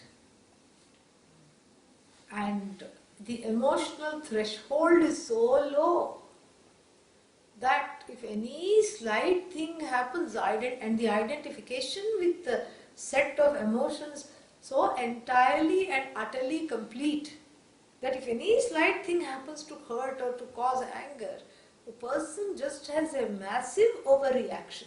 They will even change the course of their life. They will leave the job, leave the marriage, leave that because they cannot handle it. Only to get from the frying pan into the gas stove. That is what it is. Because here what is happening is that which is impermanent, you put on the throne and expect it to be permanent. And the more you nurture, see, yad bhavitam tad bhavati, that which you nurture alone, what you feed is what grows inside you. And we saw, when we studied the Panchadashi, the 15th chapter, and there are ghora vrittis and mudha vrittis, tamasic and rajasic tendencies. Traigunya vishaya vedaha nistraigunyo bhavarjuna nirdvandvo nitya sattvasthaha niryogakshema atmavan. Arjuna is told these three gunas. What are the gunas? Sattva, rajas, tamas. This is the primary color palette used by Maya to paint this whole Jagat. Little, she mixes the sattva and rajas in certain places, mixes the tamas and rajas. Sattva doesn't go very well with tamas, so she doesn't mix those two. And so she will color the whole Jagat. So the whole entire manifest world is colored by these three tendencies, these three gunas, these three colorations. And everything that is talked about in the first portion of the Veda comes under the gamut of these colorations, Arjuna is told. Anything that you discuss, means, ends, it's all about getting needs met, which is rajas. Doing certain things for going places, all these things. So sattvas, even some sattvic karmas, everything is within the gamut of these three states. Rajas, a certain restlessness, and also on the level of equilibrium, it's just that which spurs movement. But then in imbalance, it is restlessness, anger. Tamas, is basically non-movement, inertia, but in imbalance, it is not stillness. What is it? It is apathy, it is depression, sorrow, non-motivation. This is tamas. Sattva is like godly attributes, compassion and accommodation, forgiving and letting things be, sacrificing. All these are sattvic tendencies. So obviously the problematic ones are the other two, correct? Nobody says I'm really too compassionate. Nobody says I'm too happy. I'm too godlike, please help. Nobody says that. So obviously the problem is with rajas and tamas. And so the point is to transcend the three gunas, meaning sit like the cat on the top where nothing can get you and watch the gunas unfold, even on the canvas and the tapestry of your own body, mind, sense complex. Watch the gunas unfold without identifying with them. But there is a method. Arjuna is taught. And what is that method? Nitya sattvasthaha. Catch hold of sattva first. Don't say I'm going to give up sattva first. Then rajas and tamas we'll see later. Some brihaspatis are there, yeah. Let me give up compassion, accommodation and all these first. Brihaspati means, very clever person used in an ironic way. And so, let me give up compassion and accommodation first, and anger and all we'll see later. Ye kaam nahi karega. This will not work.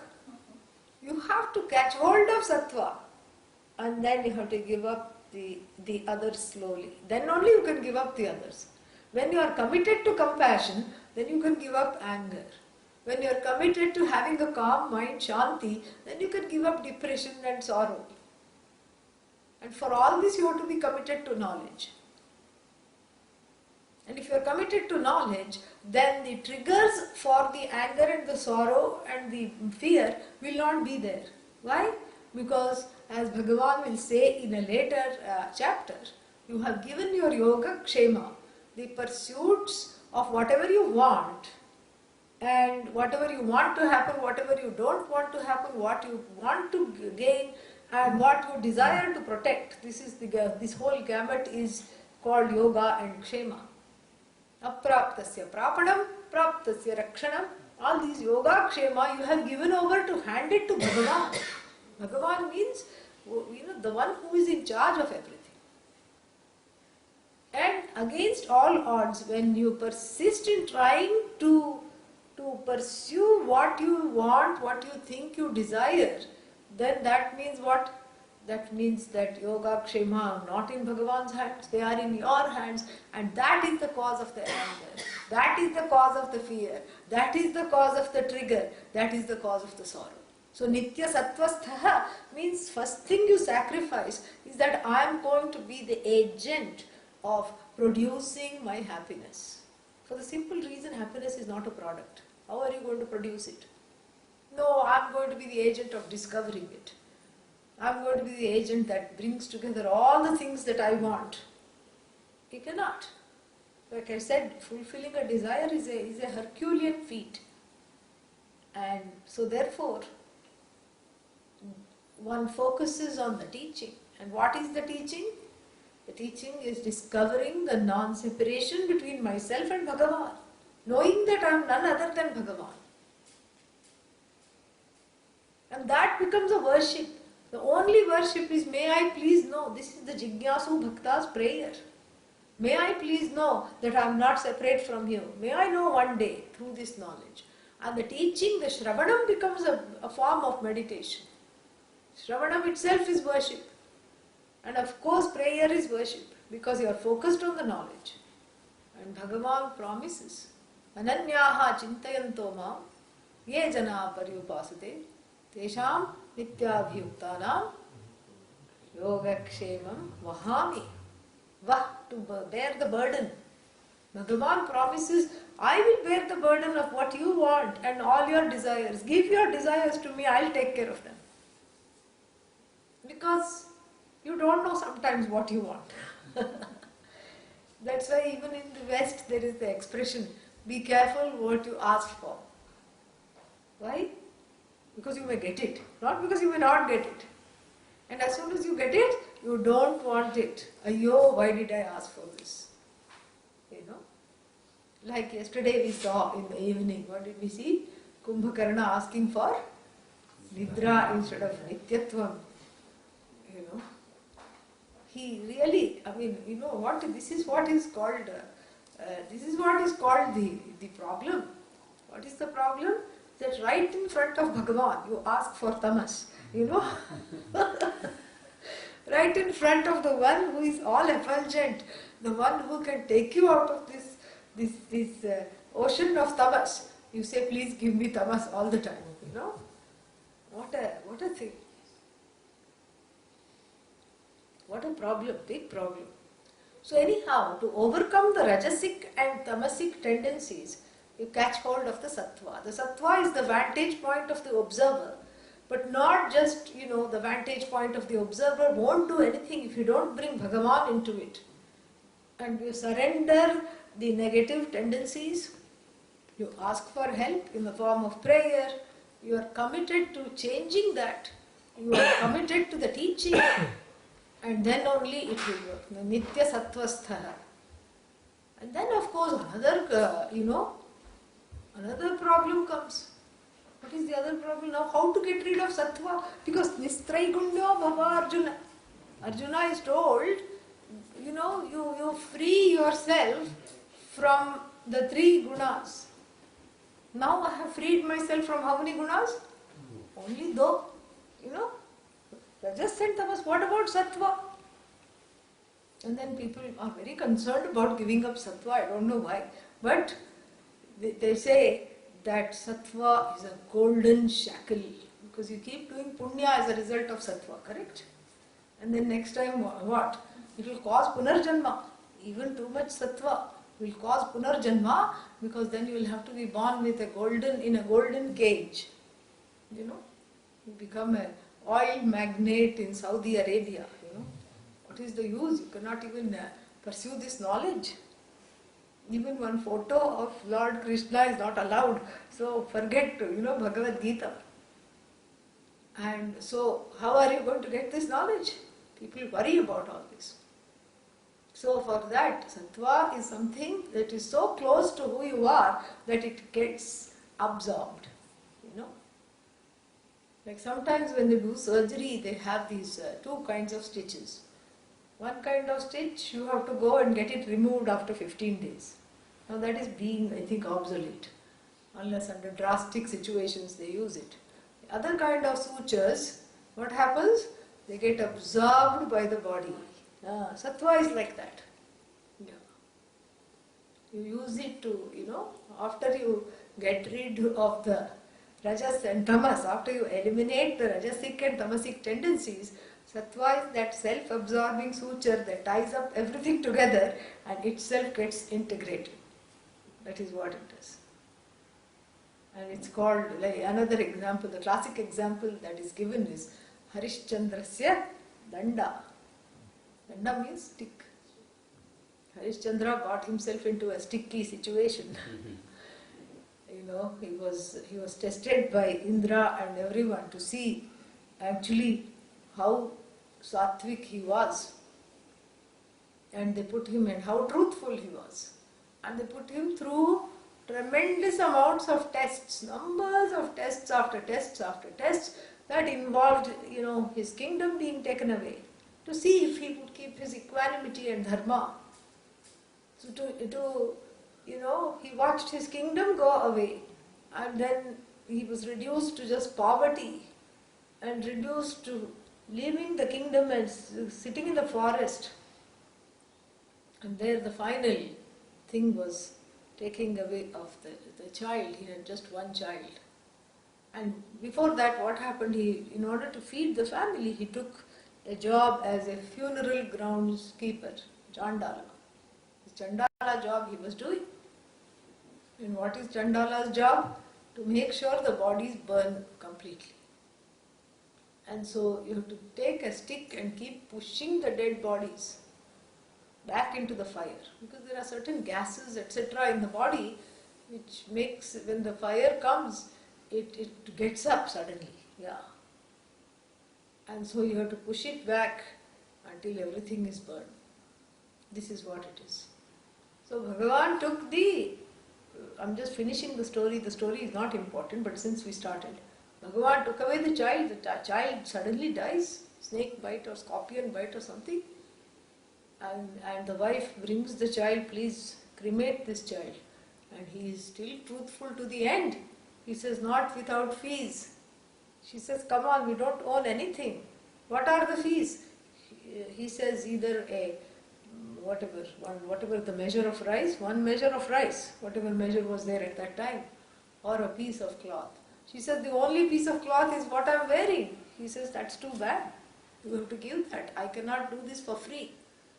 So as she is about to take off what she is wearing, then the test stops. That is the end of the story. The child is restored, the kingdom is restored, and it is what it is.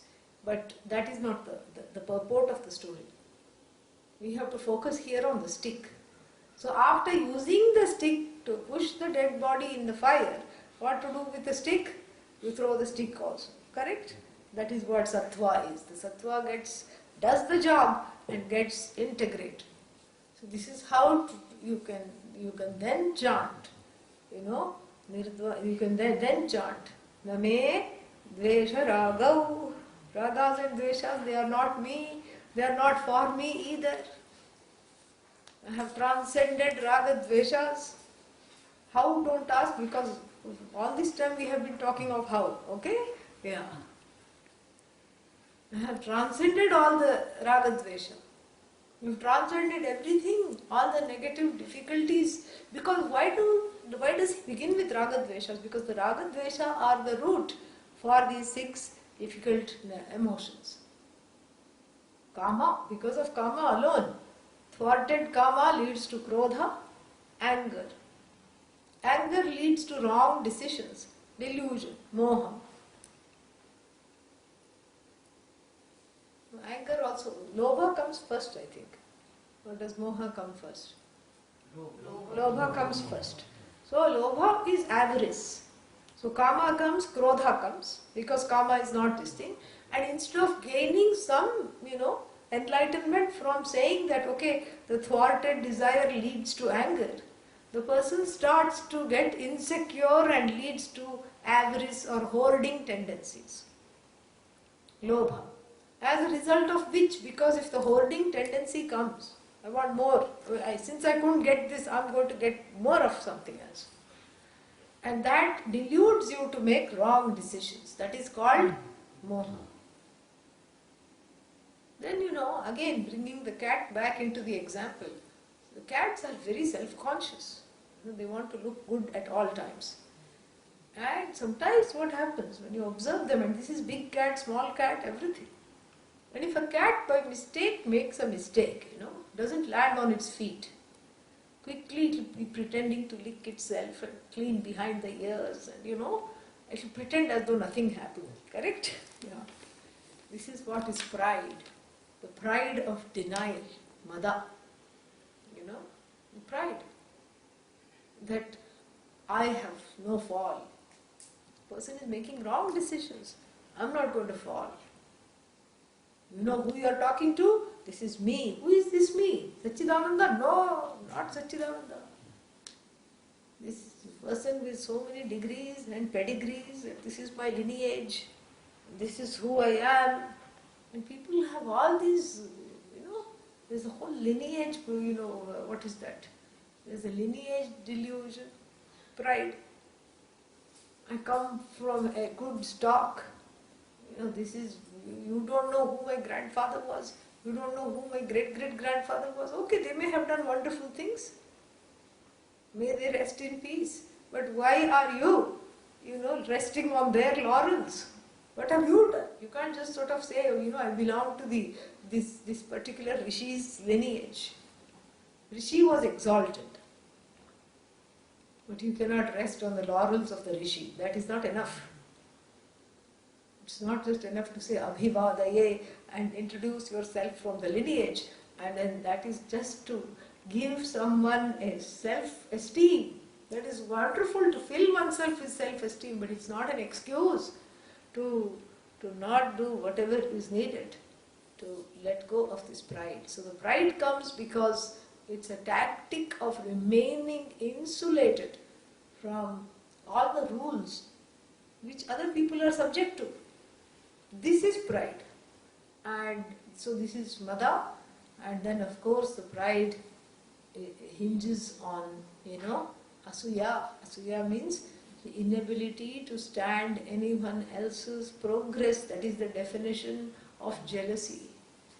Whenever one feels like taking Pepto-Bismol when one hears the success story of another, that is matsarya, jealousy. And so, and therefore what? Therefore these 6 morphings of Rajas and Tamas, these are really the morphed versions of Rajas and Tamas, can only lead to depression because it's so sad. These whole 6 things are described in that particular section that I started to quote. Sangat sanjayate kamaha, association leads to desire of that object. You keep thinking, even mental sangha. You keep saying, how nice it would be if I had this, how nice if it would be if I had that also. And the more you keep thinking about it, the more that will be fed. A small aside, this was a very nice thing. Some saint was asked by a shishya, and what was the question? The question was, you know everything, oh Maharaj, the shishya said. Which tendency in me, out of sattva, rajas and tamas, will come out the most? Please tell me, because you can see the future, you can see the past, you can see everything, please tell me. And the Guru Maharaj simply said, the one that you feed is the one that will grow. Very simple. If you feed anger, that is what is going to take over. You're going to have an angry jungle, If you feed jealousy, that is what is going to take over, and you will look like you've taken the red eye special all the time because, you cannot tolerate anyone else's success. You cannot enjoy it. And if you feed delusion, constantly one will be deluded. If you feed tamas, one will always be in apathy and depression. So what you feed is the tendency that grows. Whether we are talking of sattva, rajas, tamas or any of these 6 negative states. Because this is just like a plant. If you water it, it will grow. The dandelion doesn't think I am a weed. Weed oham. No. It doesn't think that. It keeps growing because it's getting nurturance. So similarly, the anger in the mind doesn't think, oh, I should feel shy, I should go away. It doesn't have a problem with itself. It is just part of Ishvara Srishti. Anger is Ishvara Srishti. Ishvara's creation has the psychological background of all jivas. But when I make it into Jiva Srishti, that is when the problem comes. Jiva Srishti means attaching to the anger, identifying with the anger, using the anger to fuel other desires. using the anger to manipulate other people. That is how I am making it my own projection. And so here, in this particular part of the Gita, this whole downward spiral as a result of these negative emotions are nicely detailed. Sangat sanjayate kamaha. And then when the kama is thwarted, kamat krodhaha abhijayate. Then what happens as a result of krodhat? Krodhat bhavati sammohaha. Not just mohaha. Bhagavan says sammohaha means very well deluded. Yeah, nicely deluded. Samyak, mohitam. So, sammohaha krodhat bhavati, and then mohat buddhi vibhramaha, smriti vibhramaha. Because mohat, when delusion comes, you forget who it is that you are talking to. Anger has come and the delusion of values, all your values are just disturbed and all your sankalpas are disturbed, your intentions of what you want to be, what kind of a human being you want to grow into are under peril, and you don't think who you are talking to. And Adi Sankara in his commentary, he says that the extent of delusion is so much, Guru napi drohayati. Yeah, start firing the Guru. Yeah. I don't want you to be my Guru anymore because the pride has come. You're not fit to be my Guru. Why? Because you're rubbing me the wrong way. That's the Guru's job. Yeah. In fact, the Guru is not rubbing you the wrong way. The Guru is rubbing you the right way. But that is not where you are. You're not ready, to be rubbed or scrubbed. And so, so the one who is not ready to be rubbed or scrubbed blames the Guru, and says, you are fired. You are no longer my Guru. It will work in every situation, except in this situation. Guru says, fire away, no problem, Why? Because the Guru is again, as the Bhagavad Gita describes at the end of the last verses of this very chapter which we are discussing. Apuryamanam achala pratishtham. The Guru is not, depending upon the approval of the students. The one who does that cannot call themselves a Guru. So approval includes disapproval. So it's not the disapproval or the approval that is fueling the Guru. The Guru is like an ocean. If a few rivers decide to go on strike and not join the ocean the ocean is not depressed. And if a few more rivers decide to join, the Guru is not elated. The ocean is not elated. The ocean is apuryamanam, means it is full. Regardless of whether the rivers come or rivers go, the rivers are not doing a favor. In fact, the ocean is doing a favor by integrating them into itself, by giving them a place of refuge. And similarly, all desires enter and leave the wise person. Sarve kamaha, they come and they go. They don't put up a tent and start to stay. Shantima. So the person who is like this gains shanti. Na kama kami, not the one who is just always playing with the desires. So kamat krodho bhijayate, krodhat bhavati delusion, delusionat bhavati smriti vibhramaha, means you forget your values, you forget who you are talking to, you forget that this person is very dear to me. You forget all that. Smriti bhramshat buddhi nashaha. So the buddhi gets affected. Buddhi means the decision making faculty. We saw that in the first thing. The decision making faculty gets affected means one is in peril. Because what else is going to bring you out of this? Buddhi nashat pranashyati.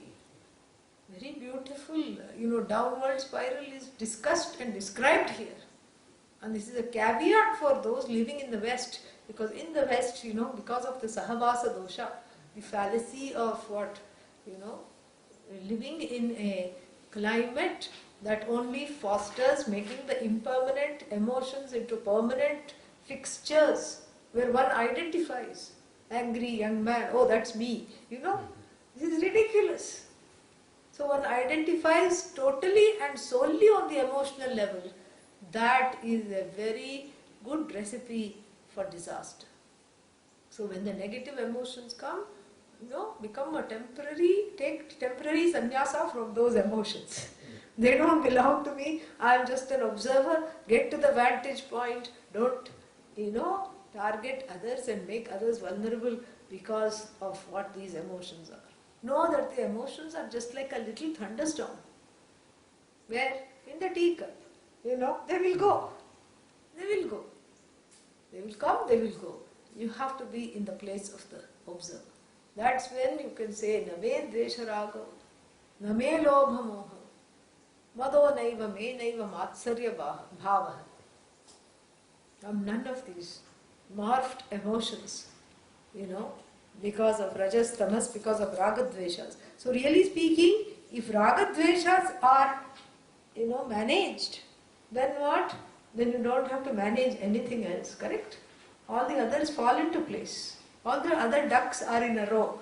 These two things are the troublemakers. The raga dvesha, the pressure created by the unbinding, by the binding desires are managed, and the other things just go away. And then there is a very controversial statement. Dharmo na artho na kamo na moksha.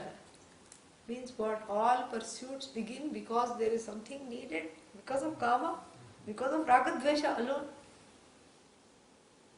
If there is no raga dvesha, these four pursuits are not there. No, but moksha should be there. Moksha is you. Correct? So what is there to pursue? No, but it's a lot of hard work to do the U-turn. Yeah, we are talking to someone who's already done the U-turn. So moksha is you. What is there to pursue? Knowledge. Yeah, the knowledge you can pursue, but that's not a pursuit really. Because with knowledge, the pursuit is defined as that which uses the free will. This is extremely important. Listen carefully. The pursuit is that which is described as a willful pursuit where the free will is used to power the pursuit.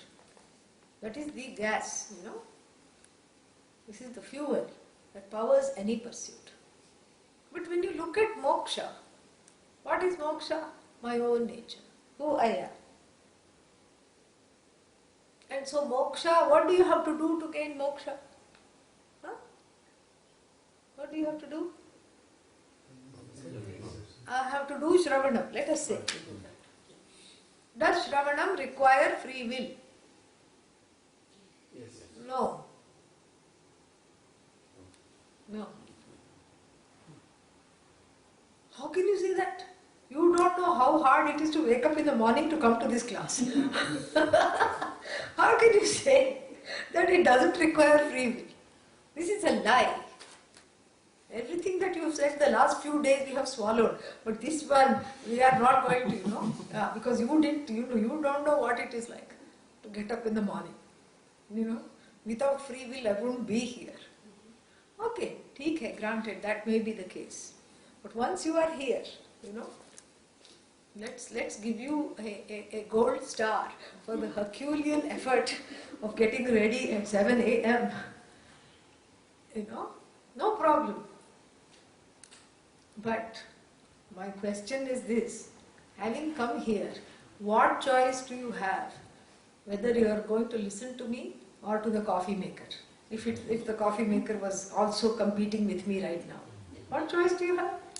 Huh?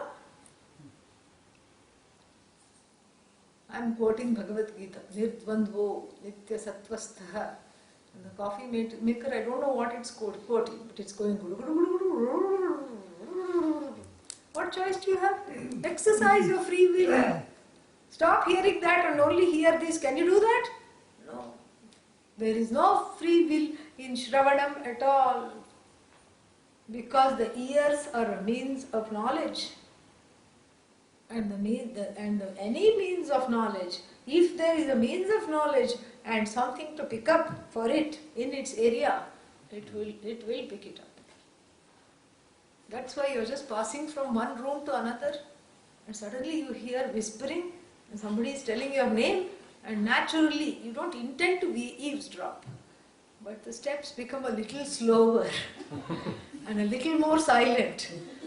You don't let the keys or any jingly jangly things that may be on you make any noise. And you silently and slowly pass. And then you hear something you don't want to hear, correct? Yeah. You hear your name and the word idiot right next to one another. Softly. Behind the doors of a room. And you're really angry. Why? Because thus far only you had the right to call yourself an idiot. And that's okay. Nobody else should have that right. What choice you had? If one had the choice, one would only smell wonderful things. One would only see wonderful things if you were using your free will. So free will, knowledge is not based on free will. Karma is based on free will. Kartrutantram karma. Karma is based on the doer. Vastutantram jnanam. Jnanam is as true as the object. You do not have a choice in I'll know Vedanta. I need not know Vedanta. I'll know Vedanta differently. There is no choice. As it is, you have to know. Supposing I say, please look at this delicious mango. Please look. You will say that, this was, up till now she was making sense. Something happened right now. Yeah. Please look at this wonderful mango. You have Shraddha. You want to believe me. But it is some kind of a test because you cannot accept this as a mango, correct? Why? Because your eyes tell you otherwise. So you cannot say, I believe that this is mango.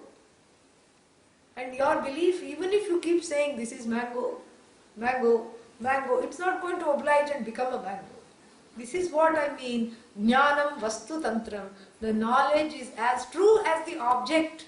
It is not dependent upon the knower. Thank God, otherwise nobody will get this knowledge. We will keep on distorting it. Karma is kartrutantram. Karma is dependent upon the doer.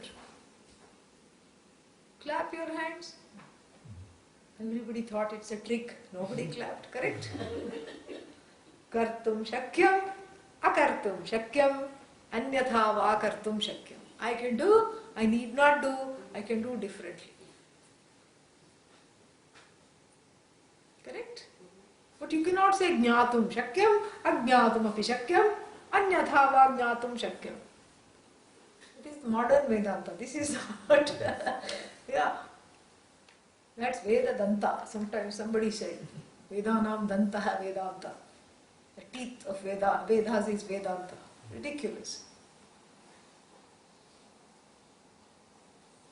And so there is no free will involved in moksha. Moksha, one is wired to gain moksha. If one is a human being. One is wired to pursue this knowledge. There is no other pursuit, and the pursuit is really an as though pursuit. It's like the, dog chasing its own tail. It's really nothing to pursue. And yes, a certain free will and grace working over time needs one to put one in a teaching situation, in a learning situation, guru prapti, all these things, And it takes some time to develop shraddha, to have, to overcome all the fears of being manipulated, of being taken advantage of, taken down the wrong road. All these things takes a little while to open up. But once you make that choice, that is the only choice.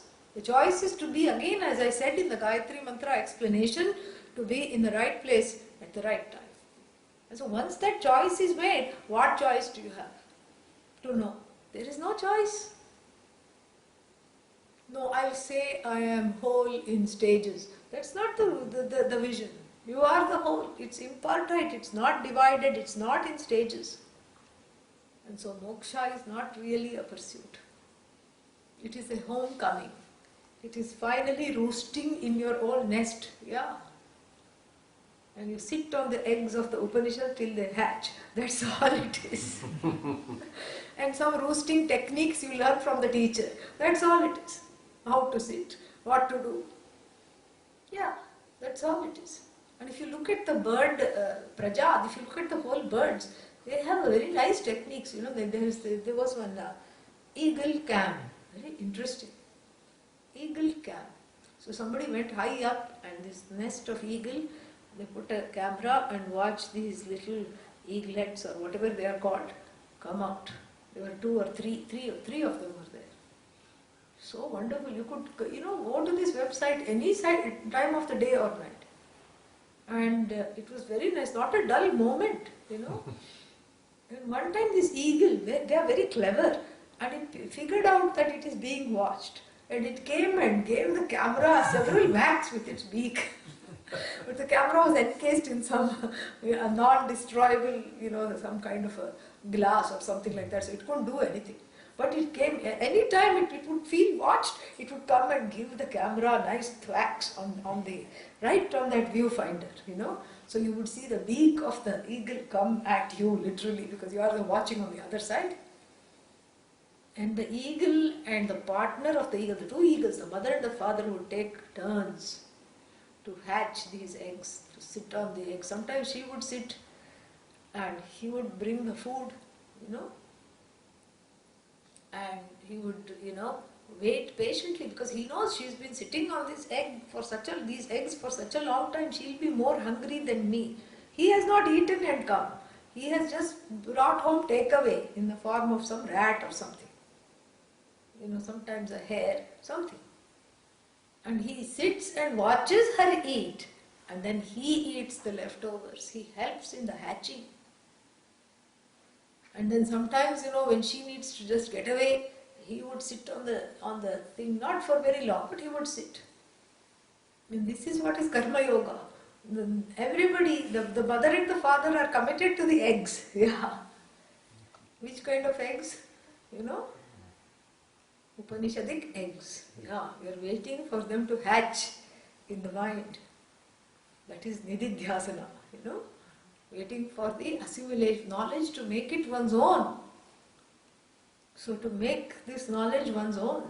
So a lot of cooperation we see between the partners, One says, you go to class, I will be with the, egg. You go here, I will take care of whatever is needing to be taken care of. Another says, I will bring the food, you do this. This is Karmayoga. You can see that so nicely. And we learn. Everything is a teacher. We learn from the animals how to have this focus, really. We learn from the world of animals. It's just, they are such teachers. It's amazing. And so moksha is certainly not a pursuit. It is your own nature. And Shravanam does not require free will. Mananam also does not require free will. Nididhyasanam, contemplation, also does not require free will. It happens naturally. You may bring yourself some little basic free will to bring yourself to the situation is important. So therefore, for the person who has managed the ragadveshas, there is no dharma. What dharma? The person who doesn't have ragadveshas need not keep saying, I have to be a dharmic person. Because when does the person violate dharma? Because of ragadveshas, only the dharma is violated. The pressure to cross dharma comes because of strong ragadveshas. When the ragadveshas are managed, then there is what dharma? It's no longer a pursuit. It is an accomplished pursuit. What artha? I don't need anything. Artha and kama are in the hands of Bhagavan, yoga, kshema. I don't need anything except the truth of myself. And so, once having gained that, then artha, kama have no meaning. Moksha also has no meaning. So, what am I? Chidananda Rupaha, Shivoham, Shivoham.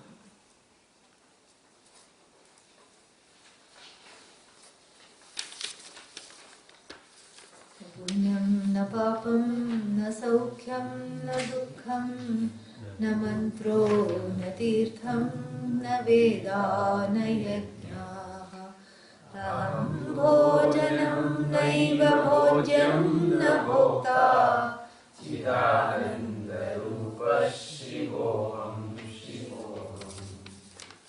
We'll take small stretch break, not more than 3 minutes.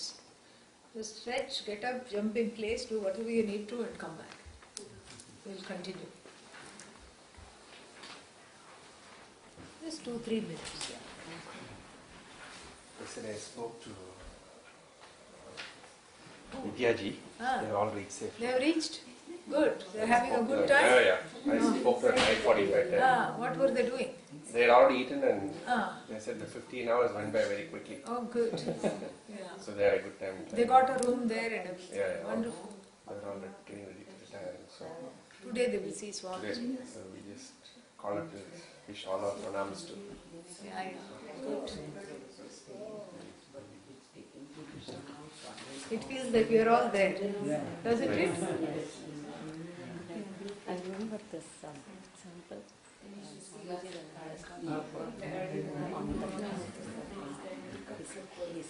He shows up so he said it's the sixth sense. So your sixth sense is the one which will rely on. It's the wisdom, pramana. Really, when your eyes are, even Adi Sankara says, if 1,000 shrutis come and say the fire is cold, don't go with the shruti, go with your knowledge. The sixth sense is that knowledge.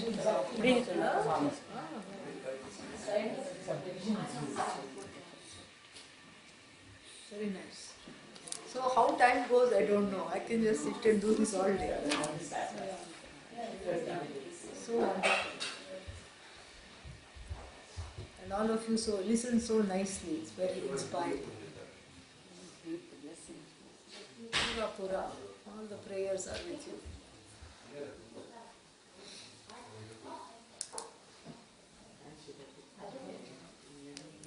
Yeah, this is not a tea break, it's just a water break. Vella shuldu no.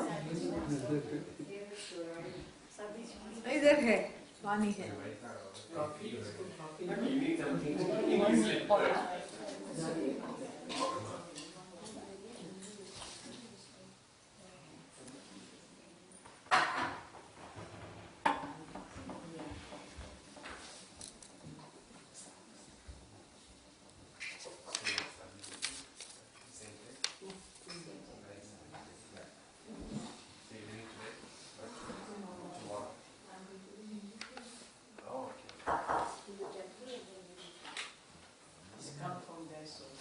Even if she had plans of leaving today, I changed that.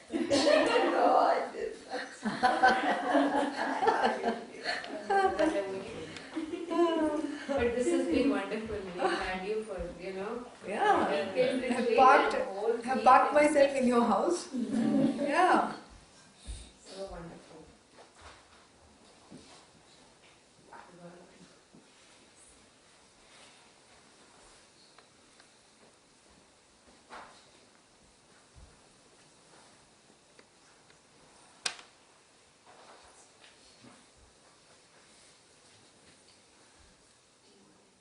In verse number 5, there is an R missing.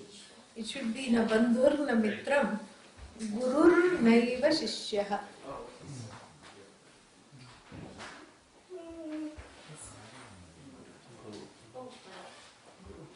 It should be gurur naiva shishyaha.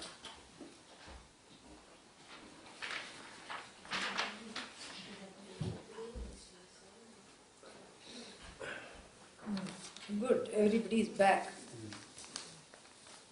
All right. This just follows from verse number 3. So, if there is no raga dvesha and the other things that are a fallout as a result of raga dvesha, what is that? Lobha, moha, kama, krodha, etc. And there are no pursuits. Then will there be punya and papa? Huh? No. Because the whole idea in life is to gain punya and avoid papa, right?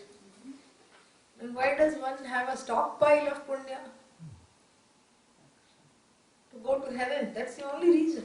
You keep stockpiling the punya to have an afterlife, like an after dinner meet, you know. What is this afterlife? Why? What about this life? So the whole life goes in making reservation for afterlife. This is a very strange philosophy, and sometimes people are like that even about this life. One couple I spoke to, you know, and they said, "Oh, we have purchased a house even though we couldn't afford it." I said, "Why did you purchase if you could not afford?" "No, we thought it will be a ticket." This is the exact word used: ticket to a rest home. Yeah. What is rest home? Nursing home in our old age. Because by that time the house will, yeah. This was before all this market collapse and everything. The idea was by that time the house will gain in value. Then I will give the keys to the house to the rest home and then go there to rest. And so whole life you are restless at the prospect of going and spending your time in the nursing home. This is the kind of thinking. And here, you know, the person extends this logic to afterlife. Here I will work hard so that in afterlife I will relax. Tell you what, if you cannot relax now, even if 100 afterlives are provided, yeah, you are not going to relax then. If you don't know how to rest now, you are only going to be resting in pieces, not in peace. Yeah. You are not going to be able to rest. And so here, this punya, papa, penchant, you know, of what is that? I need more punya, more punya, more punya. I need to get rid of papa, stockpile on punya, get rid of papa. That is fitting for a jigyasu and a mumukshu because there are many things. I mean, don't give up punya, papa right now. This is for later. This is the contemplative verse. For a jigyasu, the punya is important because the punya keeps one in a place of learning and wards off all obstacles. You know. What is the obstacle? There are so many obstacles. The primary one is I suddenly don't feel like coming to class. That's the primary obstacle. Yeah. We had a play where there was a small child playing the role of Indra and had modernized this play. And all the other gods went to Indra and said, you know, we are being attacked. We are under siege. The Rakshasas, the demons have taken over. We have no time to spare. Please call the army and declare war. And this little fellow said, I don't feel like fighting. I don't feel like a war. You know? What choice is there at that time? You know? If you don't feel like a war, you won't feel after a little while period, you know. You're surrounded on all sides. And here too, what's that? The Kama Krodha in the form of this battle, the constant battle with Kama Krodha, samsara has surrounded you on all sides. You say, I don't feel like going for this knowledge. Now, that is what is called Atmaha. Viveka Chudamani says, Atmanam Swam Hanti iti Atmaha. This is a polite form of suicide, not choosing this knowledge. Yeah. Politely you say, you know, I'm just going to commit suicide. Because what choice you have other than to know? The samsara has closed in. There is nowhere to go except to the teaching and the teacher. And the Viveka Chudamani says, after having so many gifts, the gift of a human life where you are actually able to pursue this teaching, the gift of mumukshutvam, the jignasutvam, the ability to know that I am not understanding something. That's why this bad deja vu is happening all over again, the same mistakes I am making. The gift of, you know, what is that? Mahapurusha. What is Mahapurusha? Teacher. The gift of gaining the teacher. So Guru Prapti is there. And some Viveka is there that I should pursue this. Human life is there. And somehow Viveka Chudamani says one has gate crashed into the human life. Labdhva kathanchit, by hook or crook. Nara janma durlabham. Kathanchit labdhva. Kathanchit means by some accident. Accidental grace working overtime. The human life has been gained. Tatrapi tvam. Shruti para darshanam, you are not, you are looking past the Shruti for your happiness. You are not focusing on the teaching, even though somehow by God's grace this life has been gained.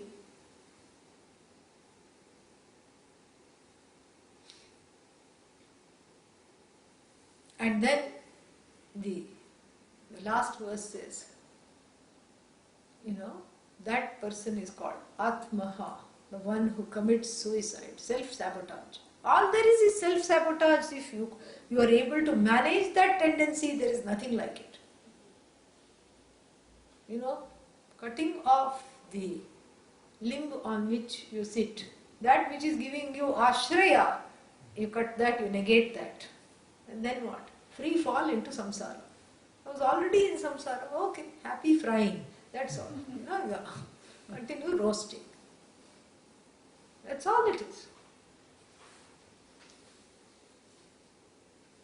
And so therefore, the Punya Papa is held on to now in the stage of a pursuer of this teaching. But there comes a point where the Punya Papas are given up, really. All the punyas of the teacher goes to the students. That's what Tattva Bodha says. Because the teacher is not needing the punya. So all the punya goes to the teacher. And that is why everybody touches the feet of teachers, acharyas, because they feel that the punya has a downward flow. Because if they are full of punya, where will the punya be most concentrated? So gravity-wise it should be coming down. So you catch hold of the feet, so that by osmosis, this is the Shraddha, you get the punya is transferred to you. It may happen also, we don't know. And that's why, in Andhra Pradesh, even the villagers know this. And one time I went with Swamiji to a Kumbhabhishekam in a remote village somewhere, and it was just a small temple, and they were just in the basic construction ceremonies were going on. And then there was no place to even sit. There was just a small pedestal. They had crafted a stage for Swamiji to sit. And there was about, I think 10,000 people minimum. And they were doing two alarming things. Because here I was traveling with him. So naturally I was very concerned about his well-being and his health and everything. They were doing two things that were very alarming. One thing is they were milking his legs, literally. They were milking the punya out of the legs. The village ladies were massaging the leg from the calf to the foot, just vigorously, And Swamiji is just sitting there. And then the other thing they were doing was because they wanted the babies which are too small to fall at the feet, they wanted some kind of contact with the Guru. So these 6-month-old babies, 4-month-old babies, 9-month-old babies would come flying in the air because 10,000 people, they are not getting close to Swamiji. So they are, throwing the baby to make it into Swamiji's lap. That much was the Shraddha, that the baby is not going to come to any harm because it's going to visit the Guru. And so we were catching babies. And very quickly a baby catching squad was assembled, because we have to think on the feet. Yeah. First of all, no baby, should come into any peril. We are concerned about, we forgot Swamiji completely. Now we are concerned only about the babies, tiny babies. 3-month-old babies are coming flying in the air, all swaddled in their little, blankets. And then, we couldn't return the baby. Having caught the baby, we have to put it briefly on Swamiji's lap and then return the baby. So this is what it is. So here the person of knowledge is chanting this, and the person of knowledge says, na punyam, na papam. Yeah. Why na punyam? Because it has been milked away at the last gathering. Because the person of knowledge continues to, gain punya, because each time you teach, you gain punya, Of course, each time you listen to Vedanta class, also you get punya. See, I'm giving you more incentives to come to class. Good marketing. Class में आने के लिए, How much you miss? So class में आने के लिए, so the more classes you attend, the more punya you get. This also, though, somehow Andhra Pradesh is very enlightened about all this. This also they know. Because in another visit to Hyderabad with Swamiji, I was, there were all these ladies who came, who were sitting way in the back, who came every single day. Without missing, they would come on time, sit for the whole 2 hours and go and receive prasad and go. And on the last day, Swamiji got a doubt. He said, "Are you all following?" And they just smiled very honestly. They said, "Not one word we know." They spoke in Telugu. We only know Telugu. Then why are you coming and sitting? Punya, we are gaining punya. 1 week long yajna means week long punya. Yeah, that is the bhakti and the shraddha. It is amazing. It is so beautiful. This is wonderful. We are sitting in front of a Mahatma. We are gaining punya. That is enough for them. Doesn't matter if we don't understand. And in fact, that shraddha will deliver. It really does. Because the teaching is not, the language is not a barrier to learn about yourself. All that required is shraddha. It is so lovely, so beautiful. So here, na punyam na papam. And punya papa is the one that caused the next 2 pairs. Here it's all in dyads, this one. What is the next 2 pairs? Yeah, Sukham and Dukkham. Saukhyam, he's made it for fitting with a meter. Yeah, some dirgha was needed there. So they have made it sau instead of su. Saukhyam na dukkha. No sukha, no dukkha, because punya causes dukkha, correct? No, sukha. Papa causes dukkha. But what is this punya? Comfortable situations as a result of meritorious deeds in tandem with dharma that have been performed either in this life or previous lives. What is papa? Uncomfortable situations as a result of deeds that are not in keeping with dharma performed in this life or the other lives. Punya papa cannot give sorrow. It is one's own attachment to those discomforts that translate discomfort into sorrow. Discomfort means maybe you won't sleep well at night. Sorrow means why only this is happening to me. You see that wrong thinking has come in. So here there is nothing to protect. No punya, no papa. No sukha, no dukkha. Because everything is enjoyed. Whatever comes is taken. Whatever doesn't come is not, what is that? No vilapa, no lamentation. No saukhyam, no dukkham. And then all the religious activities. Na mantra, na tirtham. Tirtham is pilgrimage, religious, pilgrimages. And then na Veda, chanting. Here Parayanam, not Vedanta. Na yajnaha. Yajnaha are fire rituals. No fire rituals. No, what is this? No Veda Parayanam. Shlokas, etc. includes Sahasranama, everything includes Purana. And then no mantras, no japa, and no religious tirtha visits. What is the purpose of all these things? What is the purpose of mantra?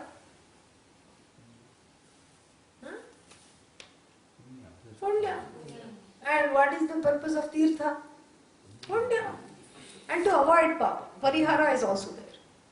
So overcoming papa and increasing the punya bank account. That is the purpose of all these activities. Veda Parayana, again to increase punya. And then yajna, to participate in yajna is also to ward off papa and increase punya. Now when already that has been dismissed, na punyam na papa, what is the meaning of all these things? And also, for the one who is focused on moksha, punya papa has no, that is not the commitment. That is not the commitment. The commitment is to the knowledge and not to visit religious pilgrimages, not to go to yajnas. Because one has graduated from the first portion of the Veda, which is talking about all these the things which is described in line number 3. And one has graduated to focus on the truth of oneself. So there is a certain letting go. There is a certain letting go of the fear of rituals. Like if I don't perform, what will happen? Pratyavaya dosha will come. Akarane pratyavaya. So there is all these fallacies that will come. I should do this, I should do that, all these, that doership is interrogated and let go of. So here we are, the person who's contemplating is an ascetic sannyasi or sannyasi-like person. So there is nothing to do. No punya, no papa, and none of the spin-offs of punya and papa, which is yajna, tirtha, mantra, tantra, all these things. And why? Because I already know I am Chidananda Rupaha, Shivoham, Shivoham.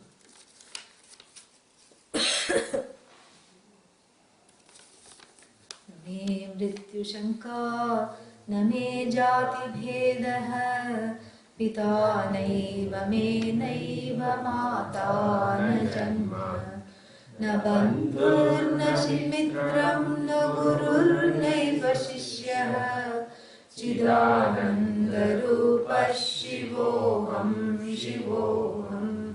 Now it is one more step up, So Punya Papa is not important. Why? Because I have no fear of death. Oh, how come? What is your secret? Because the secret is I know that I am immortal. So what about the body? Let it die. It was born. What was born? Jatasya hi dhruvo mrityu. So what was born, what was subject to birth alone will die. Let it go.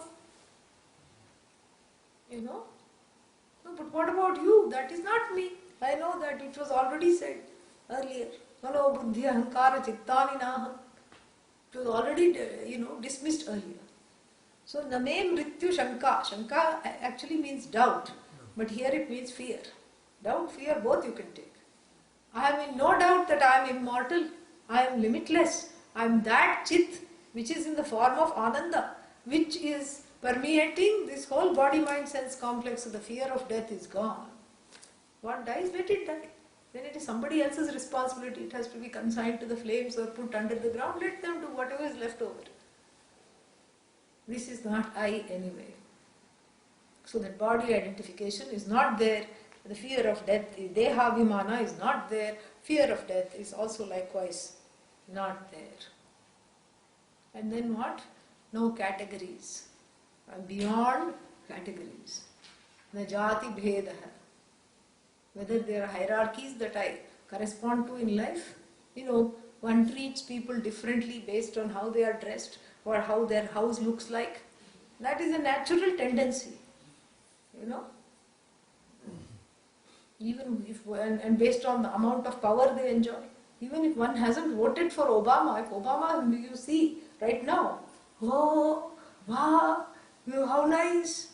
You don't even know what to say. Why? Because you are in awe of not him, but the status.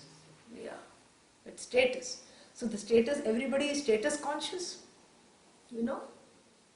One wants to, look a certain way at all times. And then, there is status consciousness, there is classification, various classifications are there. High and low, and based on occupation, based on the power one enjoys, based on gender, that we'll be seeing at 10 o'clock. And there's a women's conference, yeah, that's why I said. So I don't have to cover it now, that's all.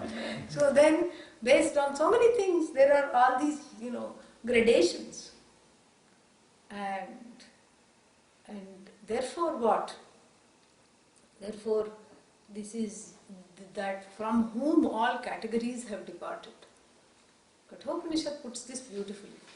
Yasya brahmacha kshatrancha ubhe bhavatah odanam mrityuhu upasejanam yasya kaitha vedakasya saha. Very beautiful. And in fact, I think the author was thinking about that very thing because he brought the Mrityu Shanka and Jati Bheda together. Because that's the only place where the two come together. It's just perfect. It's perfect fit. And the Kathopanishad, Lord Yama says, concluding one of the sections, for whom? Brahmana, Kshatriya, these are the, powerful categories in society. What are Brahmana and Kshatriya to the wise person? They are dal and rice. Like that, he just finishes them off. No, there is no, difference.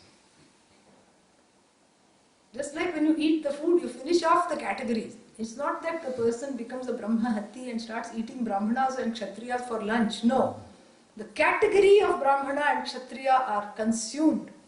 For whom? And what about death? Death is a pickle. Upasechanam means a little side dish, a little chutney. The one who makes chutney out of death. Death makes chutney out of everyone, One who makes chutney out of death and is not even the main dish, a side dish. And Kaitha Veda, who knows what this person is really, the Upanishad says. So looks like the author was having that in mind. Because Mrityu, Shanka, Jati, Veda is all swallowed up. And then, of course, when all these big things are swallowed up, then the parentage is swallowed up. Who is Pita, who is Mata? Because, even if you look at yourself as a jiva, then right now you have mother and father. You can say, this was my mother, this is my mother, this was my father, this is my father. You can say that, Right now you can say. Oh, they have lost the sound. Yeah, you are back. Don't worry, nothing you missed. Yeah, relax. Yeah, so then, everybody raising their hands. So, no father, no mother. Why? Because even as at the level of jiva, if you believe in reincarnation, how many lifetimes you've had? How many human lifetimes you've had? How many dog, cat lifetimes you've had? Animal lifetimes? And what mother, what father? Okay, they keep changing, correct? Unless the karma is very strong. Something to, overcome. So here the person knows, I'm not just jiva, I'm Atma. When Atma doesn't have that which doesn't have parents is Atma. Yes. It's an as though superimposition, it's a relationship, it's not me. It's a role. Son-daughter role, mother-father role. Even Guru and Shishya are roles. If the role rolls into the person, then there is sorrow. The role and person are two different things. The role cannot exist without the person, but the person exists without the role. This we have to understand. If the person rolls into the role, then the person becomes very dejected. The problems of the role do not belong to the person. This one has to remember. So Pita Naiva, Pita is a role. And even that I have a Pita, I am a son, I am a daughter, that is a role. Mata Naiva, Na Eva. I have a mother, I am a mother, both. I am a daughter in relation to the mother, that's a role. And then what? Yeah, no, Mitram. No, that's the third line, yeah. Pita Naiva, Mata Naiva. Yeah, so when I have no birth, where is the Pita Mata coming? Pita Mata comes only when I am subject to birth, correct? Then I say I came from them, I belong to them, they are the ones who gave birth to me. Here we are questioning that the person is even subject to birth. We are negating that. So there is no birth, no death. So where is the question of mother and father? Really, mother did not create you. Father did not create you. Mother does not know how to make all the lungs and kidneys and all these things. Kidney beans, yes, but not kidneys. Mother doesn't know how to craft the heart and the circulatory system. Father doesn't know how to craft the circulatory system. He says, I just know how to be in circulation. I don't know how to do the circulatory system. This is all Bhagavan. So you have come through them, it's a part of a law. You haven't come, the body has come. The indweller of the body is Nitya. So therefore what? There is no birth, so what to talk of mother, father? And then no friend either. Na mitram. And no relative. No sambandhi, no relative. And no, friend. And then what? The final dichotomy. See, the Vedanta is a very interesting paradox. In order to understand that all there is one whole, we go through, in order to swallow all hierarchies, we create one duality and hierarchy, which is that Guru and Shishya, which is also swallowed up. Yeah. But since we are, as long as we are in the body, it is cognitively swallowed up. It's not that you go and slap the Guru on the back. Yo, Guru, how's your day going? You don't do that. You still will show the, respect. Why? Because one is embodied. So it is for the body, for the sake of, these roles are still continuing, but as though. In your mind, you are not separate from the Guru. And in your mind, you are not separate from the Shishya. But the dichotomies just are at the level of Vyavahara, at the level of transaction. That's all it is. So, na bandhur, na mitram, na gurur, naiva shishya, shishya, chidananda rupaha, shivoham, shivoham. So the verse number 5 negates birth and death. Very ingeniously composed verse. Negates birth and death. And then negates all categories.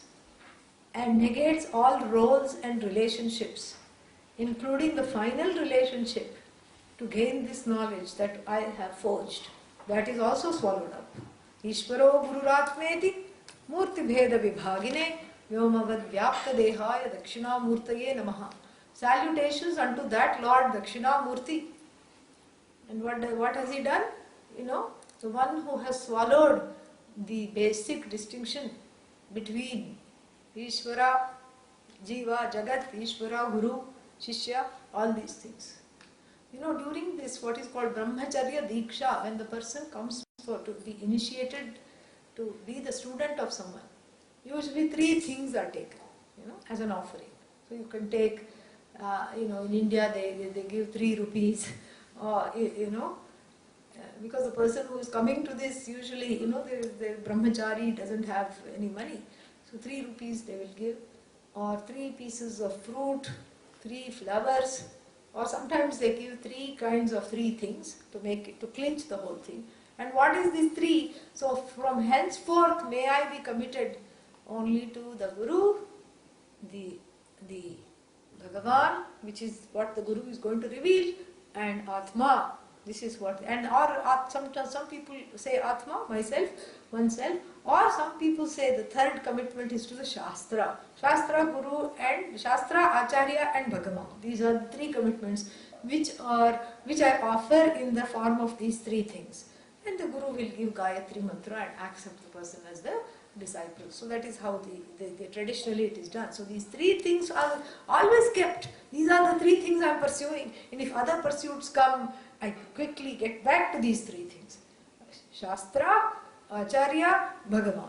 These are the 3 things, And then what? The 3 things become only 2 things. Because as the Shraddha is gained, Acharya and Bhagavan melt into one. You read. Because Brahmavid Brahmaiva Bhavati. So the knower of Brahman is none other than Brahman. So the Acharya is the one who is showing you what Bhagavan is, and the Acharya is talking about that Bhagavan, not the Bhagavan who lives in heaven away from you. Acharya is talking about that Bhagavan. Acharya is revealing the Bhagavan who is the nature of the Acharya and the nature of who happens to be the nature of the Shishya and the Acharya combined. So the Acharya and Bhagavan meld into one. And the Guru Shishya, that last frontier, the Guru Shishya dichotomy is still maintained. The Shishya feels I have to know so much, I don't know this, I don't know that. The Shishya has to own up the knowledge. The Shishya very easily understood that the Guru is nothing but Bhagavan. But the Shishya now has to understand, I am also nothing but the Guru, which is nothing but Bhagavan. I am also nothing but Bhagavan. And that takes a little Shravanam, Mananam, all these things, Nididhyasanam if necessary, all these things are needed. So in the process, what is there, after that thing has gone through, one can say, salutations to this Lord Dakshinamurti, the Guru of Gurus, who was able to tear asunder that final frontier of division between Guru and Shishya that I was harboring in the heart. All that is also gone. And so here, the Guru Naiva Shishyaha, Chidananda Rupaha, Shivoham Shivoham. That was verse number 5. And then verse number 6, the last verse, is talking about the nature of the Atma. Because all the other things were, negation, negation, negation. So here there is only one negation. The rest of the things are beautifully, done.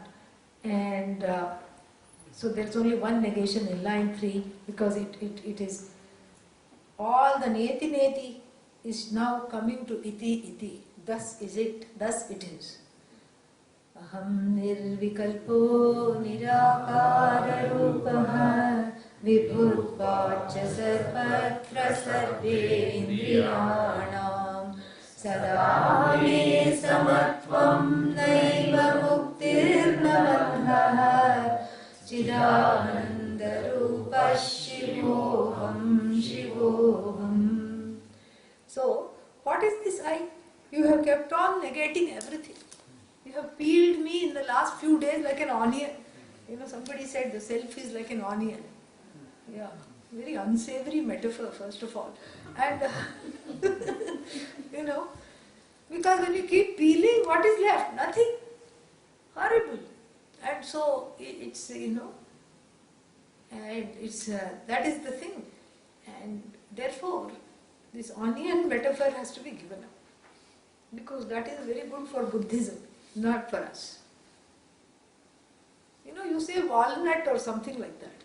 Finally, when the skull is cracked with the help of this knowledge, there is wonderful, long-lasting antioxidant, yeah.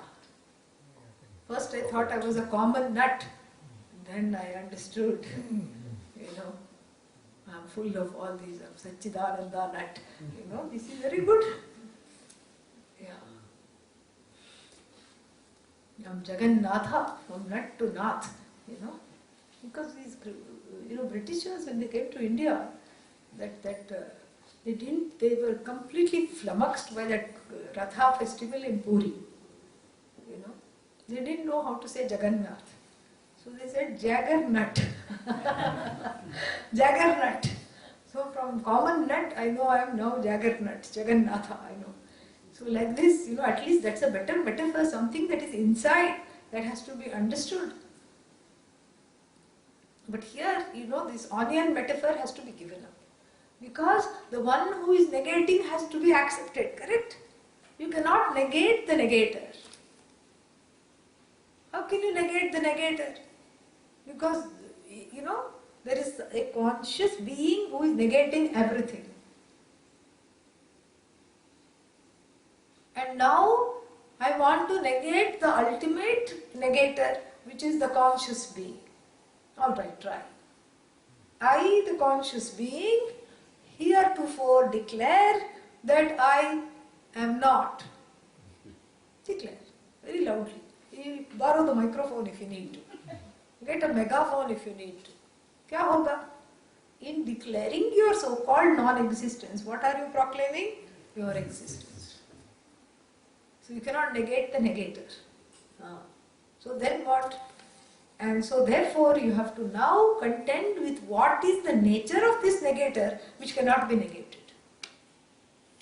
Aham, first thing, nirvikalpaha. Vikalparahitaha. Vikalpa means, divisions. I am that which is free of all divisions. Oh, then what is my form? No form. All forms are non-separate from me. All vikalpas, I sustain myself free of vikalpas. All forms are non-separate from me. I am that gold which morphs into various ornaments without losing anything. All ornaments are me. They reside in me, they are me. I am not any one of them. Matsthani sarva bhutani, 9th chapter. And then what? Nacha matsthani bhutani pashyame yogam aishwaram. Oh Arjuna, look at this Indian magic. Bhagavan Krishna says, Aishwara is magic here. Look at this Aishwarya. Look at my overlordship. Look at this magic. Without needing to meld all the ornaments in order to declare that they are gold, they can remain themselves. And no, I can make them disappear. There is no ornament. The weight of the ornament is the weight of the gold. The color of the ornament is the color of the gold. Without gold there is no ornament. Gold sustains the ornament. Ornament does not sustain gold. So this is what Nirakara Rupaha. All names and forms are non-separate from me. I am not any one of them. Nirakara Rupaha. And then, so what am I? Vibhutvat, Vibhuhu. Bhavati iti bhuhu. Visheshena bhavati iti vibhuhu. What is this Visheshena bhavati? The one that is, bhavati means the one that occupies space and time. You know, everyone occupies space and time. That is our, that is our bread and butter, to know that I am this finite being that occupies a certain space at a certain time. But here, Vibhu means the one who is free of space and time, the one who is all pervasive. So now you can also say I am Vibhu. Why? Because I am Chidananda Rupaha. That is Shivaha. That is free of any taint of Papa Punya, free of Sukha Dukha, free of Janma, free of categories, free of pain, free of sorrow, free of body, mind, sense complex. Then what are you? I am that Chit, which is Ananta, which is limitless. That means in all bodies I am, in all minds I alone am, in all forms and names I am. So you can say I am all pervasive. So because of being Vibhu, Sarvatra, Sarvendriyana, even in my own body, I am the one that sustains all the Indriyas. And in all bodies, I sustain all the Indriyas. I become a law. Correct? I become a law. And Vibhutvacha Sarvatra Sarvendriyana. And therefore, at the level of transaction, Sada me Samatvam. You know, that we are going to see on Sunday. Yeah. She knew I was going to say that. So, Sada me Samatvam. Samatvam means what? You know, equilibrium, equanimity. When do we have equanimity? Equanimity. First, how do you spell it? Then I'll tell you. First, you tell me how to spell it. Then I'll tell you when I have it. Okay, here is the spelling. So, when do you have equanimity? Kabhi, kabhi at the most. Correct? Yeah. In sleep, I have equanimity. Even if you don't have equanimity, others around you enjoy equanimity when you sleep. Why? Because they are not subject to your ups and downs. So therefore, sleep is very essential. If not for your health, for other people's mental health around you. Yeah, please go to sleep. So here what? Sada me samatvam, not kabhi kabhi samatvam. Always I enjoy this equanimity because I know that I am not any of these things. I am that all-pervasive being that is not subject to sorrow. When I know, I enjoy an equilibrium, even on the transactional level, at all times. Because I don't feel I am bound. And if you are not bound, is there reason to want freedom? Who wants freedom? The one who is free, correct? No. The one who is free, how can you want freedom? Only when you are bound you should want freedom. Well, except in the pursuit of moksha. The person is free or not, the one who is seeking moksha. Say, yes, Baba, what is this? The last verse you are still thinking. Yeah. Abhi to haan bol do. Yeah.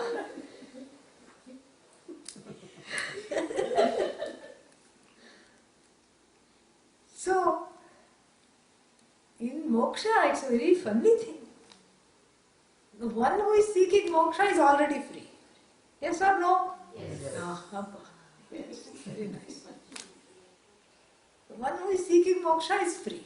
Then why am I seeking it? Because I don't know it. That's how the mumukshu becomes jignasu, the pursuer of the knowledge that I am already free. Correct? So really speaking, there is no bandha. Like the cows that belong to this guru. You know, the Shishya came to the Guru. He took a bath, dressed himself in white for purity and to show the eagerness of the pursuit. And because he was from South India, he put a lot of stripes of vibhuti everywhere. Looking like a zebra, he came, presented himself in front of the teacher and said, Adhihi Bhagavo Brahma. And what did the Guru say? Hey, Chabi lo. Chabi means keys. Here, take these keys. Keys to what? Keys to the Jnanam. Oh, Mahaprasadam, please give. No. Keys to the cow stable. What? No Vedanta class? Yeah, you go take care of the cows. Oh, maybe one or two are there, the Shishya thought. He opened the door of the stable, 400 cows. He was dejected. His heart not only went into, the stomach, but got digested also. He was so dejected.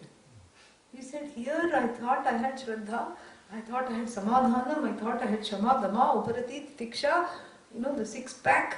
I had done Kasrat to gain this six-pack, and then what? And here I am told, take care of this lowly job of taking care of stables. Suddenly he had a cow. You know the meaning of having a cow? Yeah. Having a cow means having issues.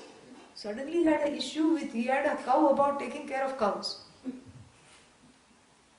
And then, because the Guru has said it and he had enough Shraddha, he went to take care of the cows. No Vedanta class. Why? Because the preparation was being gained. And one fine day, what happened? In between his duties, he had to take care of the cows. He had to cook, he had to clean, he had to feed the Guru, and then take the cows to pasture, bring them back. All these things he was doing. Then suddenly one day, what happened? Somebody stole all the ropes to tie the cows in their various, pegs. One day, all the rope was gone. By the time he brought the cows back, no rope. And then he went to the Guru in distress because what shop he will find at night. And this is in a jungle. And then, he'll definitely be, even if there was a shop open, you cannot go, wild animals are waiting there. So he said, I don't know what to do. I'm beside myself, oh Guru, please help. None of the cows can be tied, they will all go away. Along with that, I'll have to kiss my Vedanta dreams goodbye, because even if a scratch happens to the cow, that will delay my progress in my studies. He was very much agitated and upset. So then what happened?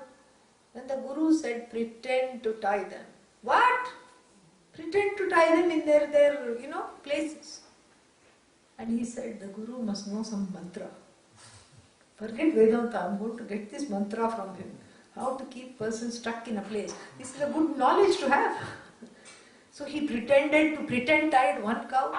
The cow just sat there, did not protest, did not do anything, was ready to be tied up. And each of the 400 he pretend tied, and they all slept very well at night. They all rested, they all chewed the cud right there. Guru also slept well. The only person who didn't sleep well was Shishya, because they are all free and they can go any time, and the door of the stable is nothing, they can just barge through it. And so every half an hour he woke up to check on the cows. The cows were fine, no problem with the cows at all. And then morning couldn't come soon enough. Finally morning came. He said, come on, let's not waste time, go to the pasture. Not a single cow is getting up.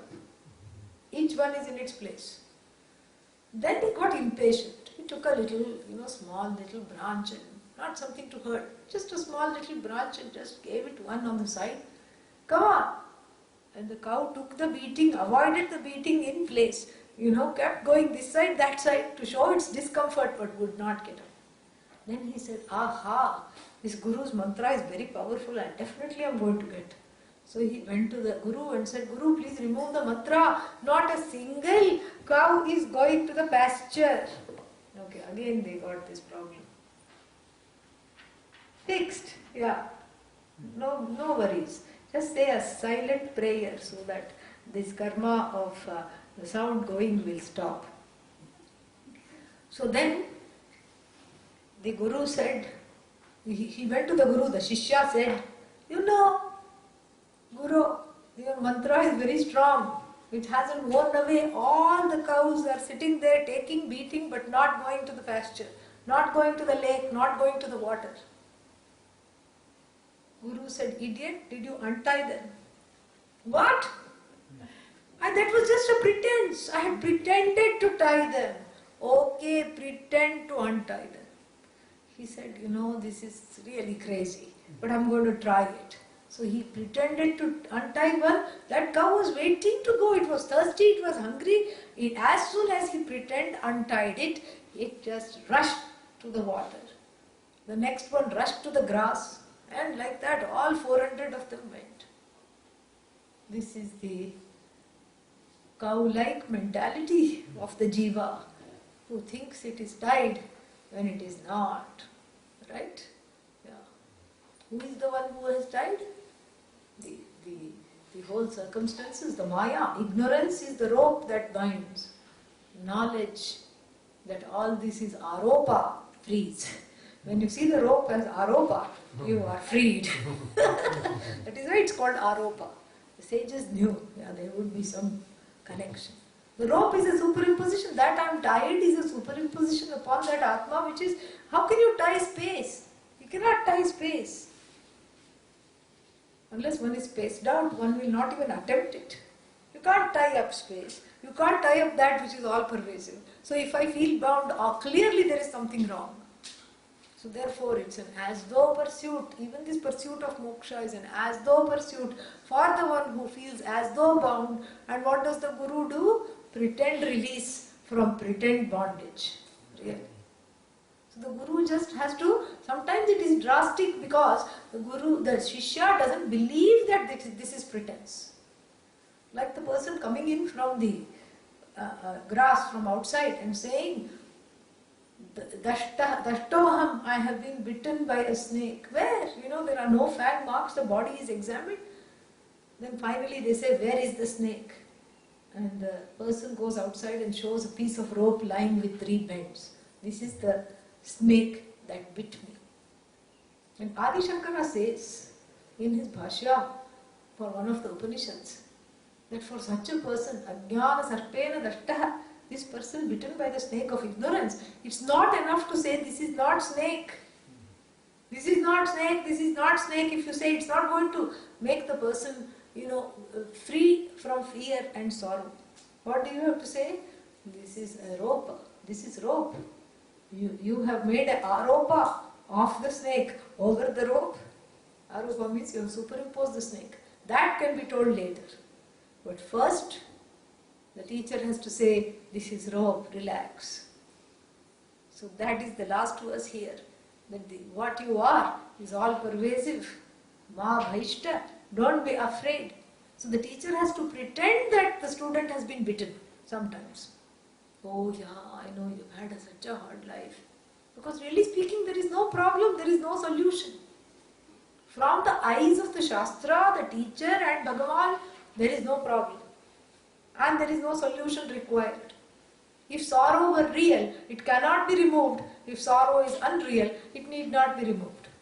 But here we are in the business of sorrow removal. It's a paradoxy. The whole thing is a paradox. Because that which is real means it's a Swarupa. Cannot be removed. You cannot say I'm scrubbing Chidananda Rupa. You cannot. Scrubber happens to be Chidananda. So it cannot be removed. If it's your nature, it cannot be removed.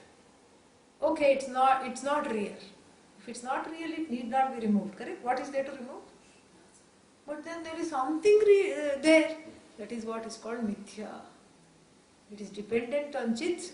It is dependent on ananda. And along with a few words, pot, clay, gold, ornament. And what is that? Rope, snake. You have to have one more word. What is that? As though. As though bound, as though free. And this is what the whole thing is. And with these words, then have I missed anything else? Naiva muktihi, na bandhaha. And therefore I am that limitless consciousness which is not tied, which does not need to be freed, which has no mother, no father, which is all pervasive, which is not confined to the body, which has no birth, no death, which has no papa, no punya. Therefore it doesn't need to have any pursuit. It's already free. It has no raga, dvesha. It doesn't need any karma of atonement. It doesn't need anger management courses. It doesn't need anything. What needs all this? Ahankara. That is what the I notion. The Anisha, the one who says I'm not Isha, that needs it. Isha doesn't need it. When the Anisha loses the An, then there is all this Isha. So all these 6 verses to lose that negative particle, taught through negation. And now we'll have as though breakfast. Om Purnamadah Purnamidam Purnat Purnamudachyate Purnasya Purnamadaya Purnameva Shishyate Om Shanti Shanti Shanti Harihi Om Shri Gurubhyo Namaha Harihi Om. The concluding class is at the clubhouse, 4 o'clock. After that we have a potluck.